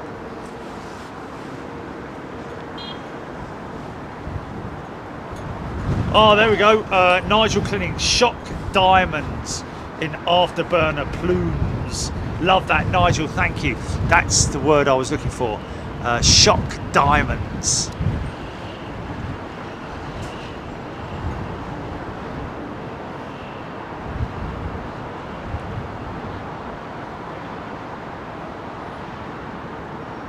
LFC down there, you were in Japan recently, maybe it was a live chicken.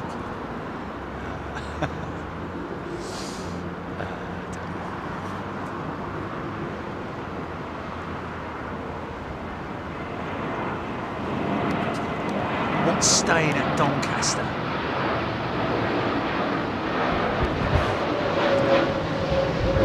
Oh, XH558, is it? Gonna build a well, the fact that they haven't found a buyer for her obviously means that she's going to end up on the back of a low loader at some point, being shipped off to either a museum or a static display somewhere, I'd imagine. Eagle Atlanta. Air Europa has a wooded comb and toothbrush in their business class toiletry kit. One can get splinters in their head and mouth. Yeah.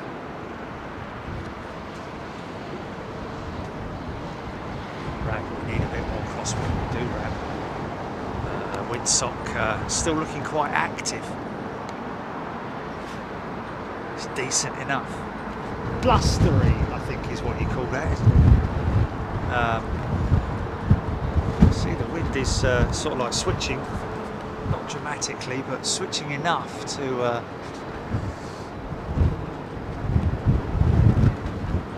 give these pilots something to write home about.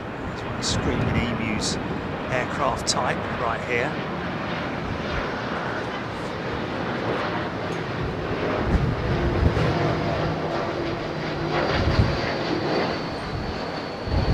Bosh!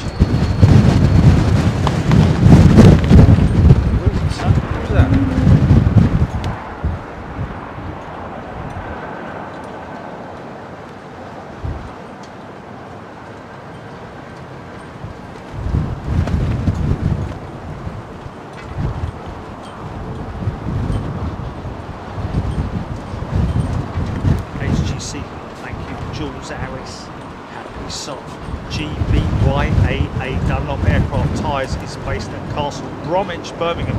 across the road from the old Spitfire factory. Yeah.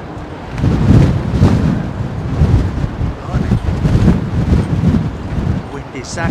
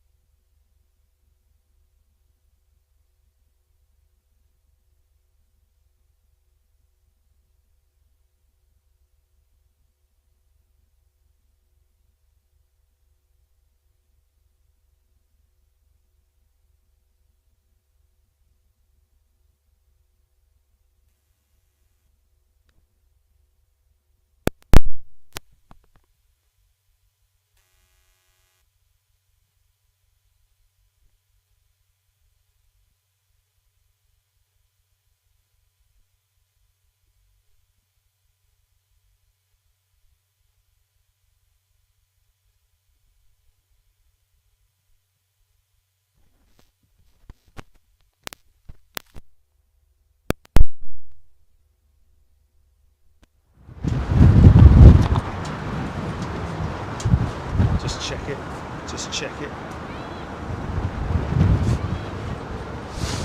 Sorry, folks.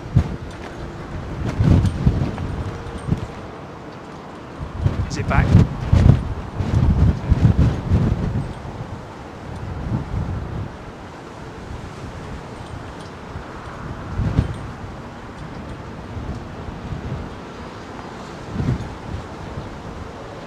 Nothing you can do to fix it. Nothing you can do to fix it at all, is there?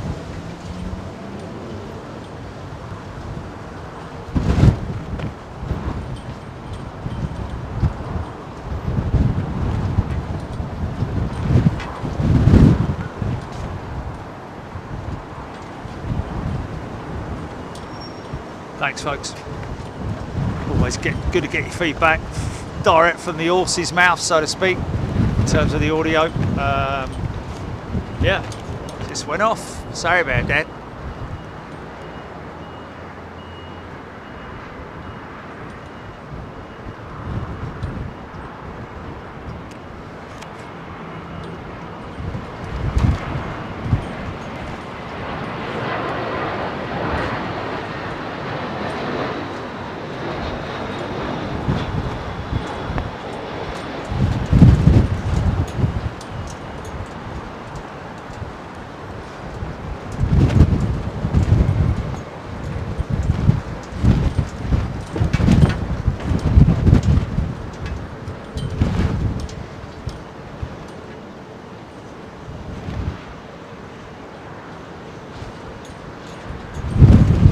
Reach for the sky.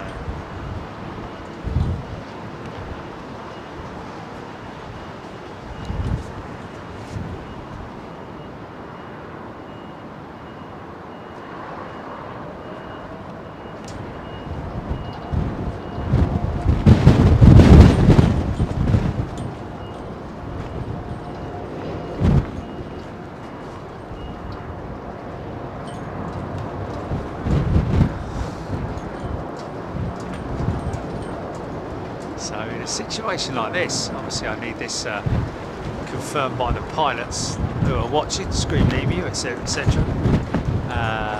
In terms of the approach speed, needs to be much more governed, I would imagine, with a high headwind, with a strong headwind, a little bit more power in the engines, because obviously the wind is going to slow the aircraft down quite considerably on approach. It's just a case of sort of like manipulating and keeping that approach speed steady. Something that we will look into when we do the sim with Captain Chris.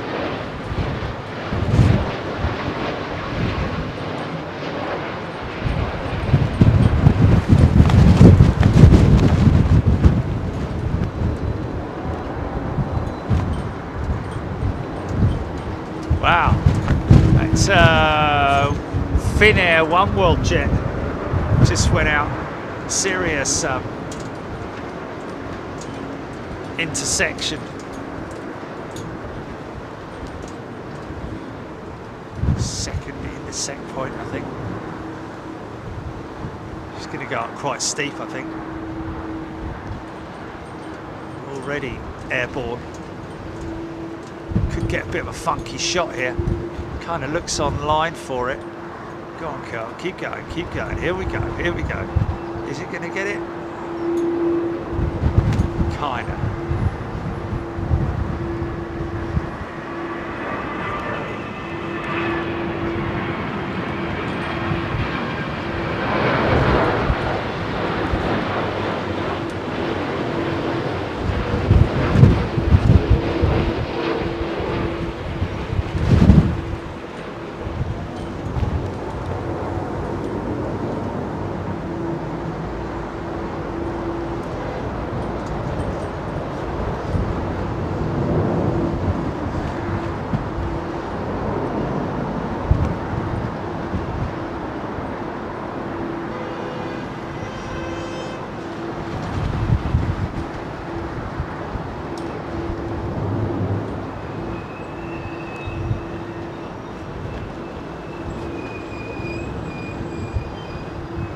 Lucy has upgraded her membership to first class. Thank you, Lucy. Great to have you with us once again. Toby Gooddale is also a brand spanking new first class member. Toby, a very warm welcome to you. Get involved in the chat if you want to, folks. You don't have to. There's no pressure to do so. It's just that you, as a member, now have that authority to chat. And I'm reading out all my members' comments, all in green. So nice and easy to ident you guys. Do like that Q8 313 retro jet. Used to see it here quite a lot. Haven't seen it for a while. Oh really? Oh wow, there she is, man. Magma 747. Let's see if we can pick her up. Oh, it's difficult to do it when you haven't got her. Wow, now she's not trailing at all. Wow. Needle in a haystack, mate. Needle in a haystack. I need to wait till she sort of like reaches somewhere like that. There she is, there she is, there she is, there she was. Hold on a minute. She's trailing again. Here she goes. Right, wait, get that cloud in. Here we go. Oh, come on, man. Should be there by now.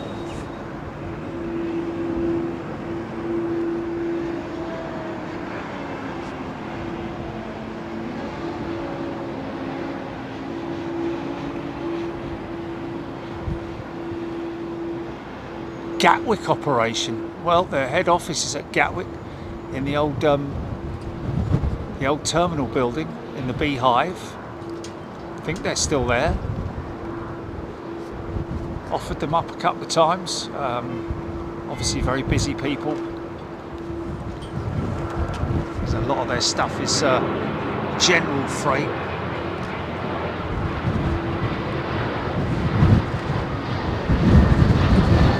Their Magnus jets are ex-Pax jets, aren't they? Converted freighters.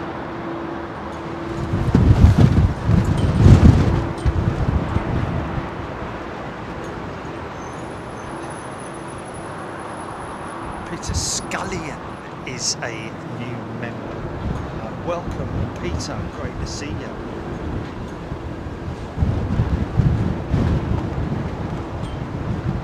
Chicago to Frankfurt.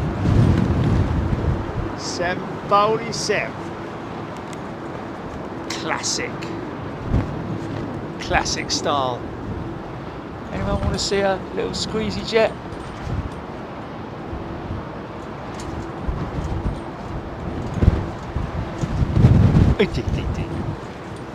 Either stand still or Luton bound, one of the two. Air India next, here we go. Look at that wing flexing.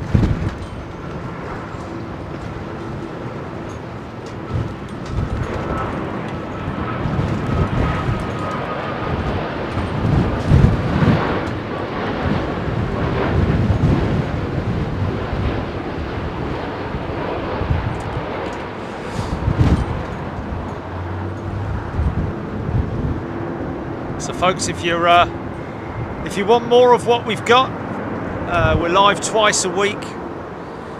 Wednesdays and Sundays is our general program schedule. We can change from time to time, in which case it's a good idea for you to subscribe to the channel. Very important that you do that, because obviously you get to all the latest information and updates from us in terms of where we're going, what we're going to be doing, operations, and so on and so forth. While you're at it, you might want to download the app as well, Big Jet TV Live, that again is another way of getting your notifications, show alerts, and so on and so forth. And while you're at it, doing all of that, give us a like, folks. We're not desperate for it. We don't beg for it. If you want to do it, you can do it. If you don't want to do it, that's fair enough. But it's always nice to appreciate what we do in terms of bringing you this live content.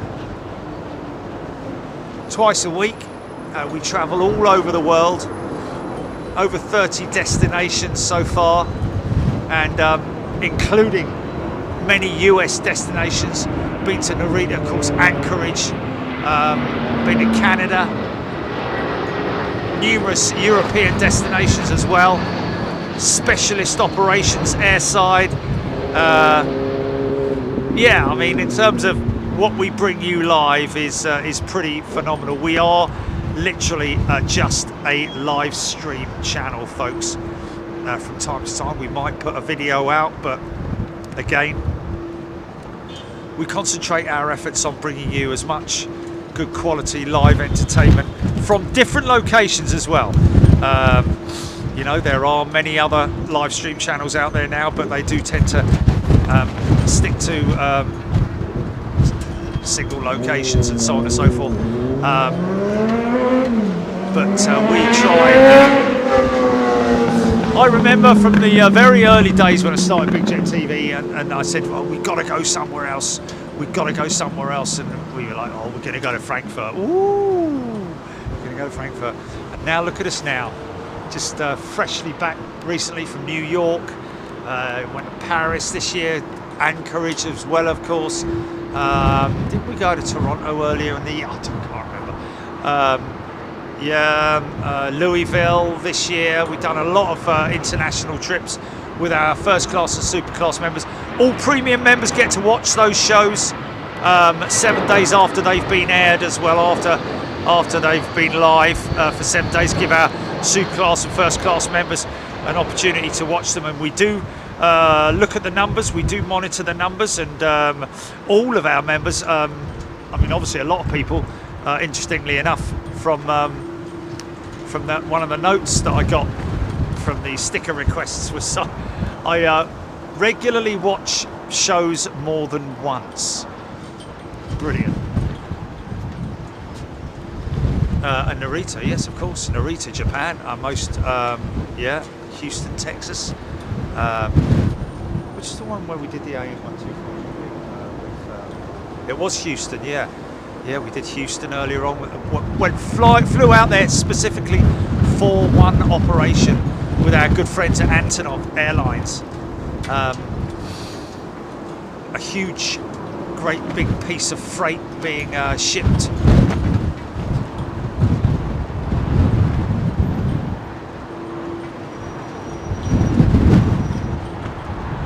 Yes, we've got it. 747 is pushing, folks. So we'll get it going out on the other runway. Okay, what's this then? Now, who's operating this? Is it a private operation? Is it chartered? What's going on? She's got some markings on the back of her. Oh, it's SAS, is it? Okay. Little CF-34 engines. Yeah, Dubai, man, yeah. No one's ever live streamed from airside in Dubai. We have. We have been invited potentially to the Dubai Air Show, folks, but again, we're not sure whether we're gonna do that. Purely down to the extreme costs, I have to say, of and also the technical issues that you know, in terms of communication and all those kinds of crazy things. What was it, like £5 a minute or something like that, Gilly, when it was out there? It was over £2 a minute, yeah, to receive a call in Dubai, and you kind of have to, funky. You have to do what they want you to do, otherwise you can't talk to anyone. Simple as that. You're locked in. They block everything in Dubai, unfortunately.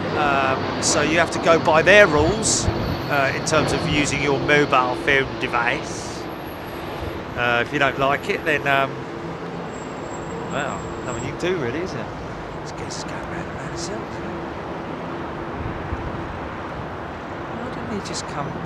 Why didn't he just come straight out of there, go straight across there, and then to there? Why did he have to go out of there, come all the way down there, cut across there, go up and around there, all the way around there, get the same place?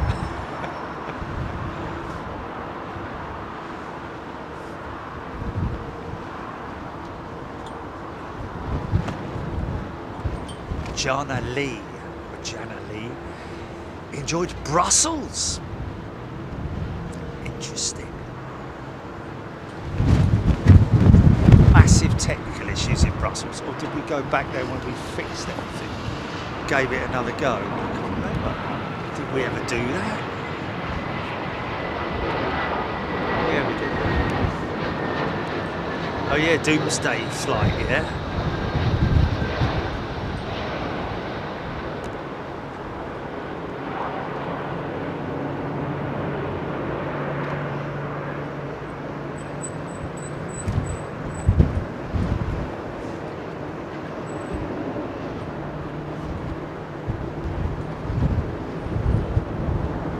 Andy G, thank you very much indeed. Claire Jones, I loved the Delta Museum one that you did, and seeing the seaplane in Alaska. Yeah, very calm, sort of like, you know.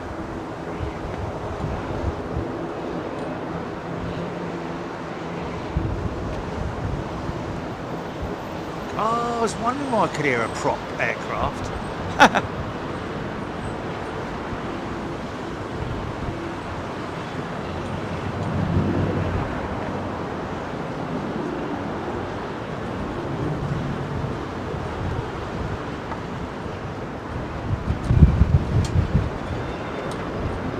Joe Thompson, Eva Air, 2 minutes out. Nice. Eva trip.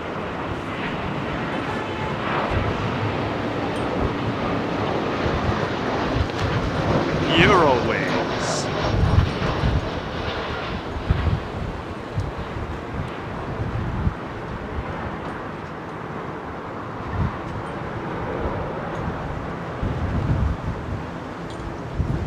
Still hear him. Did a mag check.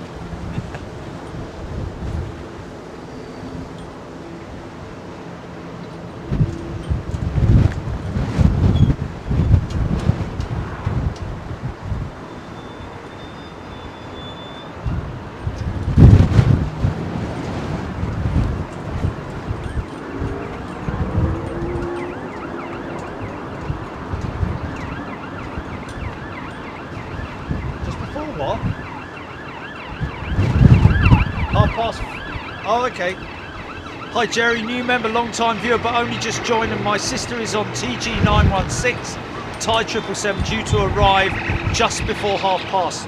Mark Crook, thank you. Let's see if we can track her. On Thai Airways, always a beautiful aircraft to watch as well, mate. Love the old Thai 777s. It's a livery that hasn't changed in a long time, isn't it?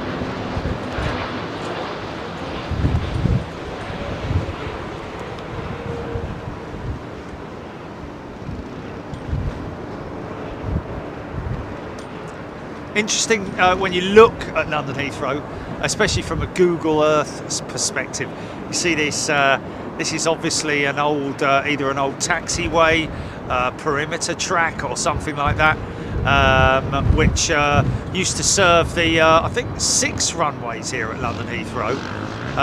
But yeah, one which went diagonally across here as well. This is Eva Air's 777. Here we go.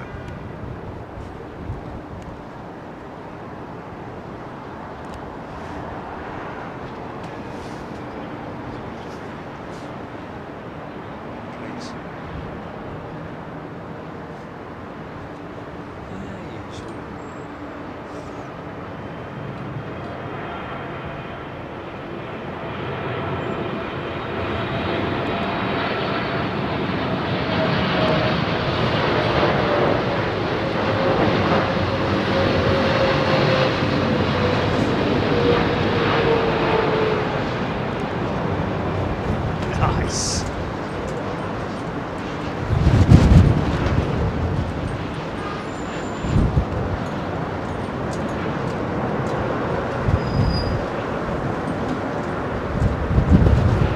Very nice. Sorry, folks, but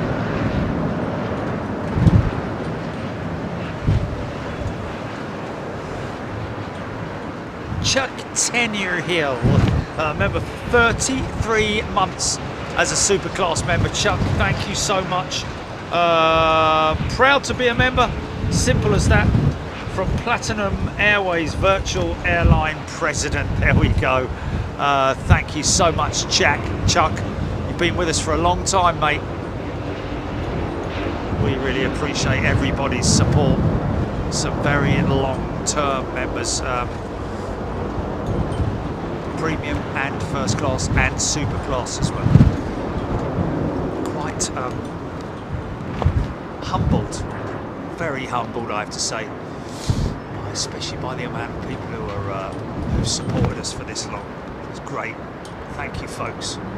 You are the lifeblood of Big Jet TV. Vistara 787, big competition towards Air India, these guys.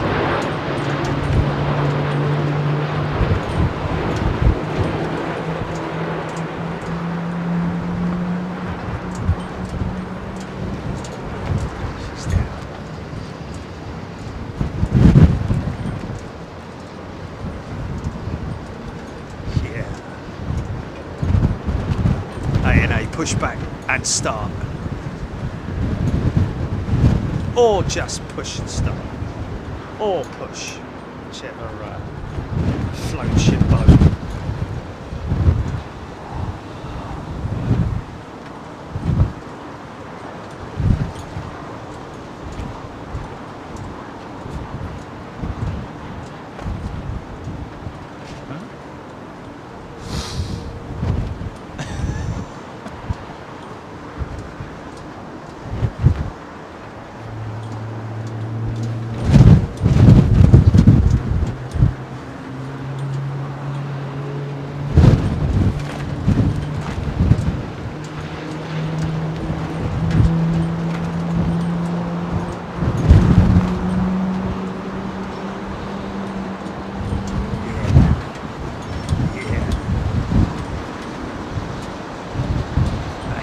Whir of the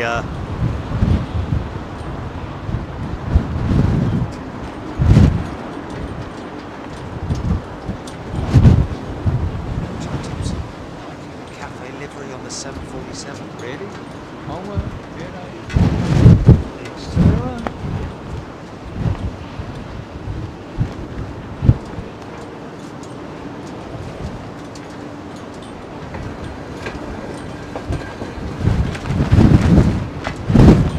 Oh, Dean, that's very kind of you, thank you. Much appreciated, my friend.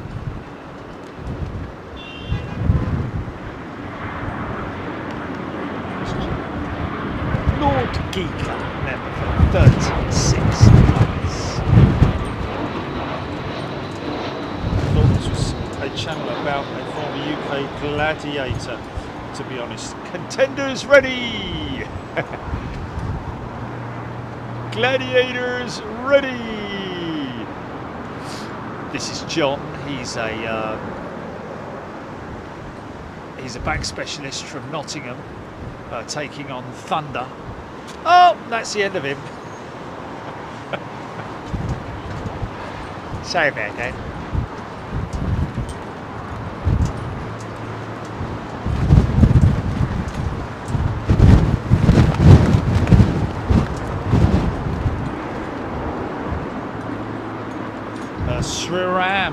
SRAM Vistara will be merging with Air India in early 24. The brand will no longer exist. Right, okay. So, wow. Interesting. Look at that double Eurowings touchdown. Touchdown on the 33rd. Eurowings there. Eurowings there. IAE engines. Is that CFM powered, the other one? Possibly. Or is she a LEAP? Neo, I don't know.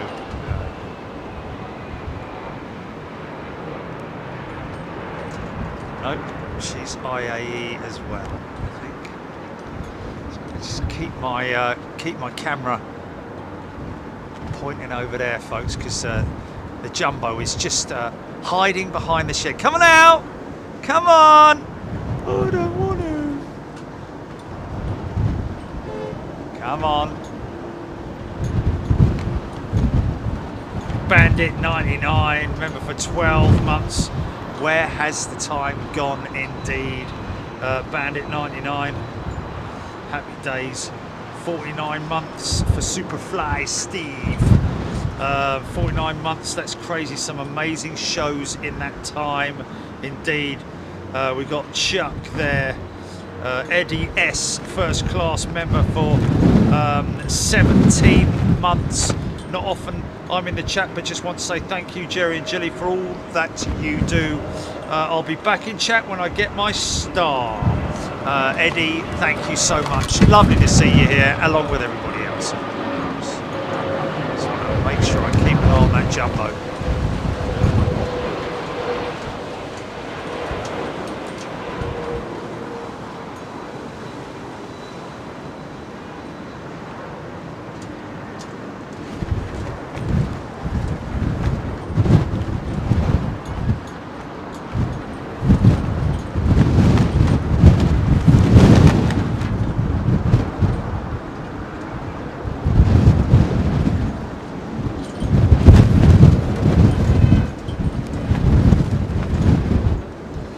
James, she's lining up.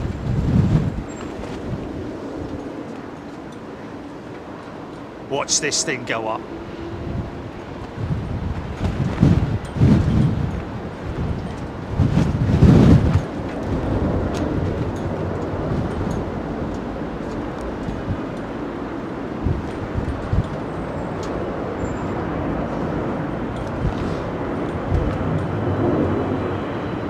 Going up now, rotating already. Look at that, look at that. Gonna have to miss that China Eastern jet.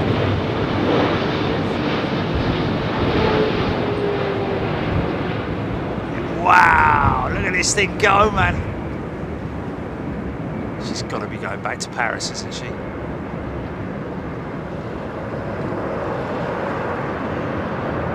Big left turn coming up, I'd imagine. She might go right, go around the top of the bike sheds.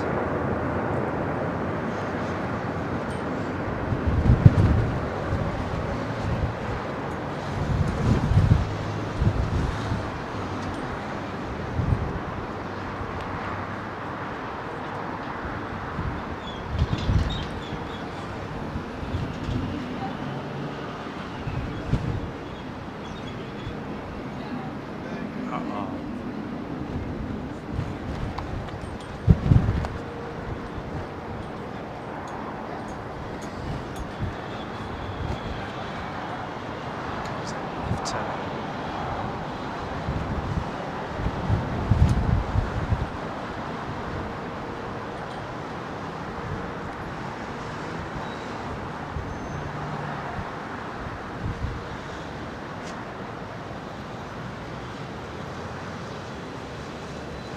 There she goes, folks. 747. Her Majesty. Stephen Billings, member for 48 months, just gone to Platinum Star. Didn't know I'd been a member for so long. There we go. Stephen, thank you very much indeed. John Lehman, a member for 6 months. Thank you, John. Great to have you with us, along with everybody else as well, of course. Subscribe to the channel, folks, if you want to get involved with what we do here on Big Jet TV twice a week. We're live. Members and viewers and subscribers from all over the world, literally. It's great to have each and every one of you with us.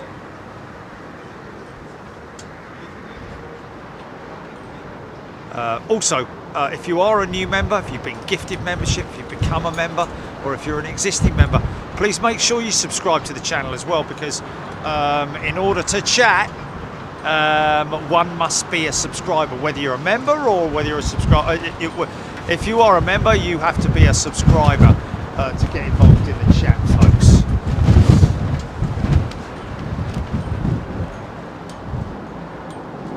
I know it sounds crazy.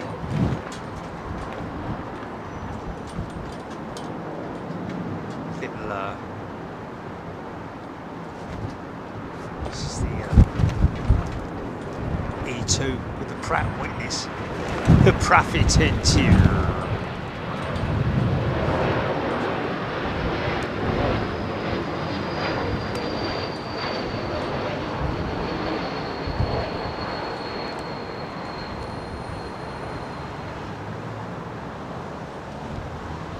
See, as soon as that flare comes on, you're catching. You get an airflow under the aircraft, and therefore that's why sometimes you do see them float. From what I can see, anyway, TCC member for 41 months, Jared GP are the original goats. Thank you for everything you do, that you have done. Thank you very much indeed, TCC.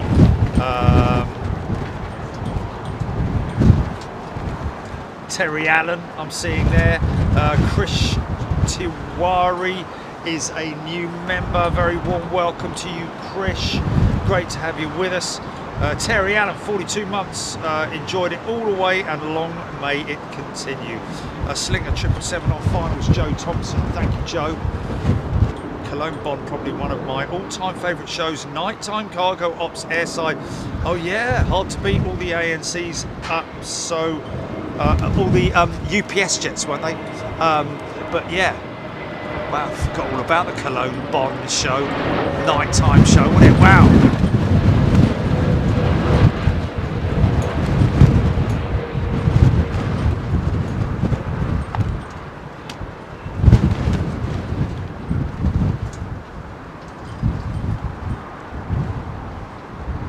It's quite a rapid front end down.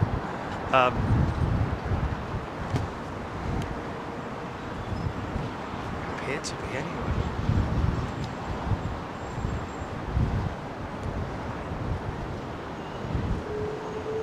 Mike Weaver, 37 months. Thank you for all that you do. The best $4.99 I spend every month. Thank you very much indeed, Mike. Yeah, I mean, in terms of expenditure, it's probably one of the. I think we get a lot of bit of feedback from people saying about how good a value for money the membership is. So, you know, these days it's less than a pint of beer in it. It's less than a large latte or whatever it might be that you fancy.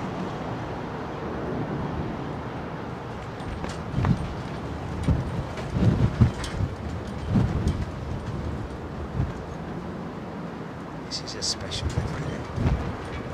Xiamen or Shenzhen or Hong Kong Airlines or Shenzhen.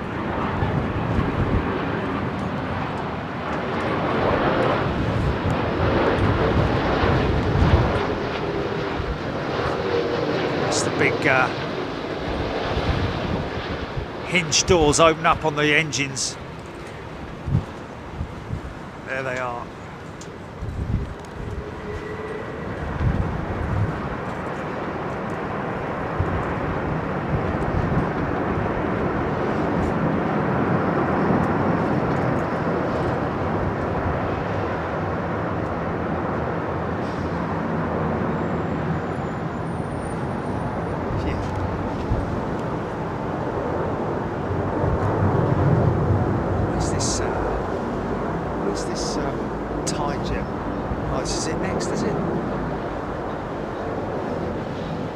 Singapore.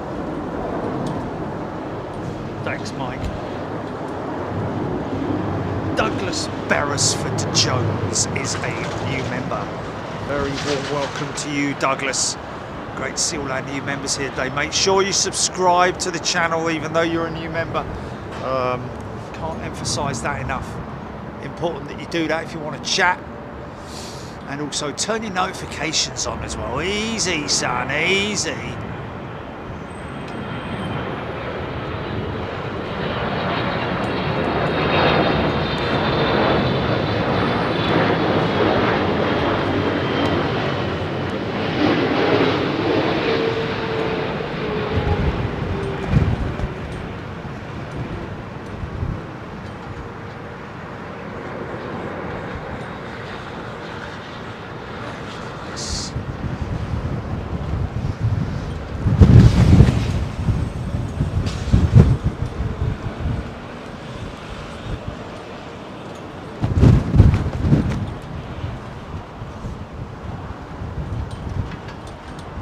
Squopy. Best livery on the Slinger. Ronald Cantalera. I honestly have been totally amazed by the beautifully smooth landings today and your capture of them. Vicky Denning saying thank you.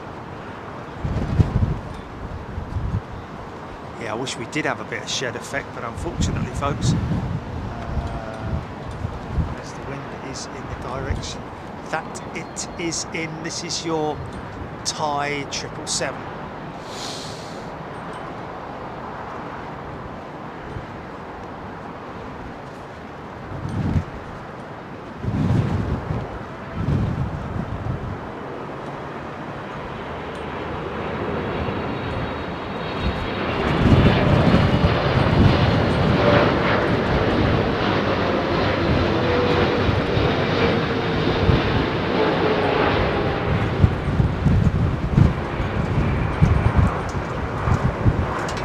Surprisingly clean looking jet.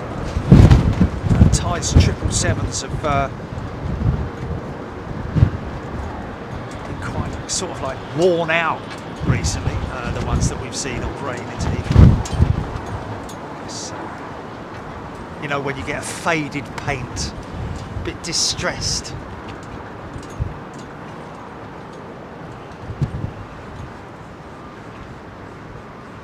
John Lehman, what percentage of flights are auto-land?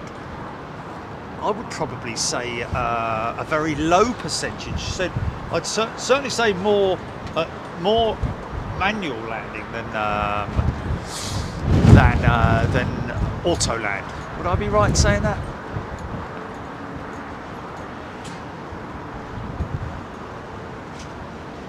Adam Twaits. That's very kind of you, Adam. Thank you. Looking forward to the next overseas show.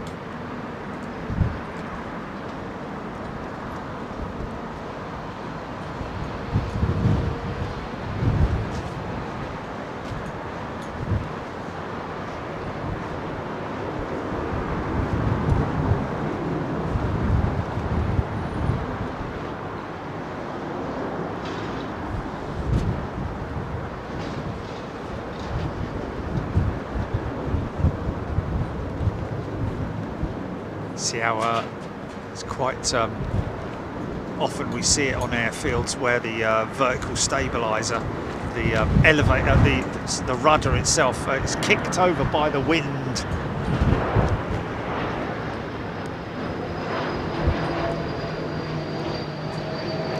Stop it put any forces on the mechanisms. There's your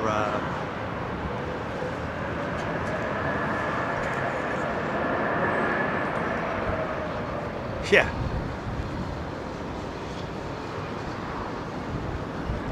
As is evident there on that 330. It's a triple. It's a triple minute. Sorry,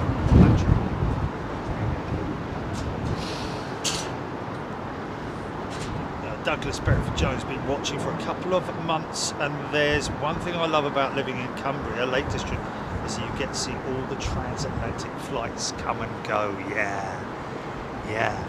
So you can literally see them going out of here and then watch a number of them climbing out over you.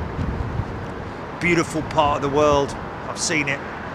Isn't that sort of like beautiful landscape up there? Especially when you look down from your aircraft, either on approach or going out.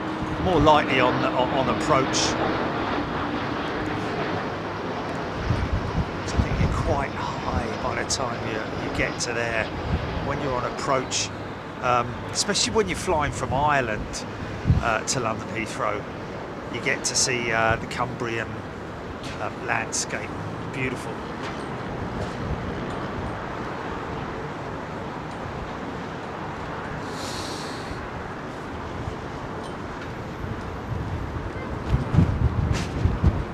AIRBUS A220 wings manufactured in Belfast, David T saying.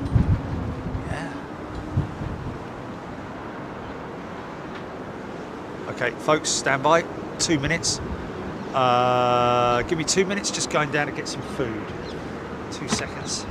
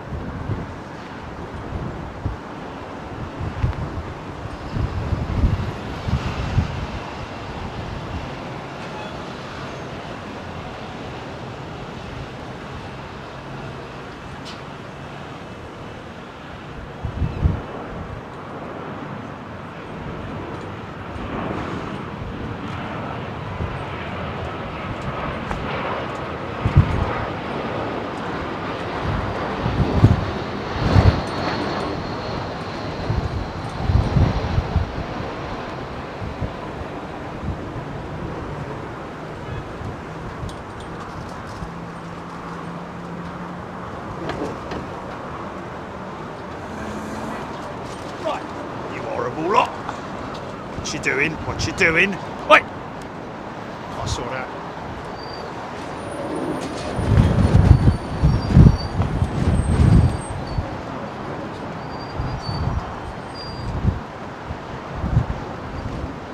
What's all this?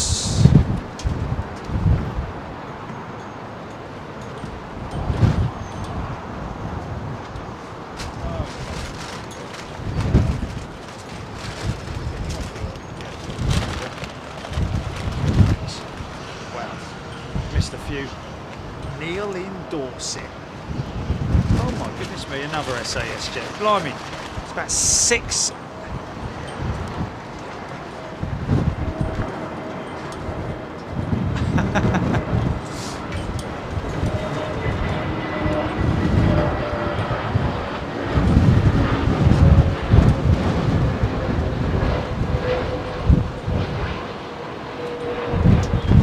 For God's sake. Stop it! Biggest bit of virtue signalling I've ever heard in my life. Right, a risk assessment on it.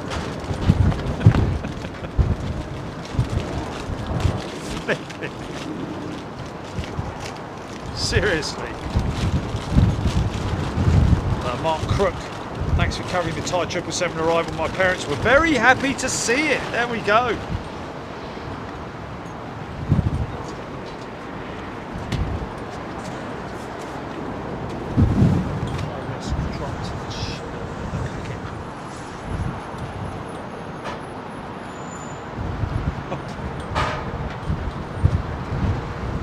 Steel toe caps, just in case the jump pack up.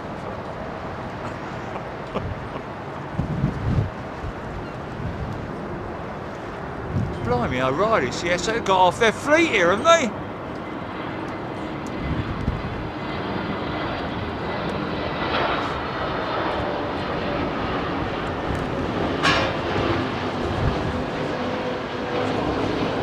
Scandinavian football match or something going on.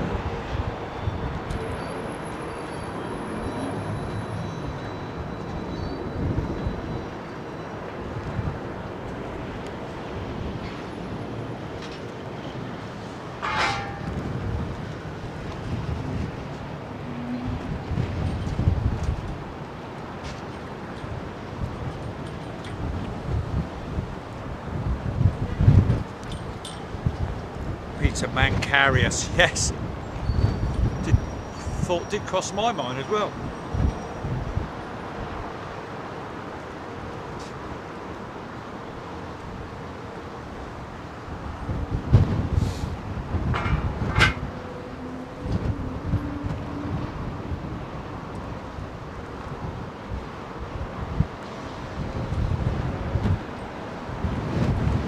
Oire V30.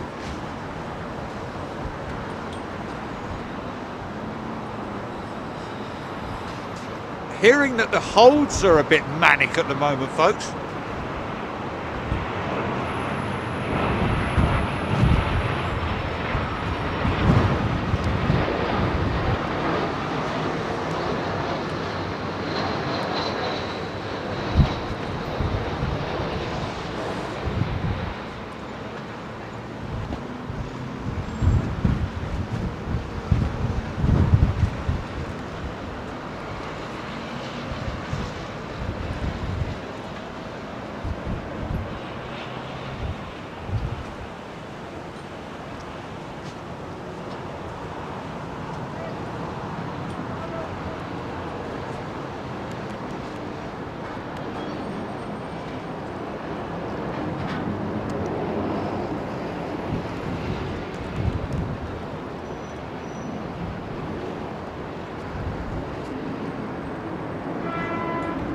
On that.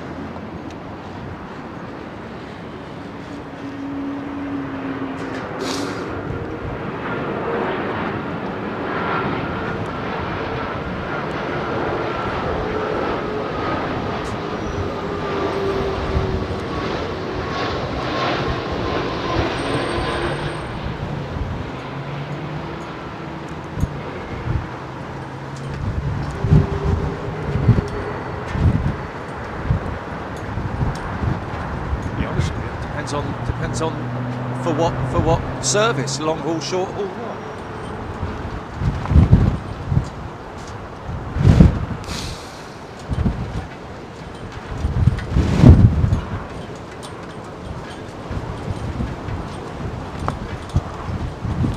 Adam Ross, that Virgin Dreamliner heading to Joburg tonight at 10:30. Thank you, Adam. That actual aeroplane there, off to Joburg. Could be my mate Andy at the controls.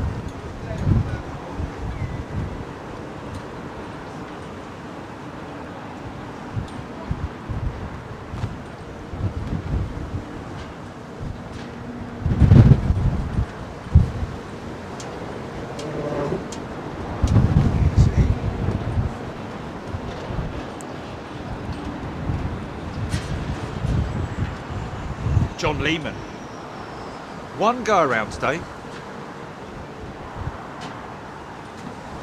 Just the one.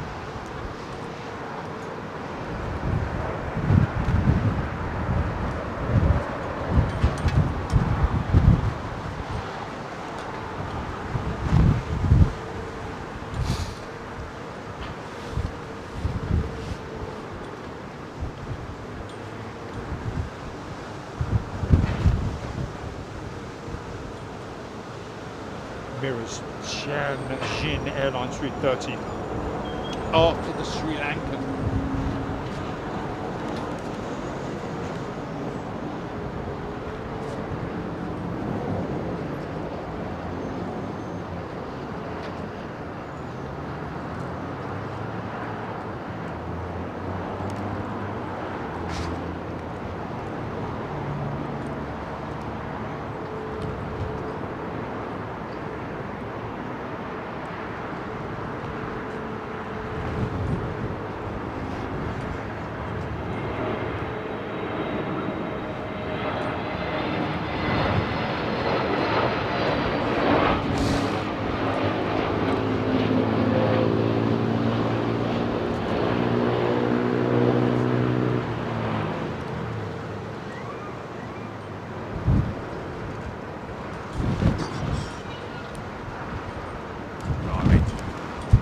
Again.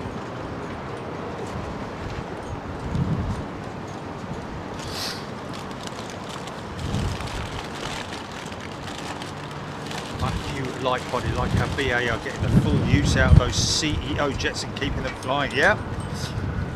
Well, Matthew, still a very reliable airframe. You know, can't fault it really. It's just the engine, really. I mean,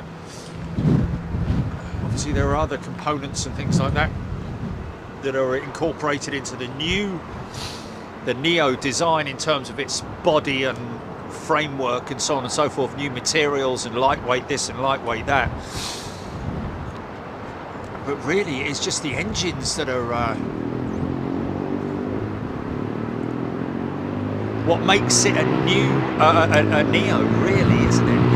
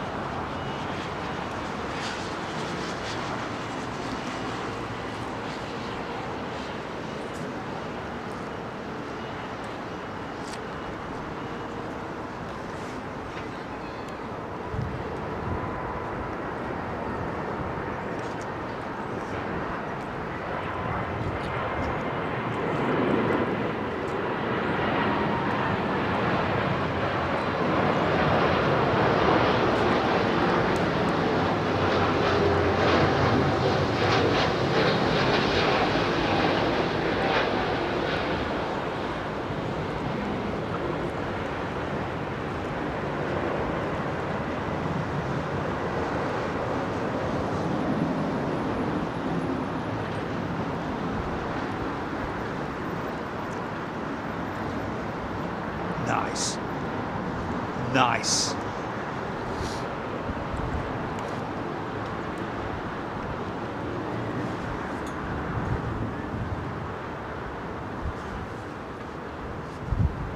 Number 1 A330-300 Sri Lanka being followed by A330-200 of Tianjin Mike James. Thank you.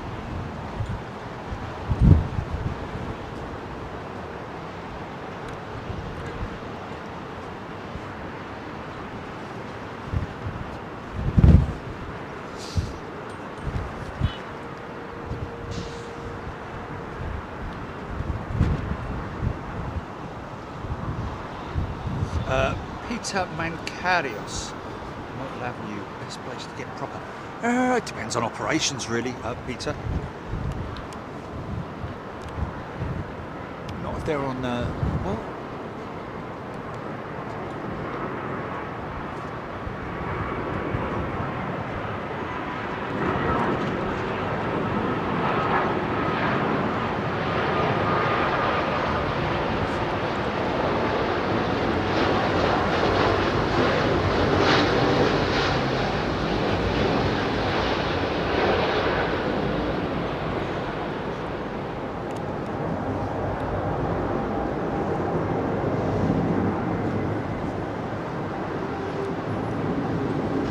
Strong smell of rubber.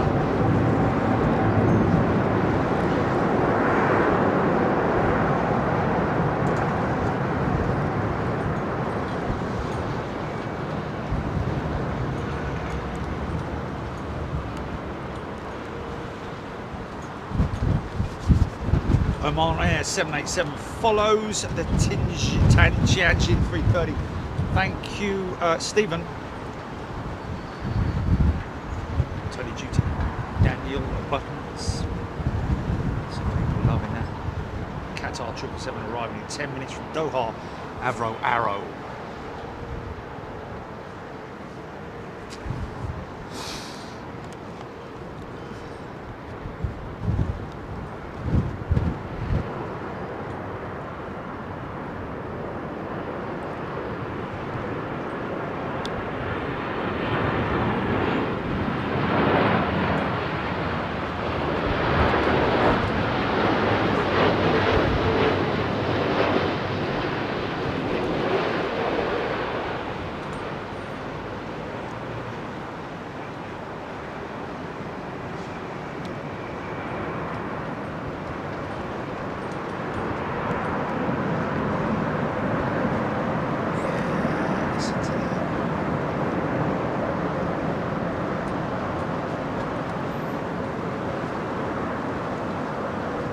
I thought it was the cast of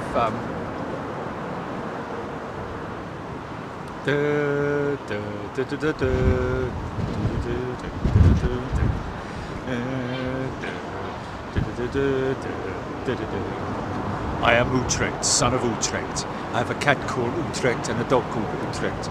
They don't get on very well.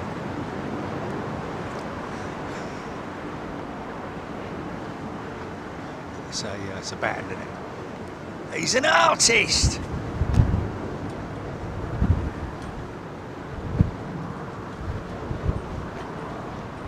Joe Thompson, Oman Air is lovely. Yeah.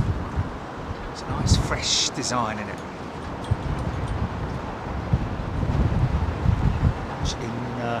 In keeping with its sort of like style, I guess.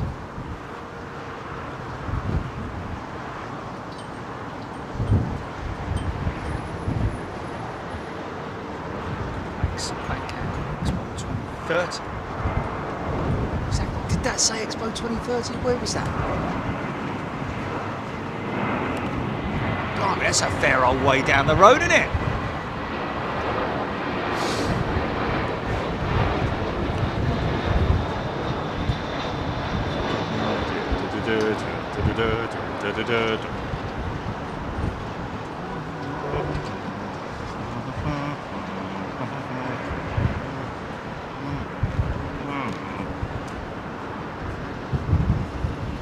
Robert Hilton, Steve G. I can see light. Fast taxi.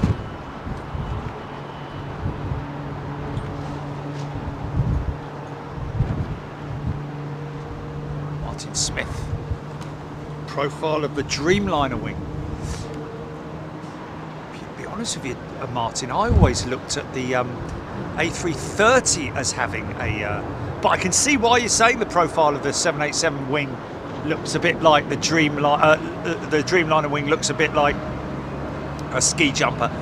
But the reason I say the 330 is the ski jumper, or at least for me anyway, is because of the big undercarriage on her, and you see it's almost like the boots and the skis on the ski jumper. Do you know what I mean, Governor?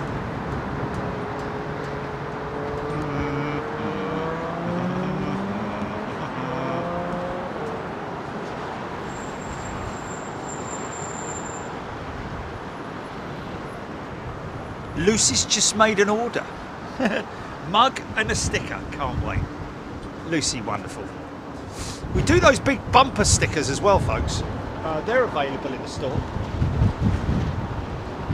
Paul Doan, Air China 350, 10 minutes away. Thank you. Matthias, they are promoting their 2030 bids. Still haven't been awarded the expo, right? Oh, a bit naughty, isn't it? Hey? You can't do that.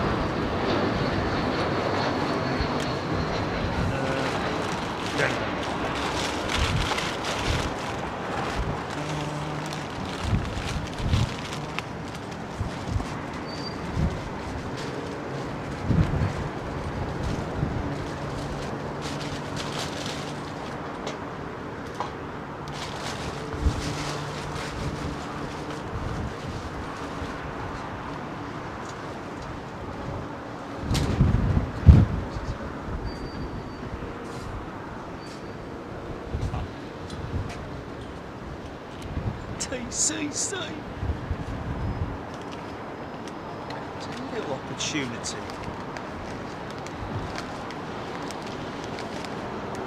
Oh, Iceland Air Ghost 757 4 out. Paul Dunn. Thank you, Paul. Nice. We like that. We like that a lot.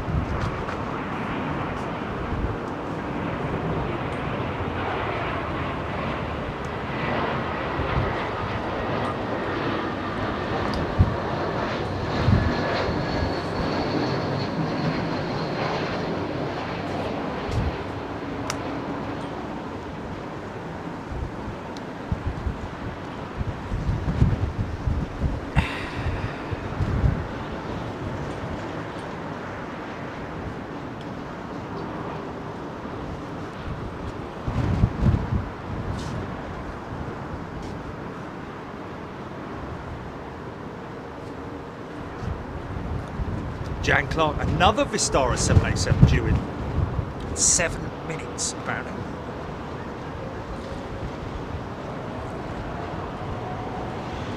So Air India have completely bought out, well, I say Air India, part of the whole magnet, isn't it? The steel magnet that runs Air India, I think.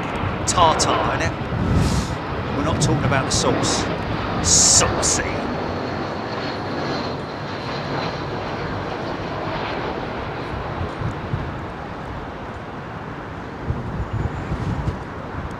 So when we talk about Vistara merging with Air India, have they just literally gone in there, bought them outright, and said, "Look, you know, mate, let's not have any competition. Let's just give us your airline, and we'll say nothing more." All right. Terry Slater, China Southern 787-9, 30 minutes out. Alison Lee, yes, Alison. Viewing area at London. Oh, look, what a surprise. It's another SAS jet. Flipping heck.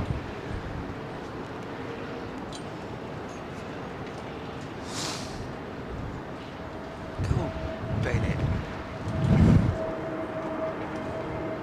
More SAS jets than I can throw a stick at. How many SAS jets can you throw a stick at? Probably only one. Come back here!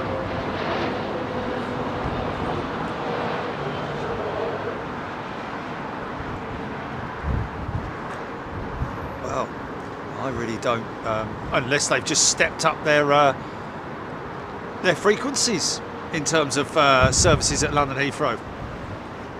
I can't really recall seeing so many SAS jets in all my life.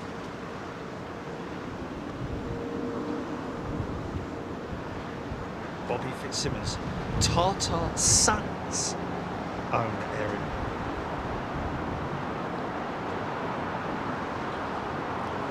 Rob Walker, Emirates 380, about to enter the hold over Brentwood.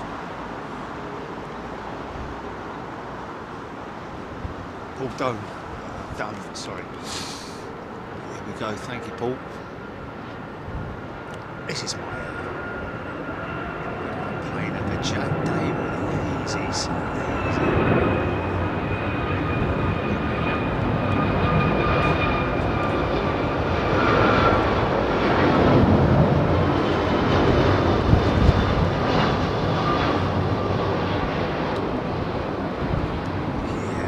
Easy.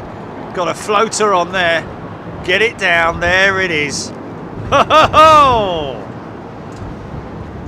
TriStar engines.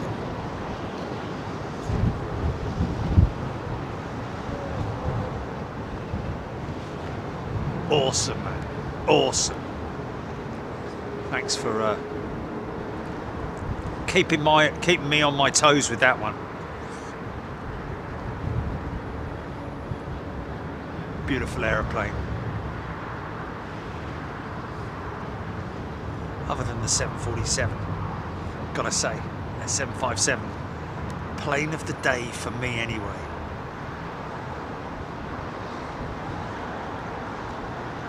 Especially one powered by RB211s.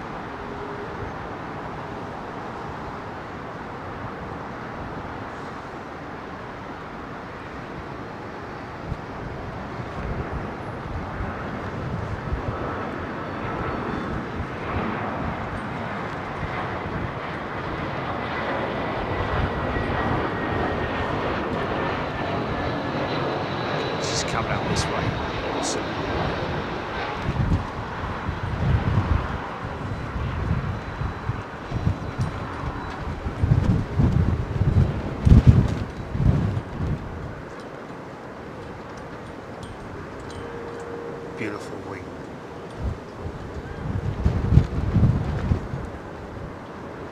The 777. Beauty and the Beast, in it.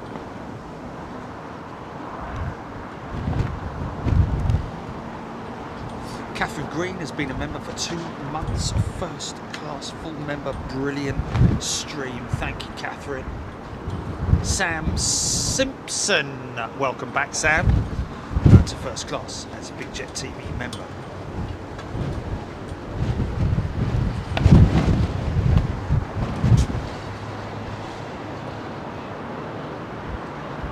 Thank you, Diane78. LL 777, 25 minutes away, Paul Dunn. Iceland Air, 23 years old. Wow, that's pretty old, isn't it? Mind you, some of the BA jets are like 26, 27 years old, aren't they?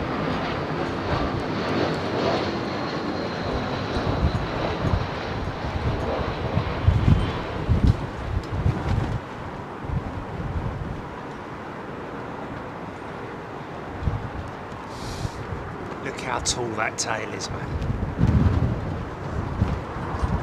It's like the A318 tail, isn't it? Big, tall tail to it. Look at that, isn't she gorgeous, man?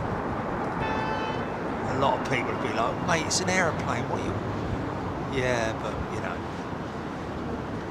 it's a beautiful old aeroplane. It's a classic jet, isn't it, really? I mean, Jurassic, then classic. Mind you, not really a classic, is it? It's sort of like just past the classic era, is it not? For a start.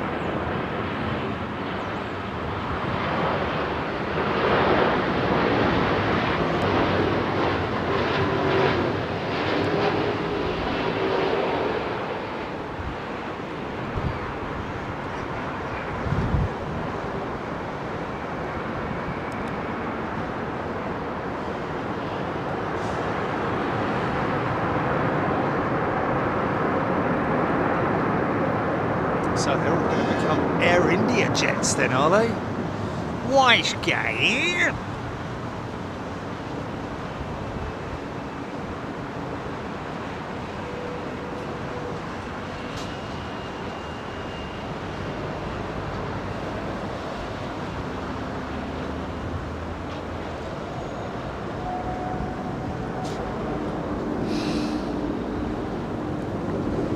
Classic Insider Jurassic. Adrian. Can use that.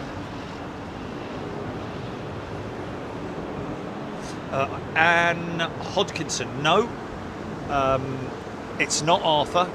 Arthur went out earlier actually on the stream without my knowledge, I have to say. Everybody else picking up on it, but I wasn't aware. But we did catch Arthur heading out earlier on. That one that's in the hangar there, in the shed, undergoing some quite extensive engine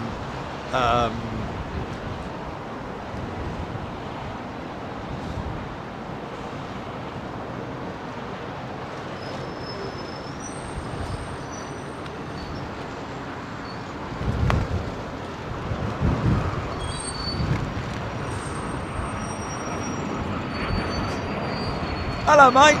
Hello, mate. Where are you off to then? Just maintenance, that's all. Where are you going? Joburg. Lovely. Have a lovely time, mate. I'll see you later. All right, cheers then.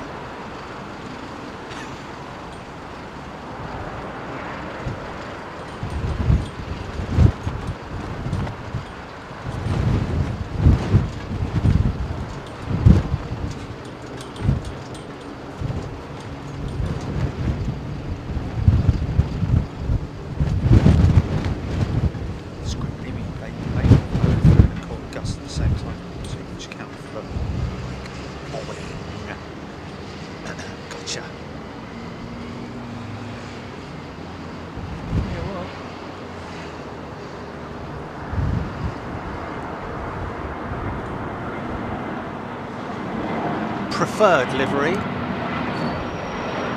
not to some others, I have to say.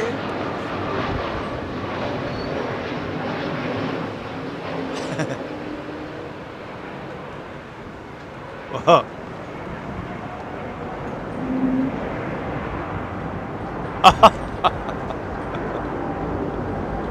Of course it is. What an empty one. We're just trying to get in it, to sleep in it, sit in it, what? Oh. Adam Ross doing an 11-hour shift to Joburg. And I'm ready. Oh! Sorry, yeah, I got you. Sorry. Following on, thank you. Gary Sidport, flying with Lufthansa to Singapore next year on a 747-8. Gary, you lucky so-and-so. Qatar 777 in next, mirrors after this 320.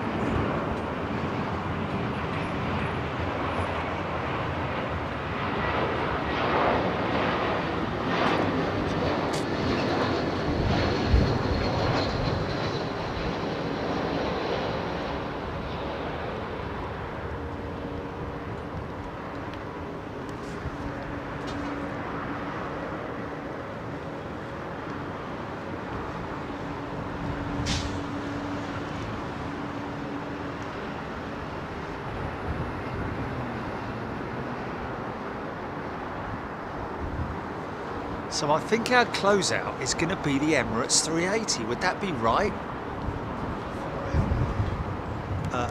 Qatar 777. Do a little bit of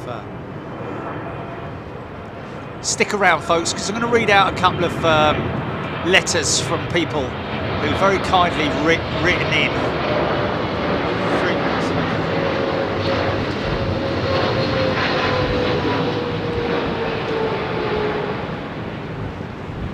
Nice.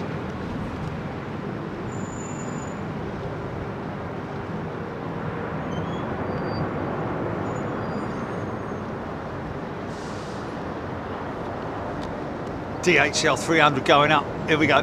What's this? Could even climb or rotate just before those buildings or just at the building point. 747 did earlier on, didn't it? Okay, here she goes. She's rotating. Yeah! Go on, girl. Up you go. Pull up.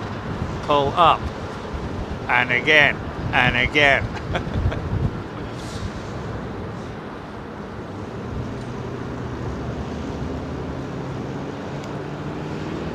Not quite the climb rate of an F-15, but not far off. 62,000 feet a minute. Unbelievable, mate. Rab H. Oh, so many people have been through all the good and the bad times with us, haven't they? Members show switching from. Oh, it was a pain in the neck, wasn't it? We tried everything, didn't we? Hey! Hey! 780. Stay alive. Oh my god. Oh. Don't, man, because I just have nightmares.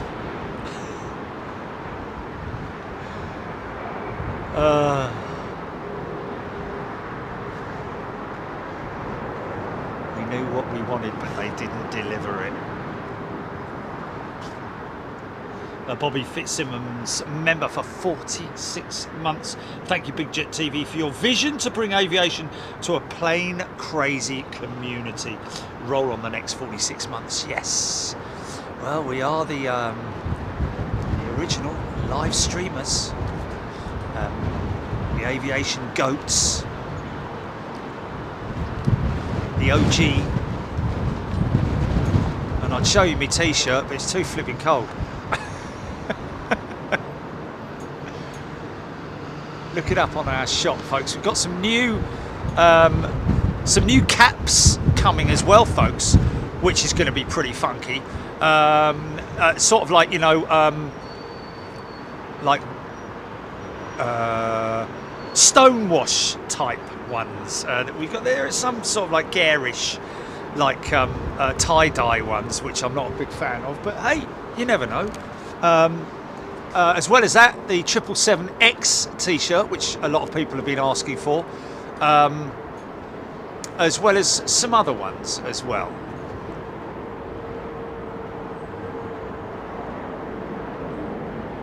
Oh, coats as well. Jackets, sorry, should I say. I've got a bomber jacket that I'm going to try out for the autumn. We'll do with it now as it happens. We'll let you know when those are out as well.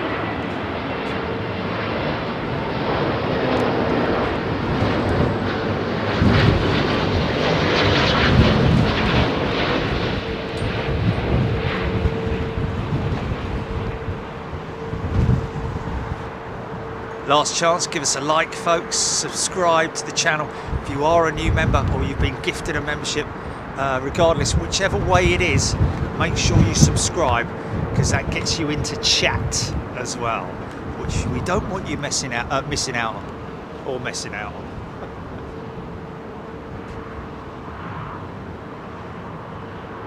Plausible deniability. Superfly Steve, is there a 5-year membership? Yeah, they haven't done 5 years yet, I'm afraid. Oh. The birds, I'm telling you.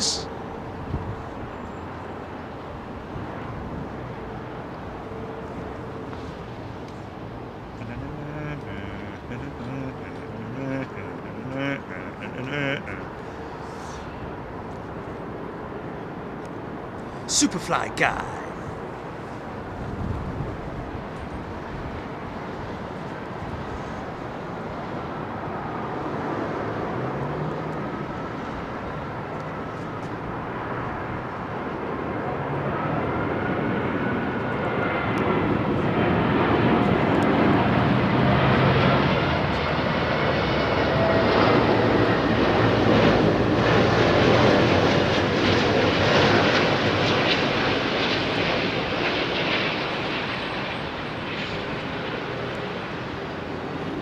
Wow, that was smooth.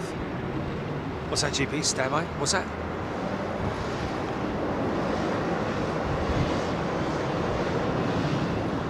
Cheetah's father is on that BA 380 headed to Joburg, and here it is just for you, especially for you, Simon. Now, remember, 14 months, great show today. Thank you, everybody.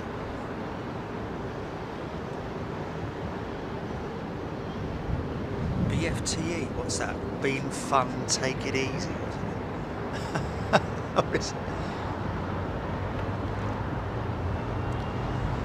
It should come low over the office, GP.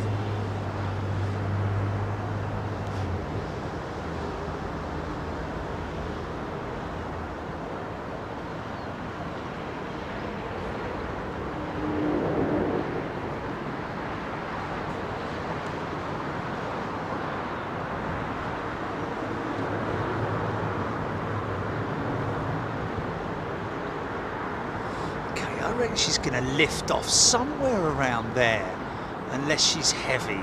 She might be quite heavy and roll out further. Yeah, she is. So round about now she should go. Here we go.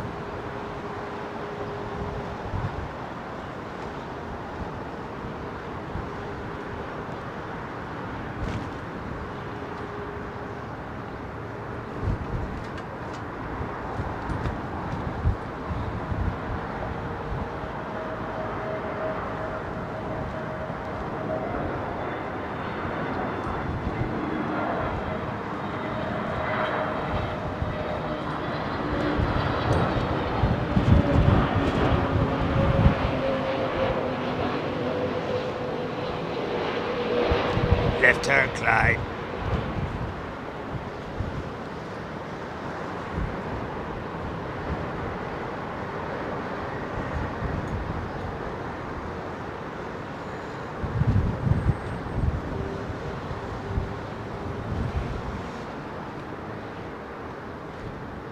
It's going long.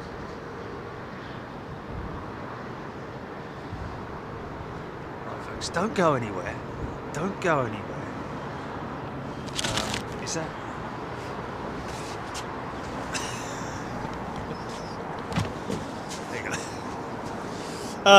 Right.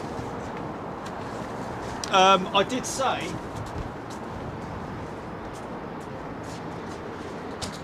I think I'll take too long to read out, actually. Just a big shout out to John and Jennifer once again. Thank you, John and Jennifer. Enjoy your retirement. We've just retired. Lovely thing to do. Folks, this is just a little collection of letters that I received. Not massive, great big long-winded ones. But just quickly, I'm going to read through these because they're worthy of it. And, anyone who writes in requesting a sticker, go to your app and scroll down for free sticker. To get the details on where to send your self-addressed, stamped self-addressed envelope, and I will myself personally put it in the post. So imagine me sitting on the couch, might be watching whatever, and I'm reading through these little letters, which is lovely, isn't it? Look at this fella just written this one on the little bit of like ripped it off. Hey Jerry, Jenny, can't begin to express how much I love Big Jet TV. Thank you so much. I downloaded the app. I'm looking forward to displaying it on my car. Okay, so I downloaded the app, comma, and I'm looking forward to displaying the sticker on my car in the US. It will be the only sticker. Continued, Bosch Rob. I think I might have sent you a slightly larger one as well as the other one. That's quite interesting. It's an interesting route. Let me just. 380. That's quite interesting, isn't it? I sort of did the turn and then. Yeah, interesting. Wise guy. We'll probably get another heavy before I go. But thank you, my friend. He sent his envelope with American stamps on it. 3 United States of America stamps. So thanks, Rob. Hopefully you will receive those stickers Hi team, just love me the Big Jet TV on my iPad. Only trouble is I don't do Twitter, therefore can't watch all the shows. You can watch all the shows. I'm a 179 member. Well, that means Sue. Anyway, you can watch all the shows, Sue, whether they are on delayed play or what it might be. You can. Forget about Twitter. Twitter is not a platform for playing the shows on. It's all about YouTube. Please, may I have a free sticker for my suitcase? I'm hoping this year to make my 200th flight. I normally go to Australia and New Zealand each year, so would love to display your sticker. Keep up the good work, please. It brings so much enjoyment to all ages. She says how old? Young she is. Happy that age to you, Sue. Lovely to hear from you. Thank you so much. Lovely handwriting, isn't it? This one here is lovely handwriting here. Jerry, if you could send me 2 stickers, cheeky. One for myself and brother. We both love your channel. We wish you all the time. We watch you all the time from the USA.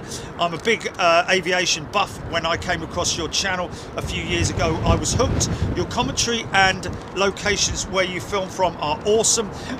My favourite filming spot would have to be in front of 27 Left at London Heathrow. It looks like a small farm. Tell me about it. Flipping feels like it half the time. It looks like a small farm. Yeah, that's brilliant, man.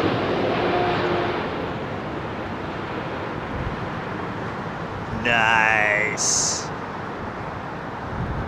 We love you, Cathay Pacific. Get down, get down. So yes, it looks like a small farm. The horses are funny, especially when you talk to them. I don't so much talk to them. I kind of shout at them tonight. Oh, Jilly, did you pull the one out for the horse and me at the paddock for the photos, for the signed photos? Keep up the great work. Looking forward to your next show on, well, Wednesday, May the 31st. We're long gone past that one. But anyway, PGH, Pennsylvania, USA, and that's from Todd B. Thank you, Todd. Always written something on the back. I sent you a video, Speedbird, 171 landing at KPIT. I'm always tracking her on flight radar. There we go. Oh, this is a nice one, isn't it? From Joshua. He's obviously a young lad or something, because his handwriting's from a young lad. To Big Jet TV. To Big Jet TV. I love that. This is a letter from a nav geek and a big fan of your videos. I was wondering, as seen on your website, whether there are some of your free Big Jet TV stickers that I could have. This is definitely written by a kid, isn't it? It would be great to hear back from you with some stickers for me and my brother as well, please. Please find the enclosed envelope with my return address. Many thanks, Joshua. Nice handwriting, nice. He's done well, isn't he? Good lad. So, mate, a couple of stickers on their way to you. Hi, Jerry. Thank you for your fantastic shows. I'm a new Big Jet TV fan.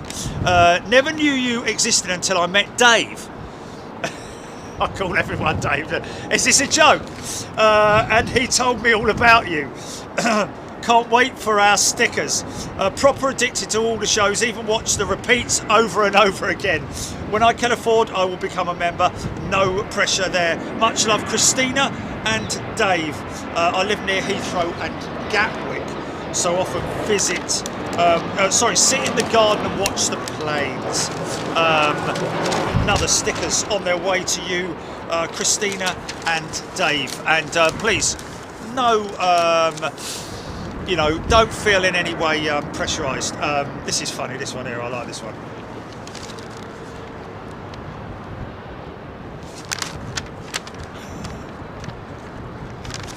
Josh is 40. Oh no. No, it's 40. To Jerry and Jilly, I just want to say thank you for everything you do. Is this Dave again? Oh no, and all you have done for all your members. I thought all you, Dave, for all your members. You have given aviation streaming a massive spotlight over the years, and I'm proud to call myself a member.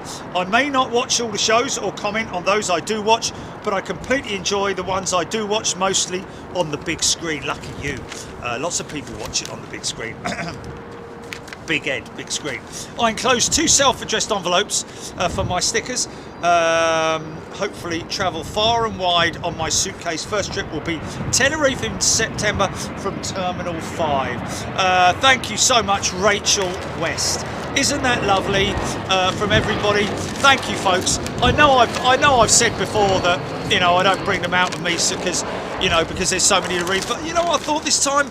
This batch of stickers, when you go through them, when I open them all up with my little letter opener sitting there with Charchie's assisting me with his paws, just like, yeah, like, not really. I wish he did. But yeah, it's a wonderful festival. Folks, thank you so much. Should we get this one? Should we get this one? Because this is a juicy one. Hold on a minute. What's that, GP? What's that? What's that flashing on and off? Oh.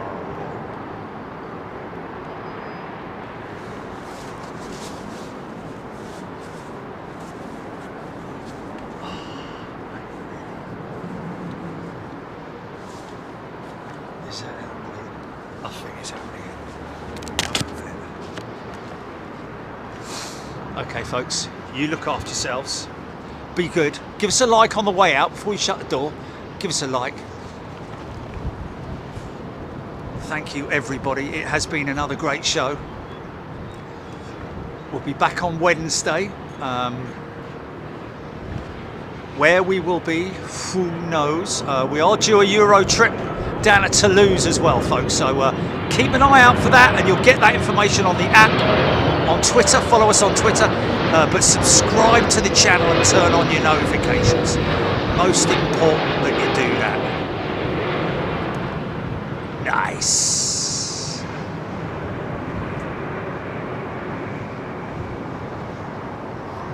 Okay, folks, look after yourself. Enjoy the rest of your weekend wherever you are, and be good, be safe, and do everything within moderation. And look after yourselves. Take care.